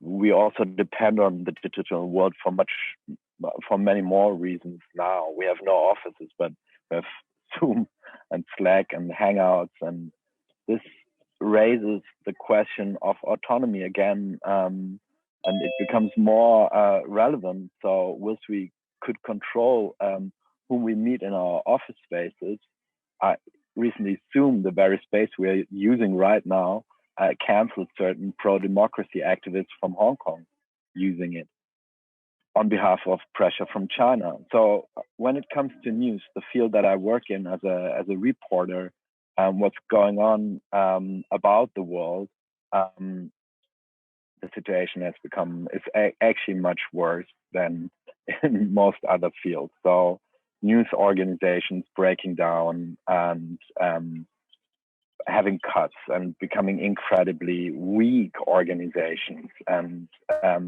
at the same time becoming much more dependent on social networks. So around the world, most people today learn about social media, about what's going on. And so what is a social network? It's basically, it has three basic means to deliver info to you. It has an algorithm, a learning algorithm that decides what you see of the content that is on the network.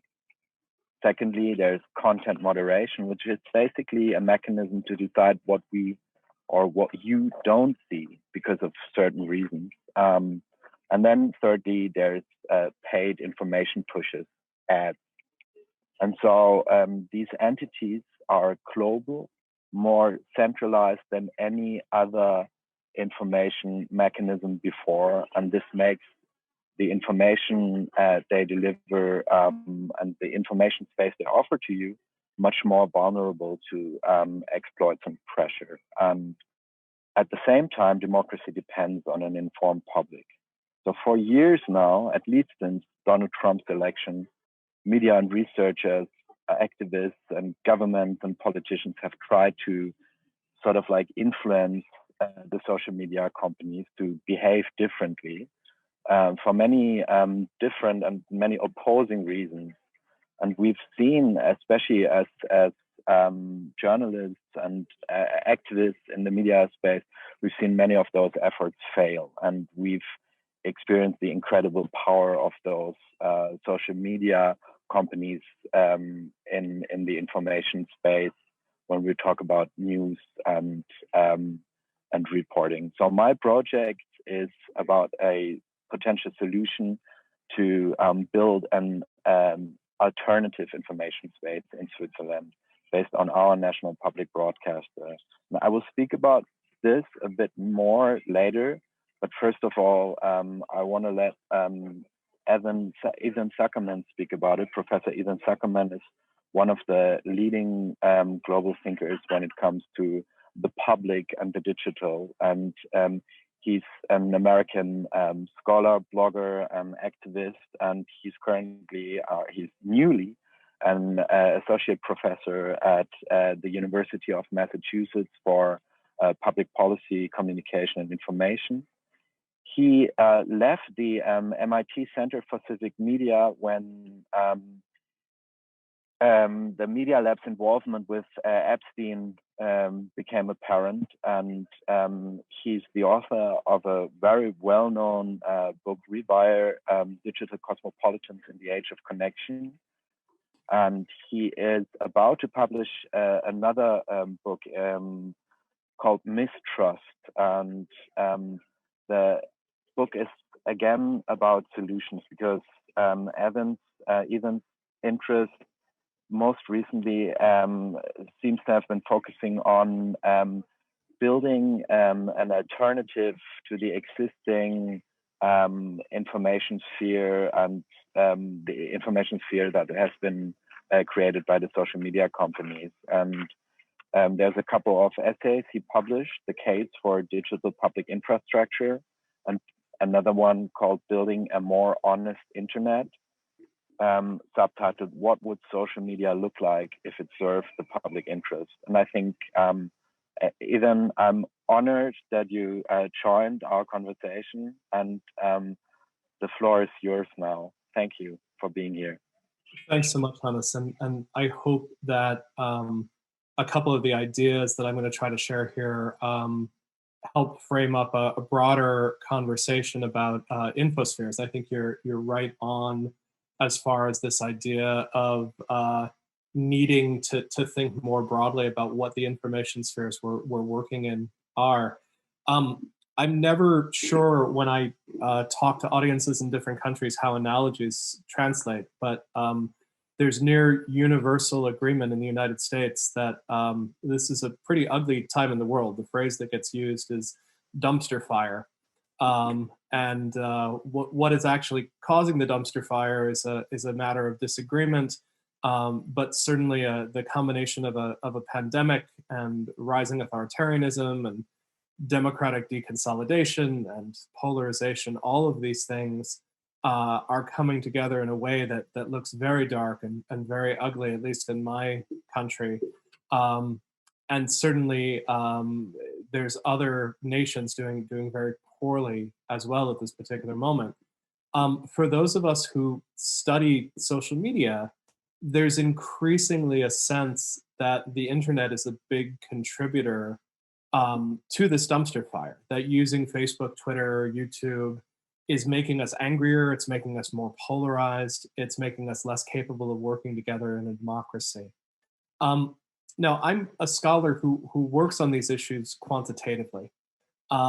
And I have to say, I'm actually reluctant to concede the case. I think what we have most of the time is anecdotes rather than really good data. Many of the claims that people are making for the dangers of social media are quite overblown. They're not well supported by research.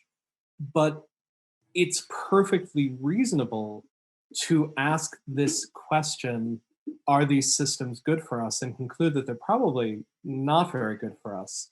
And the reason I think we conclude that is that the logic behind these systems, as Hannes was talking about, tends to be a very particular logic.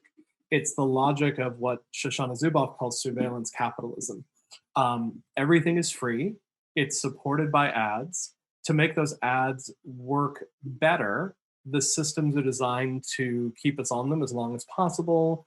They're designed to get us to give as much information about ourselves as possible in the hopes that that information might be used to better target ads and information towards us.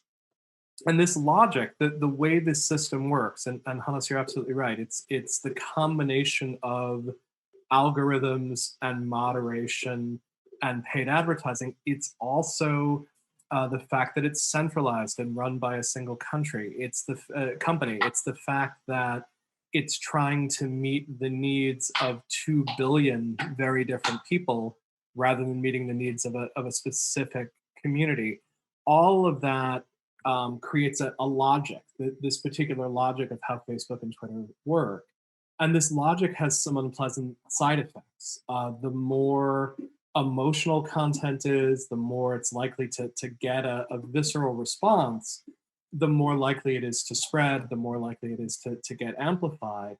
That may mean that content that makes us angrier is what's favored by these platforms. And you could see Facebook arguing that their system used internally for conversations within the company was starting to make conversations more polarized and angrier. And they actually started moderating it with human moderators, something they don't do in their main product. The problem is that because the logic of Facebook, this combination of how things are structured and how things are paid for, is just so pervasive, we've almost accepted it as that is what social media is. And Hannes, you did that in your introduction as well, right? Social media doesn't actually have to have an algorithmically sorted feed. In fact, it really didn't until Facebook created it less than 10 years ago. There's a lot of different ways to moderate. But the truth is, because Facebook and YouTube and Twitter and the logic behind them is so powerful, when we start considering how Facebook could operate differently, all we really end up thinking about is how do we fix Facebook? Should the government regulate it? Should it regulate itself better? You know, how do we sort of tinker with these existing systems and how do we get them to work better? And I just want to make the case that that's a deeply limited and really like intellectually impoverished way of thinking about the problem. The truth is there's other networks that work in different ways. Some of them in ways you can feel really good about. A platform like Reddit invites people to moderate communities. So they actually have control over what the rules of the road are for that community and who stays and who goes. There are other communities that use very different rule sets, communities like the image boards, which favor anonymity and favor very, very little regulation. And some of them are quite awful places, but they're also very interesting places. We're actually at the start of many people asking this question of what different logics could animate these info spaces, as you're sort of talking about. And what I want to suggest is that we actually need to talk about a civic logic. So what are the characteristics of digital spaces that are open and receptive to publics? What are spaces that help us see ourselves as members of a public? And here, of course, I'm using a drawing of a 17th century London coffee house. And of course, Habermas's argument is that this sort of society, this emergence of an informed public sphere is a critical move in sort of our understanding of democracy and of power. But it's also the emergence of physical spaces where people, in this case of a certain wealth, certain social stature, were able to come together, we're able to have discussions, we're able to share reading and writing. And the combination of the physical affordances of the space and the norms associated with it created a particular form of civic space. So what I'm really interested in right now is how would we create digital civic spaces? And some of my ideas have to do with making these spaces more self-governing, so that the people who are participating in them are making those decisions about moderation, what sort of speech is allowable. I think these spaces need to be much smaller. I think part of the flaw of Facebook is that it is trying to be everything to everyone. I actually think creating spaces for very specific purposes and not trying to have the space that works for quiet contemplation also be the space in which we have a party, having the possibility of very different spaces for different purposes.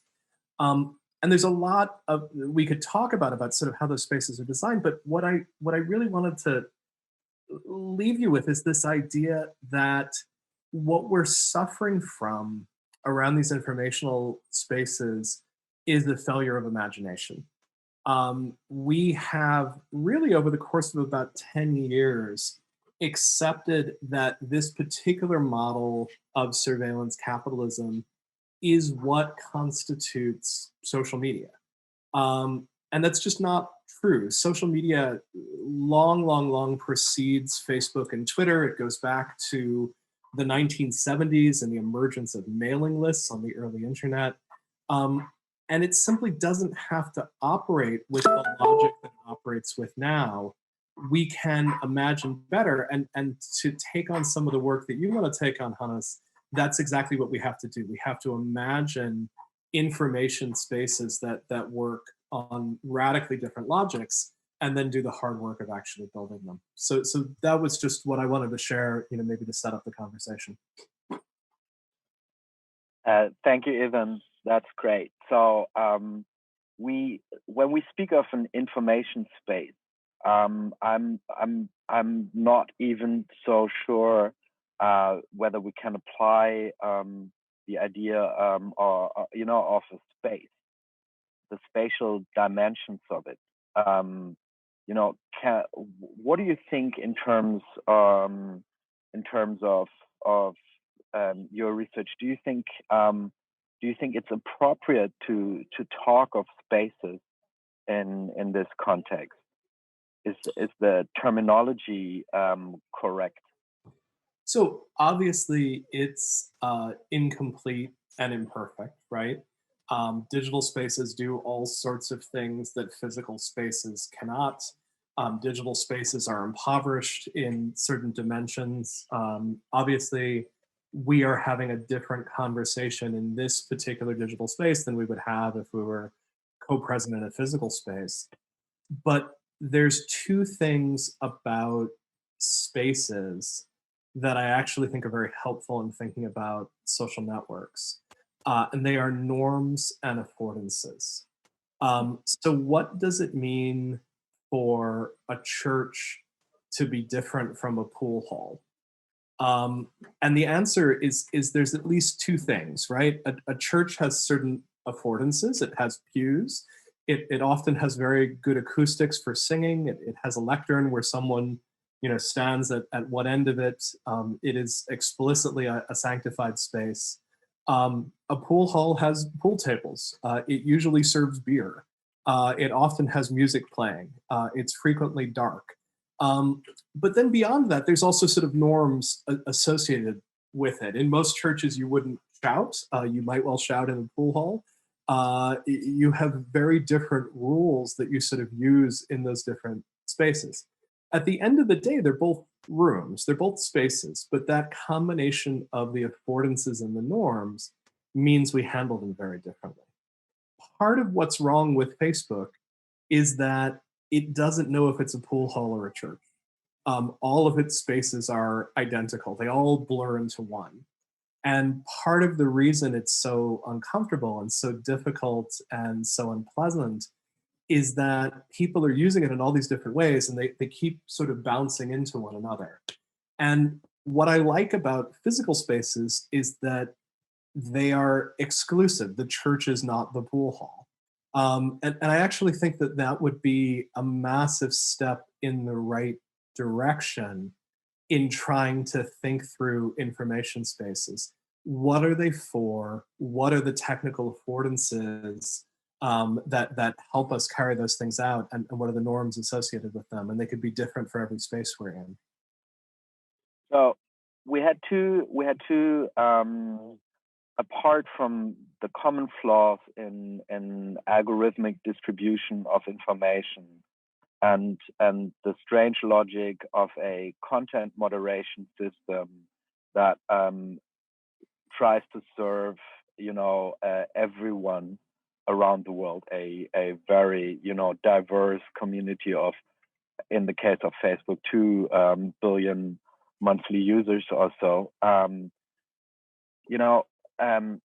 We have this topic of centralization, meaning one global entity. For example, when Zoom was being pressured by China to take down the Hong Kongese activists, this applies to the entire global sphere. And so in my proposal, I was suggesting to set up a national system for Switzerland. And this kind of breaks my heart as somebody who at the same time was raised in a globalized world and in a globalized information sphere. But the idea is that our national information space or our national debate is actually being shaped by entities that don't react to our specific, demands. So, for example, just recently, the National Communication Office of our governor, of our government, was just suspended by Twitter for a couple of days for no known reason. And it was, it went up before yesterday for no known reason at all. And so it kind of feels like we need to take this into our own hands. But at the same time, arguing with the people around me who look at these digital things, they're,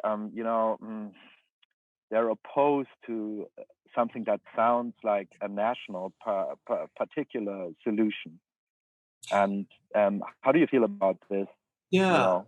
So I want to ask you to think about the language that you're using instead of talking about some of these things, and the ways in which Facebook's language filters into how we think about these things. That's part of what I mean is a logic.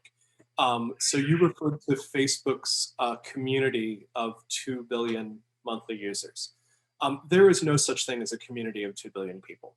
That's bullshit. Communities are people who know each other and have some sort of obligations to one another. And that is not a description of the customers of Facebook.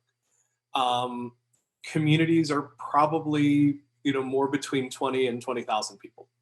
And I think absolutely we need to rethink social media as community media.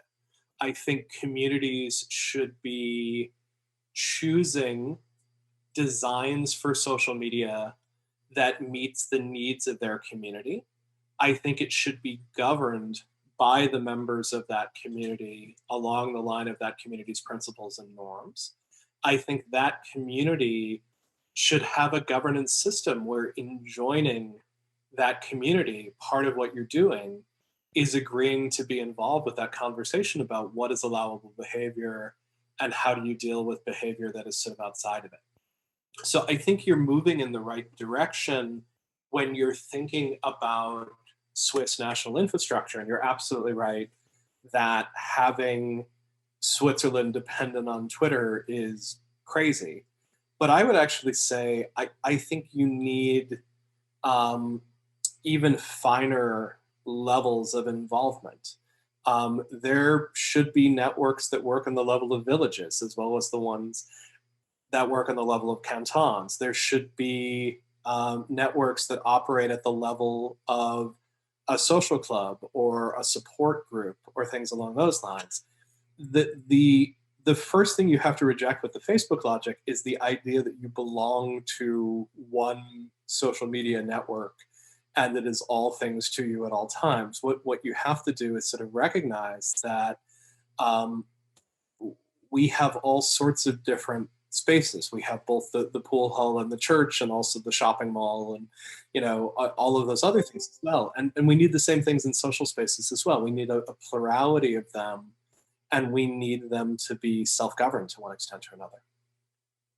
So a second part of my proposal is to not build a general purpose social network in Switzerland, but to focus on the news sector. So to build a space where people can basically access news from all sorts of accredited news sources that would basically confirm that they adhere to the basic journalistic standards, and that this network is only a network for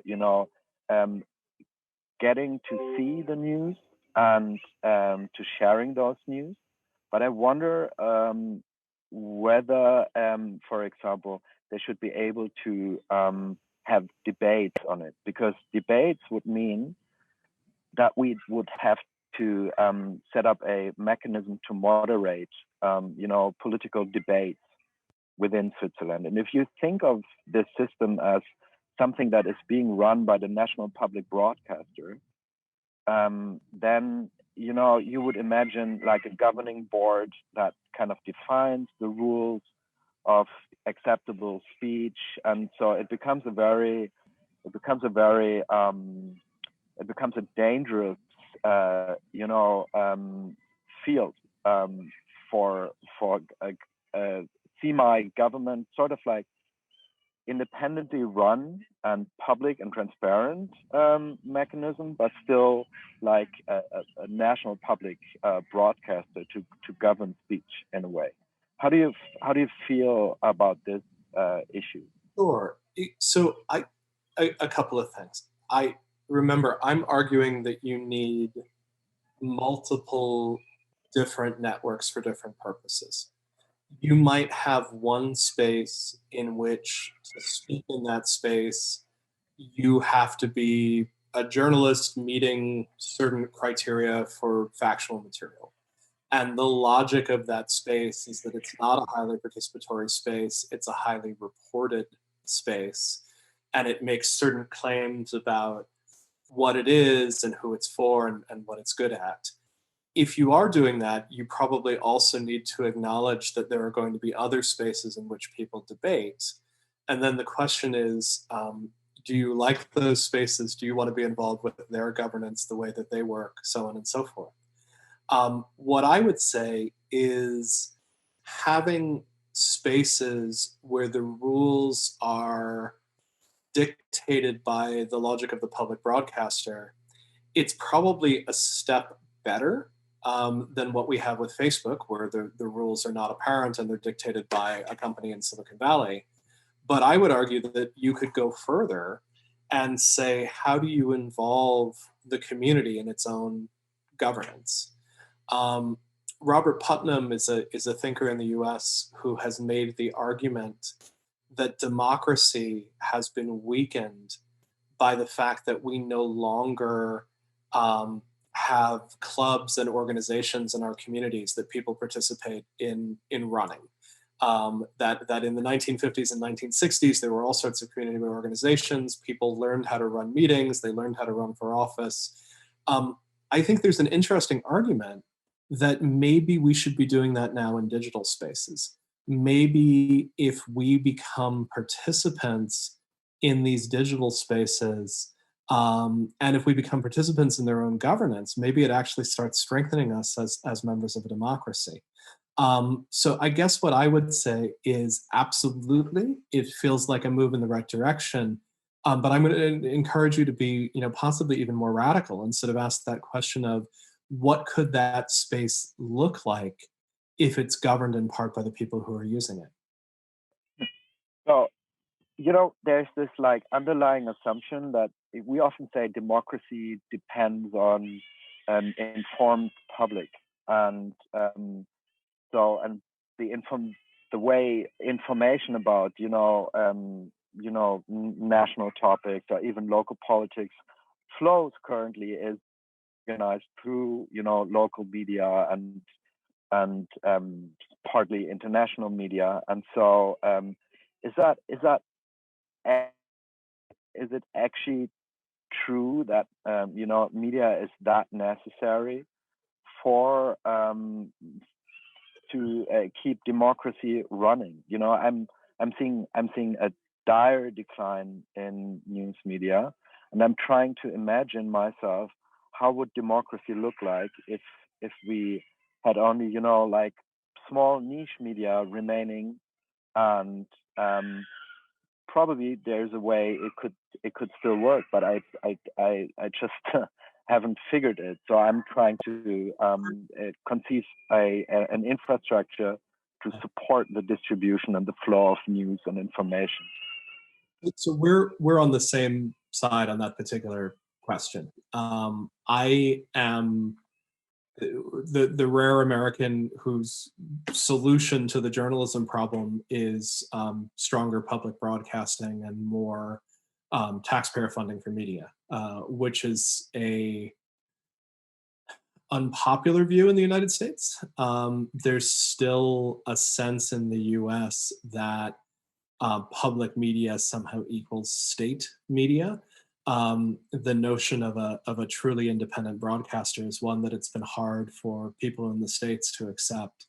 The radical idea that I'm suggesting in some ways is that not only do I think we need strong public broadcasters and strong subsidy for local reporting, we might actually also need tax support for social media spaces. That I think part of what's happening with Facebook is that we have a market failure. We have markets providing tools that are fun to use and possibly addictive, but not necessarily tools that are especially good for us. And that in the same way that if you let the markets run the media, you end up with a lot of entertainment and sport media and not necessarily a lot of news media. I think we've ended up with a lot of very angry and emotional social media, but not a whole lot of social media that works to help us be good and productive citizens. So, I'm going to out Europe you, my friend. Not only am I going to try to support public broadcasting, but I'm going to suggest that we actually need public social media to pioneer and create some of these spaces in which we interact, in which we create and share our own content. You're muted, Hans. I'm sorry. But so do you think apart, yeah? Sorry, I was just going to say maybe now is a good time to also open up the discussion and see if there's any questions also in the group here, because I'm sure I think the talk so far has been quite thought-provoking, and maybe there's some questions. Just as a last point that I wanted to raise here, because we have an audience of artists and architects involved. How do you think could we use, the knowledge of artists and architects? Because basically, architects, for example, one of their core missions is to divide and share spaces and create public and private realms. And I'm trying to figure out a process on how this could help us in conceiving such a different new model of public social media.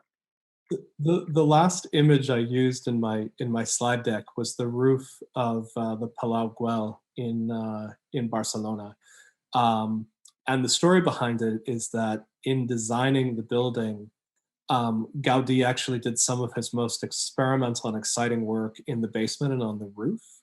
And the theory behind that was really twofold. One was that he wanted the house to be beautiful and remarkable not just for the very wealthy people who lived in it, but for the servants who were working within it. And so those are spaces that are only really seen by the people working in the house, not by the owners of the house. The other thing that's sort of remarkable about it is this idea that these purely quotidian spaces could be something very beautiful and deeply imaginative. And I guess that's what I mean as a provocation. I think one thing artists and architects are incredibly helpful in doing is getting us to escape the limits of our thinking. And I think a huge part of what's going on in how we conceive of social networks is that we're limited in believing that they have to operate in a certain way. And I want to leave the reminder that, you know, Facebook's about 15 years old. You know, Twitter's a little bit more than 10 years old. These things are very, very young. There's nothing that says that the way they work is fixed and immutable. They're not laws of nature.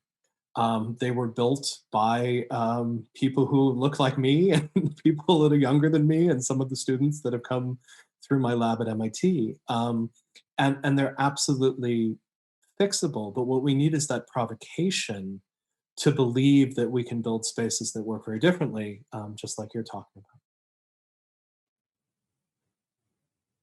Great. I think that's maybe where we're going to have to leave the conversation, and that's actually a really nice point to leave it on. Is this this idea of the artist or architect as a kind of agent that can break open new ways of thinking. So that's really great. Thank you so much to both of you for all of these. Yes, I'm going to do my bow now. Thank you, Eva. Yeah. Thanks. It's wonderful.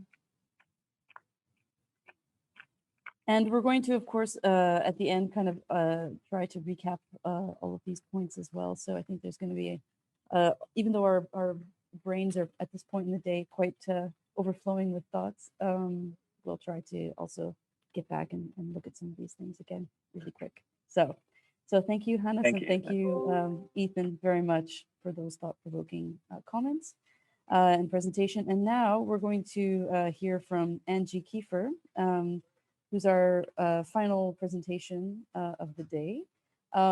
She's a fellow who was invited by Fine Art at the Sandberg. And she's been developing a kind of curriculum introducing students to thoughts around AI, trust, and other topics, culminating in a project called Version Space, which has been designed in collaboration with Library Stack. And Angie will present and also be joined by Benjamin from Library Stack here on Zoom for the discussion. So Angie, the floor is yours. Thank you.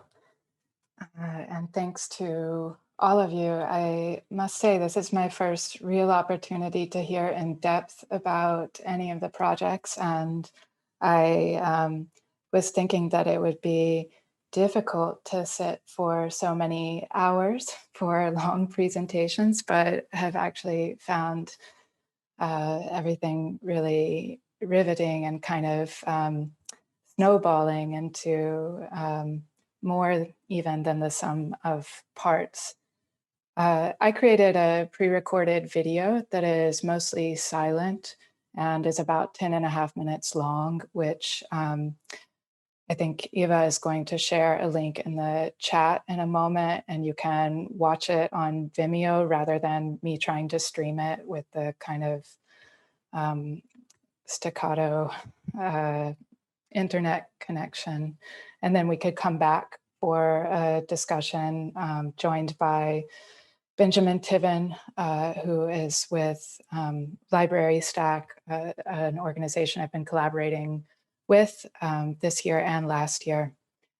I'm not going to say too much about myself or the project since I think it's covered more effectively in the video, but I did just want to prepare you that the first 10%, the first minute and a half, provide some context about where I'm coming from and what kind of work I do, and then the rest, the remaining 90% of the presentation is a recap of the various people and organizations that I have brought into evolving curriculum at the Sandberg and also at a couple of other schools where I also teach during this period.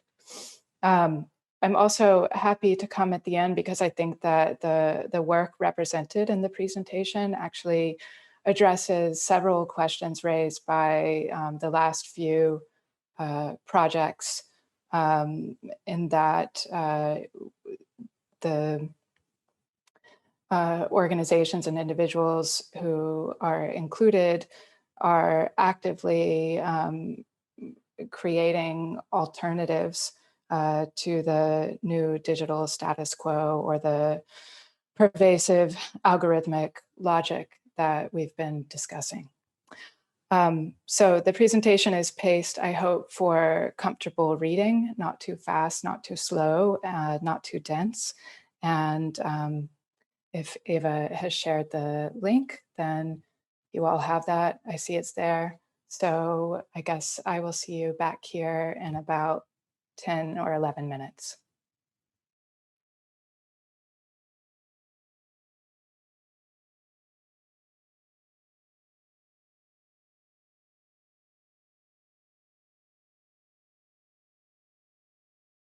I think most of us are done. Thanks for that. Angie, are you going to continue then and discuss a little bit about what we just saw and then maybe bring in Benjamin? Sure.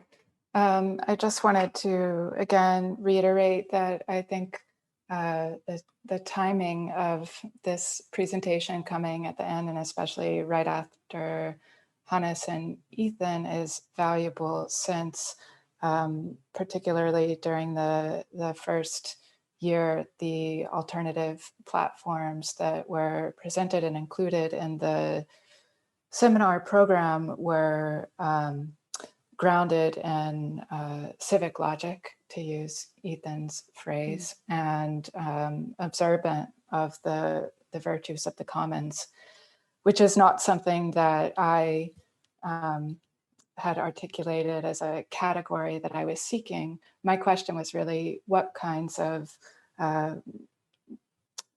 forms, formats, entities are artists creating who are working with new data tools and AI to think about art as a system and think about the potential for systemic intervention with these tools, as opposed to what I think is maybe not within this group, but within a kind of mainstream understanding conceived of as the idea of art and AI being using AI to,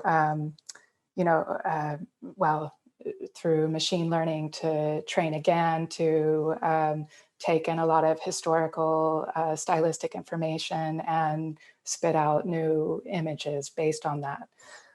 So stepping away from that kind of default concept of what art and AI or artists using AI could mean, and trying to work at a foundational level to introduce the field of AI and the potential of AI as a tool for gaining new perspective on systems was the premise. And as it happens, the things that artists seem inclined to do in building organizations do answer substantively to a lot of the kinds of questions that Hannes and others were raising about what alternatives could be imagined to our current social media platforms and so on. I see that we are now joined by Benjamin Tiven from Library Stack, and I would like to give him an opportunity to add anything if he wishes, and for others to ask more questions about Library Stack or about the publication series. Hi. I don't have anything really prepared as such, but I will just say one thing, which is I was, so my friend Hannes, who has had to go, he said, but someone I've worked with and who's, you know, who we've had long dialogues about things that are related. And I was struck by one thing that he said, and that Ethan Zuckerman also echoed, which was the use of sort of existing civic structures for distribution of information. And in the case they were talking about was the National Public Broadcaster, whether in the US or in Switzerland. And I think, that's something that, so LibraryStack is myself and one other person who's not here with us, but whose name is Eric. And one thing that the two of us have spent a lot of time thinking about is how to use the existing library, the existing system to distribute information about publications and not have to rebuild something from scratch or rebuild some sort of new platform or try to recreate rules out of nothing to dictate user behavior. There already exists an enormous kind of infrastructure for doing this that has very widely understood rules and terminologies and so on. So you don't need to kind of recreate from nothing. So that's what LibraryStack is. It's a way to kind of interface with this existing system to distribute, once books, but now kind of anything, right? Like any kind of media format can be treated as a publication in a very global library distribution system. So that's what we are.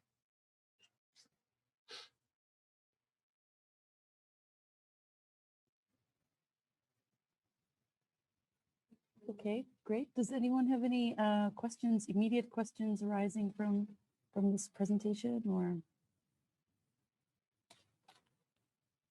I'd like to maybe hear also a little bit about, in terms of the collaboration, how this went and how perhaps a little bit more how it worked and the future of it, and maybe LibraryStack as an organization, how this like collaborates perhaps with other creative people and artists, and to kind of radicalize the existing infrastructures.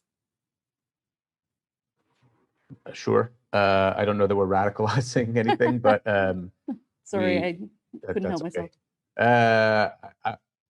So I'll point to, in addition to pointing to my partner Eric, I also want to point my friend Bryce Wilner, who's here on this call with us, who's someone who I know through Angie Keefer,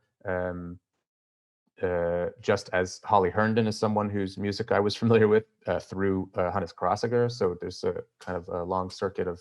Also, Bryce introduced me to Arena. So yeah, this is a community. Right. So sort of dialogues with people, extending upon other dialogues with people. So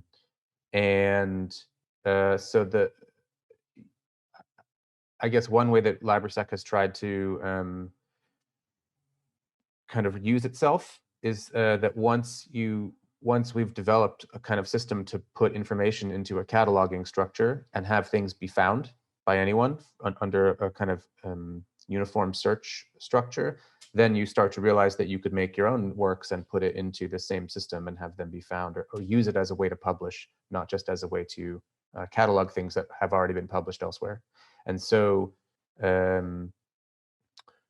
so we've done some publication projects, we've done some podcasts or audio work, and in development, we're going to work on some other projects like film or other books, both which come from our own kind of artistic projects outside of LibraryStack. So like with Hannes, last year we participated in a triennial about architecture, whose conceit was the library as a kind of cultural commons, which I think is why we were invited. And we took the opportunity to publish, like commission or republish, in whichever case, documents that related to the show as such. And one of them was like a large public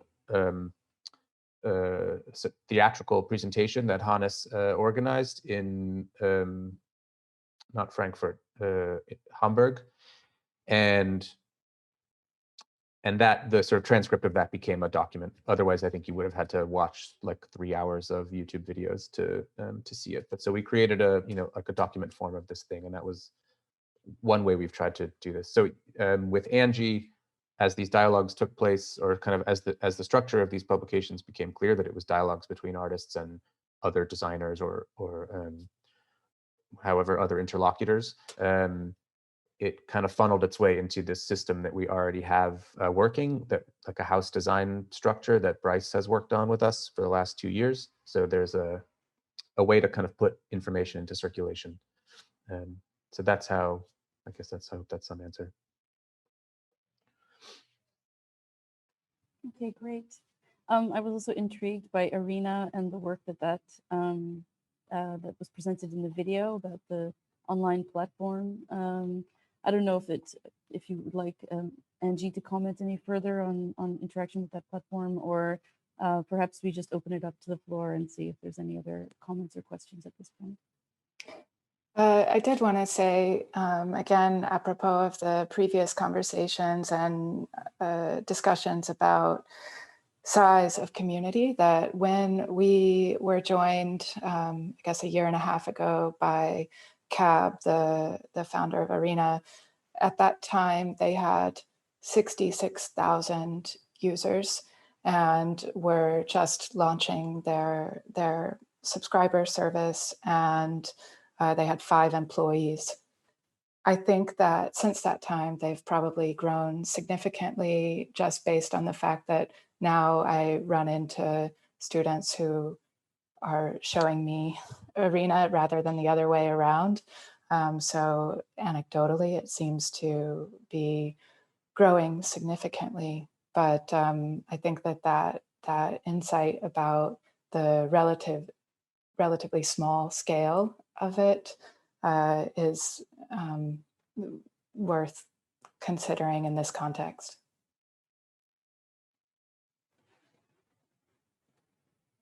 Great. Well, thank you, Angie and Benjamin. That's very nice note, I think, to end the formal presentation part of this session on. I think now it would be nice to really throw the gauntlet open, and if anyone has any questions for any of the speakers of the day, those of whom who are still with us, as I know some people had to leave, not everyone could stay till the very end, or any other topics that they wanted to put on the table, just as we reflect together on the day and what happened today and all of the things that were discussed. If anyone wants to put that in the Zoom chat, or if you're here in Zoom, or if you're on our live stream, you can also always put the questions or comments in the text chat there. Actually, we have a question saying, "What's your next step, Angie?" And also another comment saying that it's interesting to read on the video that Library Stack is being sustained by selling metadata produced by users to libraries, and maybe that could be expanded on a little bit. So I don't know which one you want to take first. Maybe it's easier to start with the Library Stack question. Sure. So it was very nice to watch Angie's video and see these things kind of said back to me so serenely and calmly. I think so.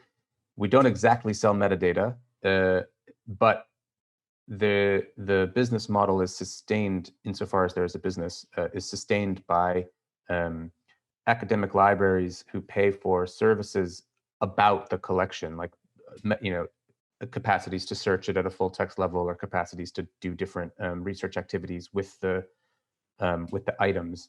That is to say that no artists pay to be included in like no one pays to be in. There's no advertising. There's editorial discretion by us or by people that we are working with in terms of, I don't know, what pops up at the top of the list or what pops up at the top of a page, but that's internal, it's not external, and it's not influenced by revenue. So there was an early decision to kind of, I guess also it's worth saying that there's a massive business behind libraries. It was sort of opaque to me before I became involved in this project some years ago, and I've learned that it's not everyone always knows exactly what I'm talking about. So I'll just say very briefly that behind every library, whether it's a municipal library or an academic library or a national library, there are many private companies selling that library various pools of information that they, for whatever reason, either they have the copyright control over, or they've produced themselves, or they've agglomerated by buying up other smaller companies or whatever. So we're like a tiny version of something operating in this space, even though we don't resell the works that we are collecting, because many of them are Creative Commons licensed, or they're not. There's not a revenue model based on the actual items, and so anything that's in Library Stack is available. Well, not anything now, but anything that is to be available to the public is available to the public. It's just that libraries are paying for a different thing. So yeah, that's what that means. There's a whole, it's like there's a whole world of kind of people selling library systems, like access to information or data or metadata that their users can use. And the one thing that we've done recently that's distinct from this is there's a huge gap in like individual artists or small presses who make EPUBs that are sold in like on Amazon or in Apple or in some kind of ebook distributor. Those books cannot be bought by librarians and used in a library lending context for all kinds of mostly for technical reasons and for legal reasons. So there's some licensing contract system that is designed to prevent that, because most publishers, typically, historically, they don't want you to share your book, because that means that someone else isn't going to buy it. So there's a lot of antagonism between publishers and libraries from like the old days, and that has carried over into ebooks. And we've tried to build a system where individual artists or small presses or whatever can sell their books to libraries through us without having to go through a distributor system or having to lose revenue on their sales or whatever, and have the books have a clean legal title that the library can own. Because otherwise it's a lot of individual books get lost. They get treated like software or like a licensable file access protocol instead of an object. So yeah, so I'll stop there, but that's what this means.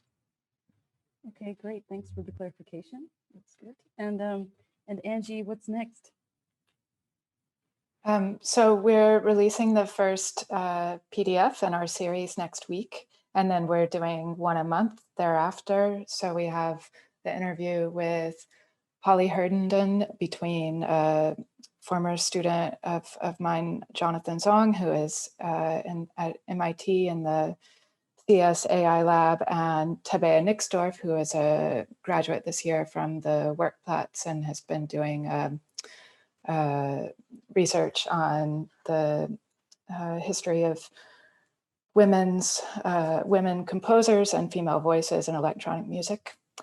So that interview will be next, after the one with Liz Laser and Julia Schaefer, a Swiss typographer, recent graduate from Yale's MFA program, who works with AI, and Liz and Julia spoke also about Liz's recent work called In Real Life, which is a 5-part reality series that was produced by FACT in Liverpool in 2019 and was produced almost entirely via Zoom before we were all on Zoom.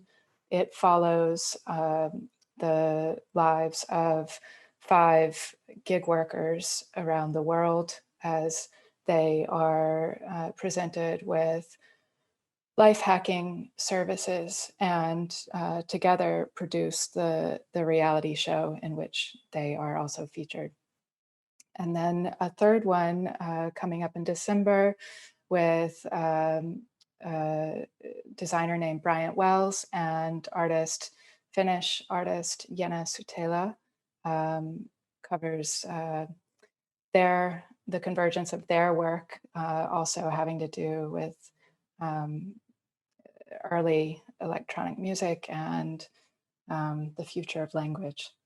So it's my plan that we'll continue with these series. It seems like a new prospect comes up about once a month, and we're working 3 months out on sort of an old school print publication lead time schedule. And with any luck, we'll be able to continue this through the spring semester and potentially compile those along with a longer essay that I've been working on reflecting on these last 2 years of research in printed form sometime next year. Great. Sounds like a very full schedule. There was a question from the live stream that it was already answered, so I will just read it out so the live streamers can hear. The live stream question was wondering if the readers of Library Stack are visible to each other. And Benjamin answered that in general, they are not. There is no social media dimension as such, unlike Arena, where users are in dialogue and overlap with each other. So just to put that out there, that was one question that popped up. I think now we're going to have to wrap up the day because we're actually, though this is all very virtual, we're still kind of in physical space here at the Sandberg Rietveld. So we're going to get thrown out of the building shortly. So physical reality always intervenes.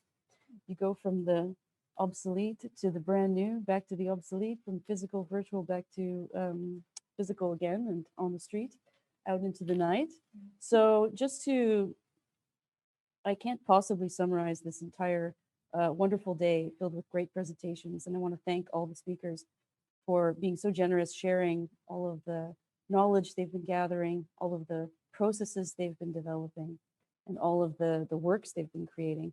I think there's a couple of small points I just want to make. I think we had here in the final session, a kind of some hopeful avenues for action in terms of creating systems, digital civic spaces that might allow us to activate the imagination and kind of collaborate better with each other.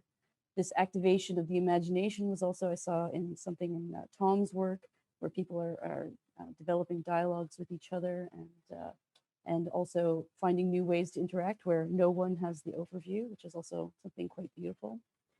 I loved the way that Hans brought in the model as conversation starter. And I think as artists, designers, and creative practitioners, it's important to sometimes hang on to that physical reality and bring it back to that. We can go out into the virtual again, but remembering the materiality of the digital is also something very important. And that was something that came up in William's wonderful presentation, raising this importance of recognizing the materiality of data and yet the invisibility of this. So our data exhaust trails become caught up in captured in the enclosure logic of technofeudalism, which sounds terrifying, and it totally is. But of course, we also have the tools. We're creating the tools to hopefully dig ourselves somewhat out of these dark visions. We have Manetta and Joana and their work creating platforms, licenses, codes of behavior, you could even call them, or terms of engagement for dealing with each other in respectful and non-violent ways, and also reminding us of the importance of taking care, but also letting go.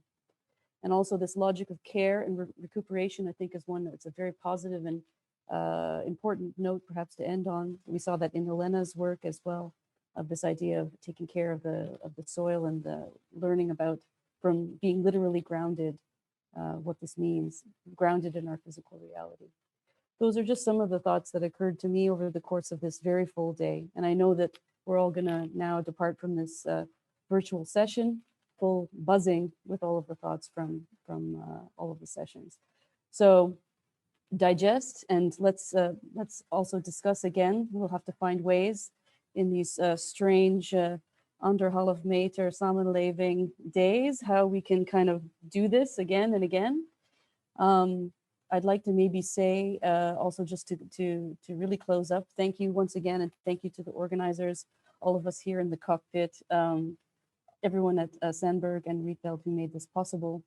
The publication about the fellowship projects will be published in early spring. That's something just to kind of bear in mind. Paula also mentioned her event for making things public in March, which we can look forward to. And we'll update the students during the year more about other research events, reading groups, lectures, and so on via newsletters and the mailing list. So without anything further from HQ here, I'd like to once again say thank you and good evening.